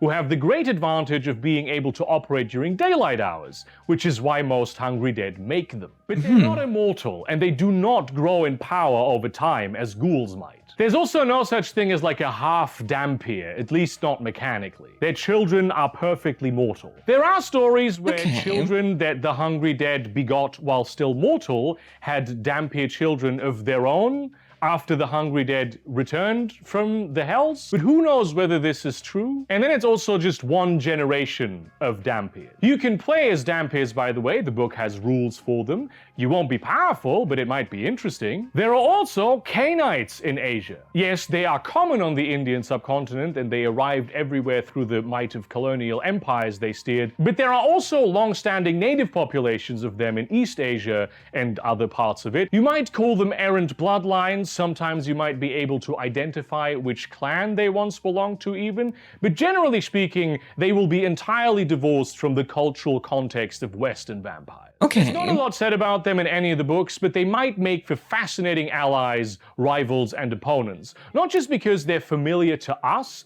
but because they hold a mirror up to the hungry dead. If there's anything really weird you've been wanting to try, or something you want to completely decontextualize, you can mess with that here. Kind of a weird blowber of mine is the Shark Eater, a gangrel Methuselah operating in the Philippines and embraced by Anoya herself. He's not even, and just to point this out, he's not an official character of the World of Darkness, or even from the Relentless Age book. They made him up for the Princes of Darkness Crusader Kings 3 mod. I have sung the praises of before. I need to play the Princes of Darkness at some point. I honestly, like, I love Crusader Kings. I've played a lot of Crusader Kings 2. I haven't played 3 yet. I really should play the Princes of Darkness mod for CK3 sometime. I do just think of him as the progenitor of the Mariner Gangrel bloodline now, which may be much more common in Asia as a result. But really do what you wish. Have a stone-faced true Bruja Cabal meditating in a semi-torpid state high up in the Himalayas. Have a strange sect of deformed bloodsuckers who ran all the way here, fleeing some forgotten demon, construct warrens underneath the Great Wall of China, carrying messages as they scurry like rats. Spread rumors that warn of the dangers of ever going to Sakhalin, for its mad forests will drive you to rip the blood out of your body and offer it up to the wild ghosts of death. There are a lot of niches and corners to play with here, and while I don't think Cainites should ever take a center stage, they do add an excellent bit of color. If you want to stay more domestic in a sense, the classic foe of the hungry dead are their ill-gotten cousins, the half-devils. Kue-Jin can sell their souls to Yama Kings, but the same is true about any mortal who is dedicated enough or just in the wrong place at the wrong time. All manner of demons are constantly dangling generous offers of wealth, power, and admiration. They seek out mortals to convince and convert, until they finally agree to let them slide into their bodies. These half-devils have powerful demonic abilities, and the shapes they take can range from the subtle to the utterly inhuman, depending on the demon they merged with and how severe the merging was. You can be creative with half-devils. Stick to the classics, or go weird with it. A priest stoking the flock to do terrible acts, his tongue spiritually made of flame, until it becomes that literally, and he projects a halo of fire in battle. A human— Okay, that sounds awesome. Sorry for being a bit quiet, by the way. I am just, like, ingesting all this information, because it is— Badger is very good at condensing a lot of information into like a very short period of time, which is very ironic to say considering this video is like 3 hours long. But he, like, just condenses it down and like just is like, here's all the information, bam, just onto your brain. He's very good at that. It's quite impressive. But Kraken, who pretends to be a fisherman only to strangle the competition and offer their souls to some Yama King. Someone who might have once looked human, but who is now a crawling shelled insect made of flesh. Itself a walking hive of deadly hornets. For some reason, the entire time while I'm reacting to this, the Admiral Yi is coming to mind constantly in my mind. For those who don't know who Admiral Yi is, Admiral Yi was a historical figure during the, I believe, 16th century when the Japanese invaded Korea. And Korea obviously wasn't really ready for this. So Admiral Yi made the turtle ship, very famous turtle ship, which proceeded to kick the Japanese's butt for, I think, like a full year, like up and down the continent, basically. Well, not the continent, but you get me. And he's a really interesting figure, and I feel like you could do something interesting with Kue-Jin involving that, you know, like maybe like a warrior who died on the spikes of one of those turtle ships, who came back from the Thousand Hells, who crawled his way out and wants revenge on perhaps the descendants of Yi for making him suffer. Something like that. Like, for some reason, like specifically Admiral Yi is coming to mind for me, but yeah. Its 4 eyes has a different color, and it will absorb energies from the 4 different souls with a gaze. Every hell has a purpose. They're all there to punish different people, even if the right people don't always end up in the right hells. And every individual demon has a purpose within that hell, perhaps several if they're particularly powerful, which would of course increase the likelihood of them fusing with the half-devil. In the jungle-cracked demon city of Lanka, sacred areas are guarded by corpse roses. Anyone who comes too close is infected with a pollen that ravages their ghostly corpus with inward-growing spikes. In the Hell of Bitter Truth, there are demons who take the shapes of holy messengers to convince the religious zealots imprisoned there that their god has not abandoned them after all, but who ultimately trick them into working for the Yama King. In the Palace of Dust, there are snails whose trails are rugs woven so beautifully that they mesmerize all who look upon them, forcing them to follow and be distracted from their plans of escape, always ending up in a grinding demon maw. You might consider whether any individual half-devil is a rogue demon, a runaway, someone who accidentally found their way into the world, or an agent of that hell's Yama King in the grand scheme of taking the throne of the demon emperor. And if you're there thinking, wow, that sounds really cool, it does. Why can't I put that in the Western world of darkness? You can. Yeah. And you do. Provided you've dipped your toe into werewolf, because half-devils are literally femori. Yeah. The demons they merge with are Banes, which sheds a little light. Which, as an aside, Banes are some of the coolest monsters in World of Darkness, in my opinion, because they are unique.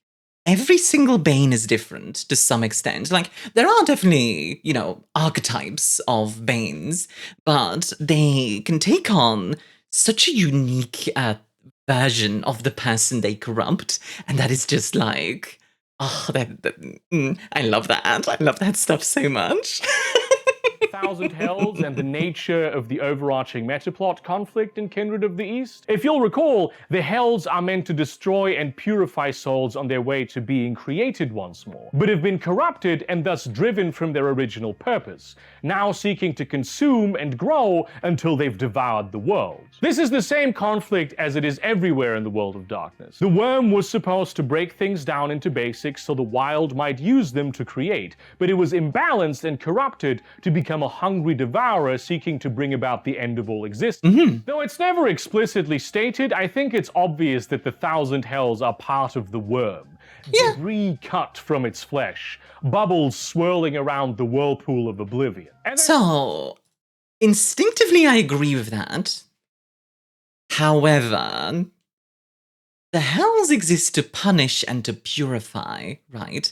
And purification can take a lot of ways. It does not mean necessarily that at the end of your journey through the Thousand Hells, assuming obviously you don't crawl out like the hungry dead do, you enter oblivion. You don't have to necessarily. You could go somewhere completely different. it could actually be very Weaver-esque if you think about it, because it is an order to everything. We are talking about... We are talking in the end about a hierarchical system that punishes those who have done something wrong or have some kind of unbalance to their karma, which I feel like the Weaver would care about in some way, or at least some aspect of the Weaver would.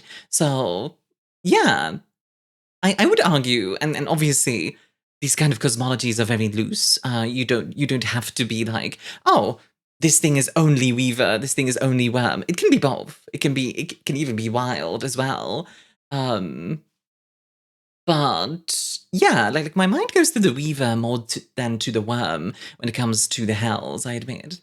I said before, the precise number of them is up in the air. There are major and minor ones, new ones are created while old ones are destroyed, rulers are dethroned and hells altered for novel purposes. This is reflected in the nature of the Yama Kings, right? The entities that control the Thousand Hells. They're currently engaged in a power struggle to see which one of them will ascend as the Demon Emperor who will rule the world, in which the Hungry Dead are getting ready to fight. Here's the thing, anyone could become a Yama King if only they went down there and gained enough power. There are Yama Kings who are Banes. There are also Yama Kings who are powerful Nephandic mages. There are Yama Kings who are ancient ghosts. There are Yama Kings who are hungry dead, and much weirder things besides. And fundamentally, like, me!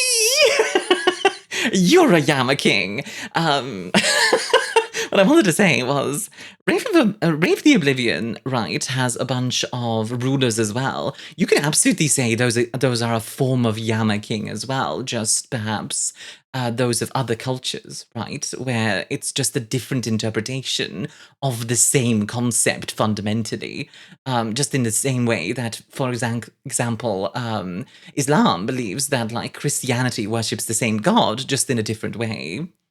Who could become a Yama King? There is one hell less Yama King called the Wandering Overlord, which I suspect is simply Cain. Maybe Cain could be. was once hungry dead. Maybe Adam was his teacher. Maybe that's how vampires came about. What's certain is that the Thousand Hells are probably some sort of parasitic growth inside the bowels of the worm, or perhaps the cells of an organ within the worm that once did the work of removing poison, sort of like the livers and the kidney of the triactic spirit, but they similarly became corrupted. They are thus related to, but separate from, the underworld. Now, as vast as Asia is, its shadowlands and realms for dead souls are controlled by the most powerful underworld empire of all time, mightier even than the Stygian hierarchy, the Dark Kingdom of Jade. Which, as an aside, I definitely will have to do a Rave the Oblivion video, react as well, because that Rave the Oblivion is one of my favorite game lines, and it's also one that I don't recommend.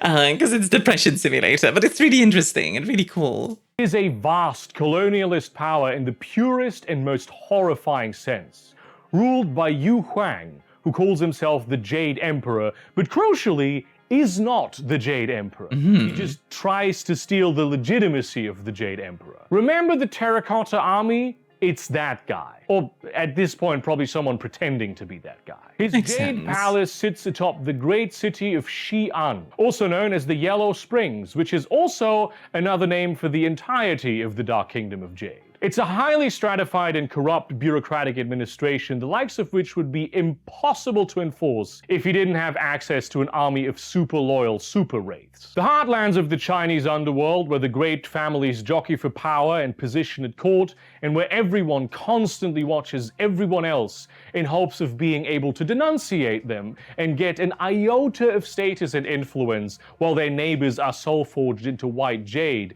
the purest ghost material, are downright egalitarian utopias compared to the imperial colonies all over Asia.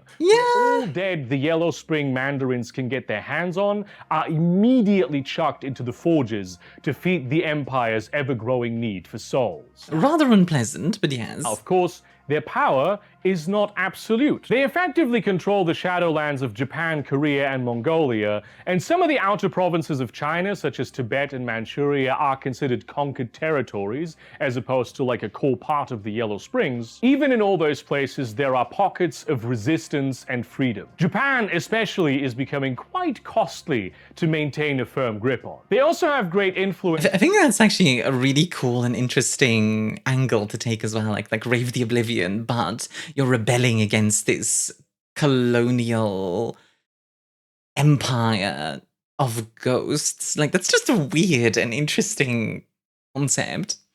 Over continental Southeast Asia, although in practice this means that they have mighty bastions there from which they send armies on raids from time to time, collecting souls and making sure none of the local leaders become too powerful. This is an area where the culture of the living reveres the dead. In many parts of Southeast Asia, ghosts are considered part of everyday life. Yeah. So while the Dark Kingdom of Jade holds sway over these lands as a foreign power, it does not define the culture among the dead here. The only real threat the armies of the Dark Kingdom of Jade really encounter are the armies of Swar, the capital of the Indian underworld. A vast city, a paradise of endless beauty and delights for those allowed to enter it. It sits atop a mountain, each side of which is encrusted with an endless expanse of edifices housing the unworthy, who repeatedly bid for entrance. There are many more areas of the Indian underworld, but Swar is the most noteworthy one.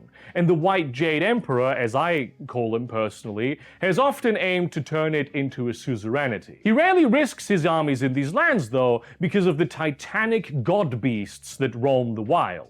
Far to the west, the howling sand tempest of the Arabian Shadowlands forces wraiths to live in tall cities with thick walls. While further east, there lies an endless sea where the sun never shines, and Polynesians begrudgingly tolerate foreign reapers, taking all those who do not belong in their version of the underworld. The Society of the Yellow Springs is not— Honestly, the Polynesian underworld must be fascinating, because I imagine it has to have to do with the sea. Like, come on.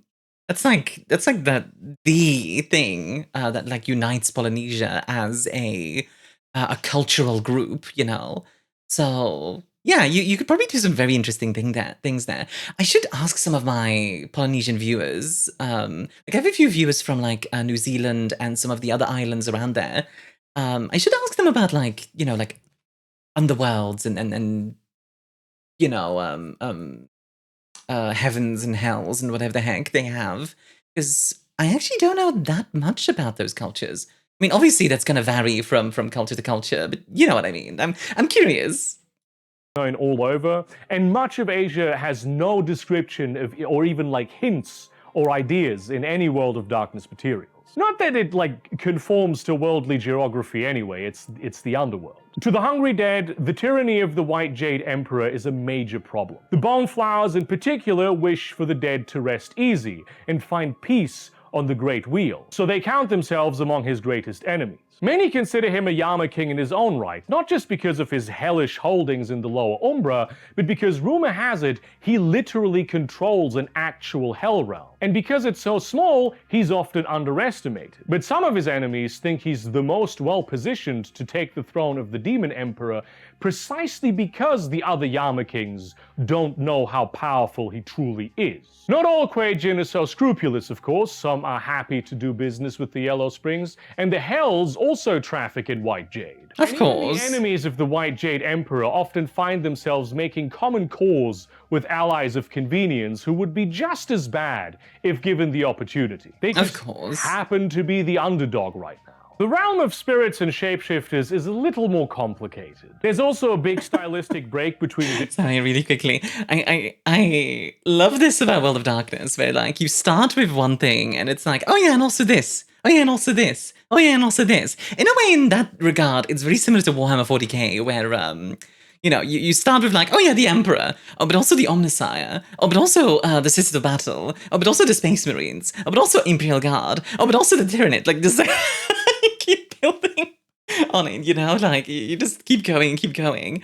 And I think that's really cool. I think that's honestly a really neat thing to have these giant worlds to explore. I think that's a big appeal of something like Lord of the Rings as well, where like you can feel that a lot of the world is made real by the thoughts and the legends that were written for that place. Does that make sense? I don't know.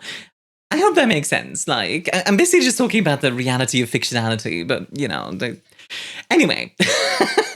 Editions which you may not care about. The Relentless Age is definitely a book written for the anniversary edition, and the default time of play is like 1998. You can of course play games before or after this, but that's sort of the time that the book is calibrated. Yeah. All of this would put it entirely within the realm of old werewolf lore, and look, I like it. I just also really like a few crucial changes that come with the new werewolf lore. Yeah. I know this is very controversial, and many people don't like that I'm like this. But first and foremost, the idea that shapeshifters are not genetic bloodlines, but souls chosen by great spirits, that just makes a lot more sense to me. I also kind of like the more globalized werewolf tribes, but you can leave all that up in the air and focus on the main difference between Asia and the rest of the world when it comes to shapeshifters: the beast courts. Instead of werewolves, werebears, were-rats, were-crocodiles, and everyone else doing their own thing and clashing all the time, throughout Were-crocodiles, all hail Sobek! East Asia and beyond, they work together in a complex hierarchy and caste system. Their mission is the same as everywhere: to protect Gaia, which they know as the Emerald Mother. And they know that each of them has their part to play. So you have a much greater diversity of shapeshifters. Werewolves are not dominant, they've been put in their place, which in fairness is as fearsome and honored warriors. The crows are spies and advisors. The crocodiles are sorcerers and thinkers. The Naga serpent shifters are assassins lurking in the dark. But the beast courts are decentralized. Each is different. Each has its own concerns. Many have conflicting interests. And not everyone is happy with the lot of their shapeshifter case. They are most powerful in Japan and the predominant force of shapeshifter society throughout Korea and China. So most of Asia is free real estate. Yeah. Those places might have their own beast courts, perhaps almost unrecognizable to the ones in Japan. And like, who's to say that the ones in Japan have it right at all? They all Hunter Parenting has, the Philippines have their own, like, Garou tribes, clearly. Well, not like Garou tribes, but Garou groups that live there with strange powers, etc. So, yeah. claim descent from the original righteous way in which shapeshifter culture was organized. But who knows if that's, like, true? Maybe every place does need its own tailored solution, and adapting to that is exactly what the beast courts do. The spirit world is always a reflection of the local reality, but it's different everywhere because there are different things everywhere. Different plants, different animals, different buildings, different machines, different cultural practices and magical phenomena. And of course, unique shapeshifter breeds. The Kue-Jin pose a unique problem here. They're creatures possessed of a true beast soul, as all shapeshifters are, and they are able to enter and roam the spirit wilds as though they were born to it. But at the same time, they are tainted with the dark energies of the worm, and strange souls at home in other places. But then they're also dedicated in their fight against other worm-tainted creatures, the half-devils, who possess no beast soul at all, and make not reluctant but enthusiastic allies in the war against the enemies of the Emerald Mother. At the same time, they spread the corruption of human civilization. They take what they want with little regard for others, and use spirits and shapeshifters alike as pawns in their games of subterfuge. They are dangerous, but at the same time, few of them could stand against the might of a werewolf warrior. So for the most part, the beast courts and the courts of the Kue-Jin have stable diplomatic ties, but keep to themselves on account of being deeply apprehensive of one another. Makes sense. Don't discriminate as much. Everything has... I do enjoy the idea of, like, careful diplomacy between factions like that. I feel like quite often in the World of Darkness, this is both a strength and a negative. So the strength of that is that you can have... So the strength of having very separate and kind of hostile and very secretive groups means you can make split stories. You know, you can have, like, just a vampire story. You can have a werewolf story. You can have a mage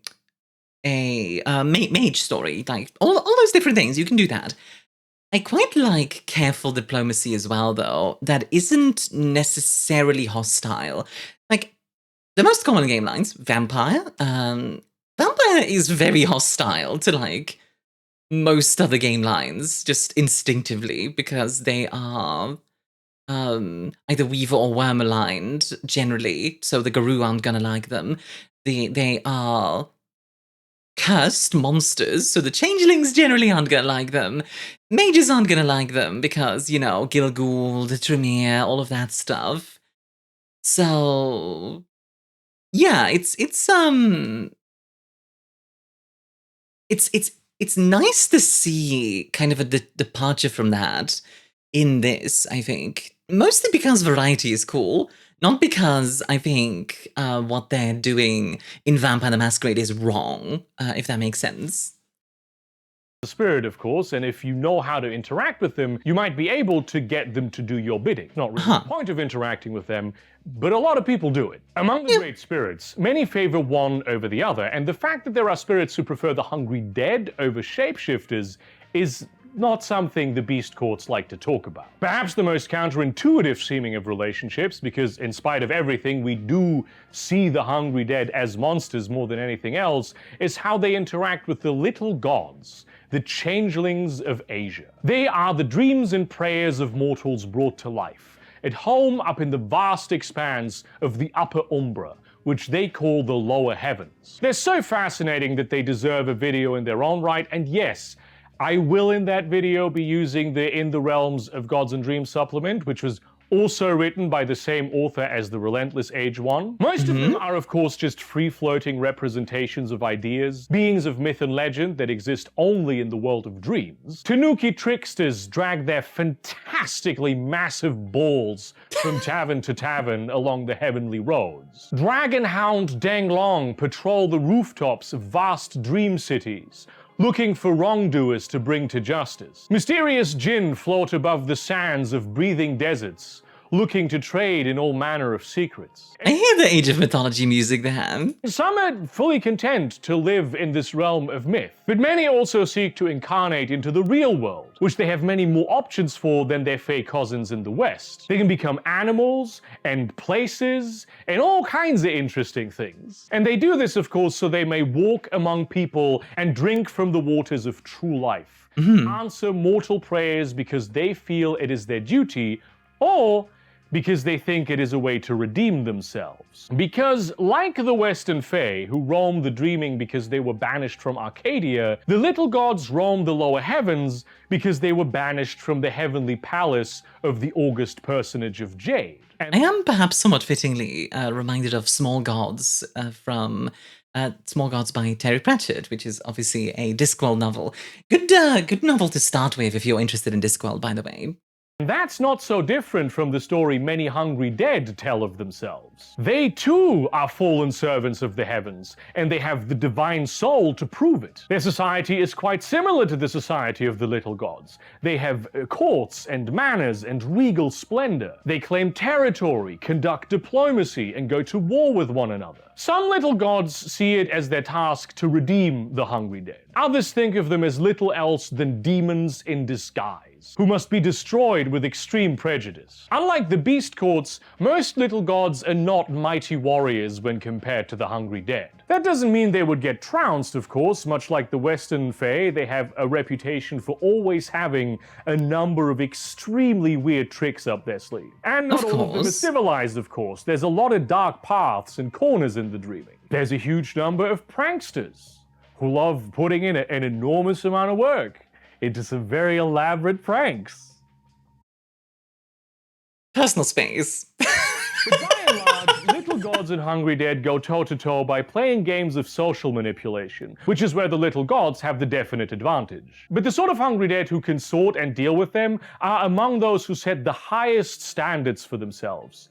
And it's not all handicap. While the little gods are torn to shreds by defilement and disbelief, the Kue-Jin not only don't mind it, but have mastered it. The other sort of hungry dead who consort with the little gods are those addicted to their golden blood, which is so much more delicious and nourishing than anything else found anywhere in this world or beyond. The golden affliction is a major taboo in Kue-Jin society. The recently deceased are advised never to drink of a little god, although the reason given for this is often that they demand respect as heavenly cousins, not the truth, because that's how taboo it is to speak the truth, which is why addicts tend to pursue their addiction in secret. The most unfortunate thing about it all is that the golden blood is most useful to those hungry dead who grow their divine soul and cultivate the virtue of righteousness, meaning the ones most likely to identify a shared plight between themselves and the little gods. So are also the ones most likely to prey on those. Ooh. Love me some narrative irony. Are always right to be apprehensive. And look, as vast as Asia is, the hungry dead exist outside of it too. The major Asian diaspora communities all around the world have small enclaves of Kue-Jin. Absolutely. And metaphysically, there's nothing fundamentally Asian about them. There's Cainites who are in Asia, they're Asian, their lives are defined by the culture in which they are steeped. Yeah, absolutely. And frankly, there's good reason to believe that the Kue-Jin have been around for longer than Cainites and used to be the only type of vampire that used to exist everywhere. Even if they're not... Even if they haven't been around longer than the Cainites, even if maybe they came about at about the same time or something like that, I like the idea of Kue-Jin not being bound to Asia, right? They do not have to be Chinese, they do not have to be Japanese, they do not have to be Korean. You could have simply, partially like cultural trappings, but also just like, you might end up in one of the 1,000 hells just because of the life you've led, right? Like, somehow you end up there. I don't think any of that stuff should be exclusive to any given geography, if that makes sense. Like you have to die in Asia or something to become a Kue-Jin. Like, that's weird. That's not something that makes sense to me, especially when Cainites are kind of just, you know, doing their thing. Although, to be fair to that, Cainites, obviously, and Kindred as a whole, they spread like a disease, not like a sort of spiritual, demonic people, which is the fundamental difference between the Kue-Jin and the Kindred. Honestly, South America has its own weird type of vampires called drowned legacies. They've been given like some sort of stats and mechanics and materials in various games, but generally conflicting ones.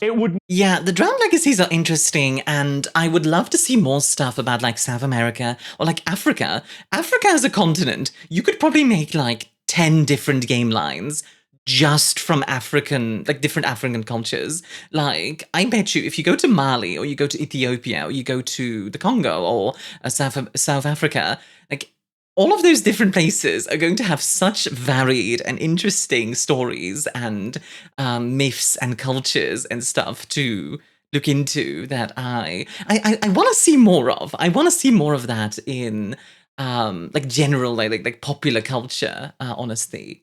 Because it's really cool and really interesting, and it deserves a bit of love as well. Plus, come on, like, you're not gonna tell me like a Central American Aztec-inspired vampire type thing wouldn't be awesome. Like, come on.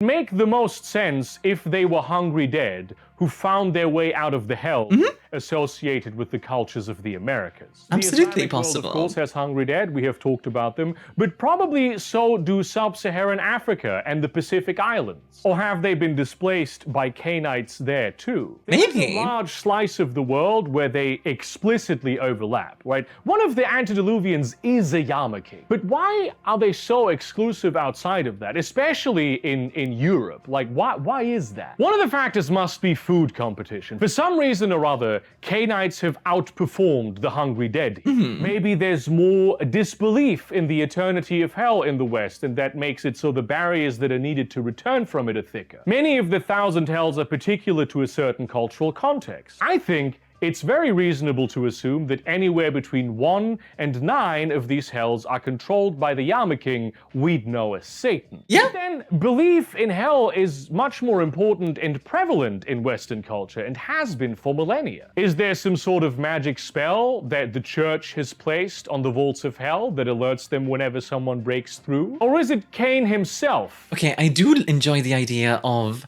Catholic hell police. Like that sounds insane in a cool way. That's very Helsing, you know, or Trench Crusade, as I mentioned a few times. Who is doing this somehow. There are non-Asian people who are hungry dead, and it's not just Westerners who died in Asia. Sometimes an oncologist... If we do consider Cain as a hungry dead, like originating his own version of undead as like a sort of disease, and taking power from those kindred eventually, you know, through antediluvians eating their children, effectively, their kindred, and then Cain becoming empowered through that. There's a very cool idea of Cain being basically like a Yama King that wants to carve out his own kingdom and is very successful at this through the kindred pyramid scheme. Ooh, that's a really cool concept. From Iowa ends up in one of the hells for no discernible reason and claws his way back out. Such people end up lost. Even if other vampires find them, they are a different species with different needs. They have weird powers and no sires. I do wonder, like, I forget the bloodline. There's a bloodline of vampires, of specifically kindred. I think it's the Naga that need to eat people to survive, right? And there is some overlap with, like, young hungry dead there. So I wonder if they were to find one of these, like, young hungry dead, that they would be able to help them. Whether or not they're willing to is something else, but yeah. History of Cainites, shunned, hunted, and destroyed, were not, in fact, cative, but hungry dead. Ah! The Cainites and hungry dead used to be on the fringes of Europe, or even in the heart of it. Maybe. Is it really an accident that many of the myths of the Boneflowers have sort of an Orphic theme going on? Travels into the underworld where the gods are swayed to liberate souls through song. I've heard that one before, and it wasn't in China. Yeah. How edited and propagandized the history of vampires is, both species of them, who would know? Part of me really wants to also explore the idea of Kindred of the West, right? An alternate universe to World of Darkness, where the speciation event of Cainites and hungry dead never happened. All vampires in the world are hungry dead. The opposite of that also might be interesting, don't get me wrong, but that's not what the video is about. I personally like the idea of a whole bunch of different species of vampire, I admit. That some of them might have died out, right? Like Kindred are clearly a very powerful force in World of Darkness. And I think it's okay to have some bloodlines and some species and some groups just stop existing because of the pressures of reality and the competition between, the ruthless competition between groups, you know? So, yeah, I quite like that idea. There would be two fundamental approaches to this. One would simply be an alternate timeline where probably the paths of enlightenment that were common before Camarilla dominance, and which are described in detail in the Dark Ages vampire books, would be the Western Dharmas. The Relentless Age book actually includes the Western Road of Heaven as a Christian alternative to the Eastern Road of Heaven, and it's gaining popularity among the hungry dead in the Philippines. But Dark Ages vampire fans will have noted that the Road of Heaven was a path of enlightenment back in those Dark Ages, before the Sabbat claimed the very concept of paths for itself and only embraced the evil ones. An approach that I would find slightly more interesting is to perhaps combine this with some representation of the clans. Now, of course, the vampire clans are entirely a product of the speciation process, so you would have to translate them conceptually. They might be fraternities that favor certain paths and god bodies, or strict descent lineages in terms of tutelage. The hungry dead of Asia do also have sires. They're just not the creators of that vampire, but they're teachers.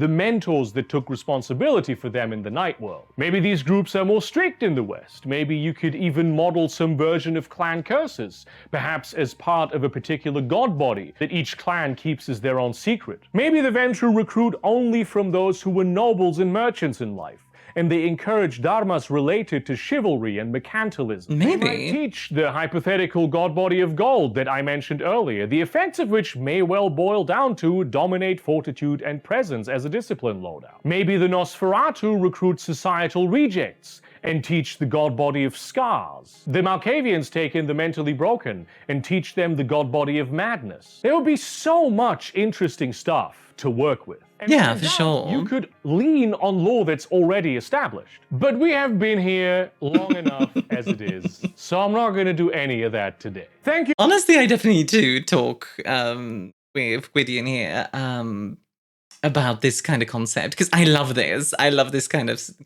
theory crafting and discussing of, hey, what could we do with this? It is very, very fun. Thank you very much for watching this video. Like, comment, subscribe, share this to your relevant community. Consider supporting me on Patreon, buying my novel Harm's Place, or, perhaps buying some of my merchandise. This guy could be looking at you from the bathroom floor. Special shout out to Gekarthus, aka Swagnarok, from my Discord server. You know what you did. You may not have been the only one, but you are the first one that I saw. And in that spirit, now that I'm digging into like the really niche sort of WOD stuff, let me know in the comments which old splat you'd like to see a video on that I The crab book. might make in the future. Because I just have no idea right now. There's just such an absence of things that I can be making a deep dive about. Yeah, there's just no sense of the Kue-Jin are very demonic, so we've kind of covered demons already, right? So I don't know what it could be. And in that spirit, see you around, friends. well, with that was quite a long video. This might be the longest video I've ever done, actually. This is kind of crazy. Jesus Christ. I hope you all enjoyed it. I know I did. I really, really liked learning about the Kue-Jin and reading. I read some stuff on them before this as well, and of course, I did play Bloodlines, so I was a little bit familiar with them. But it is nice to get some more context and a bit more lore surrounding them, and frankly, a bit more nuance, which is yeah, it's nice. But yeah, for now, a very special thank you to my very important planet, Kane01B. Feel free to reach out to me to get your art, by the way. The very important planets Aku, SCP Realized, Roselandian Rose, Torpen Only, Brandon Anderson 8516, and Cool Mr. Cortez. And then over on Ko-Fi, Tato, Orlandog, Vreed, Ellie Cute Puppy, and Alex the DM for your support. Thank you all for watching, and have a lovely rest of your day. Bye-bye!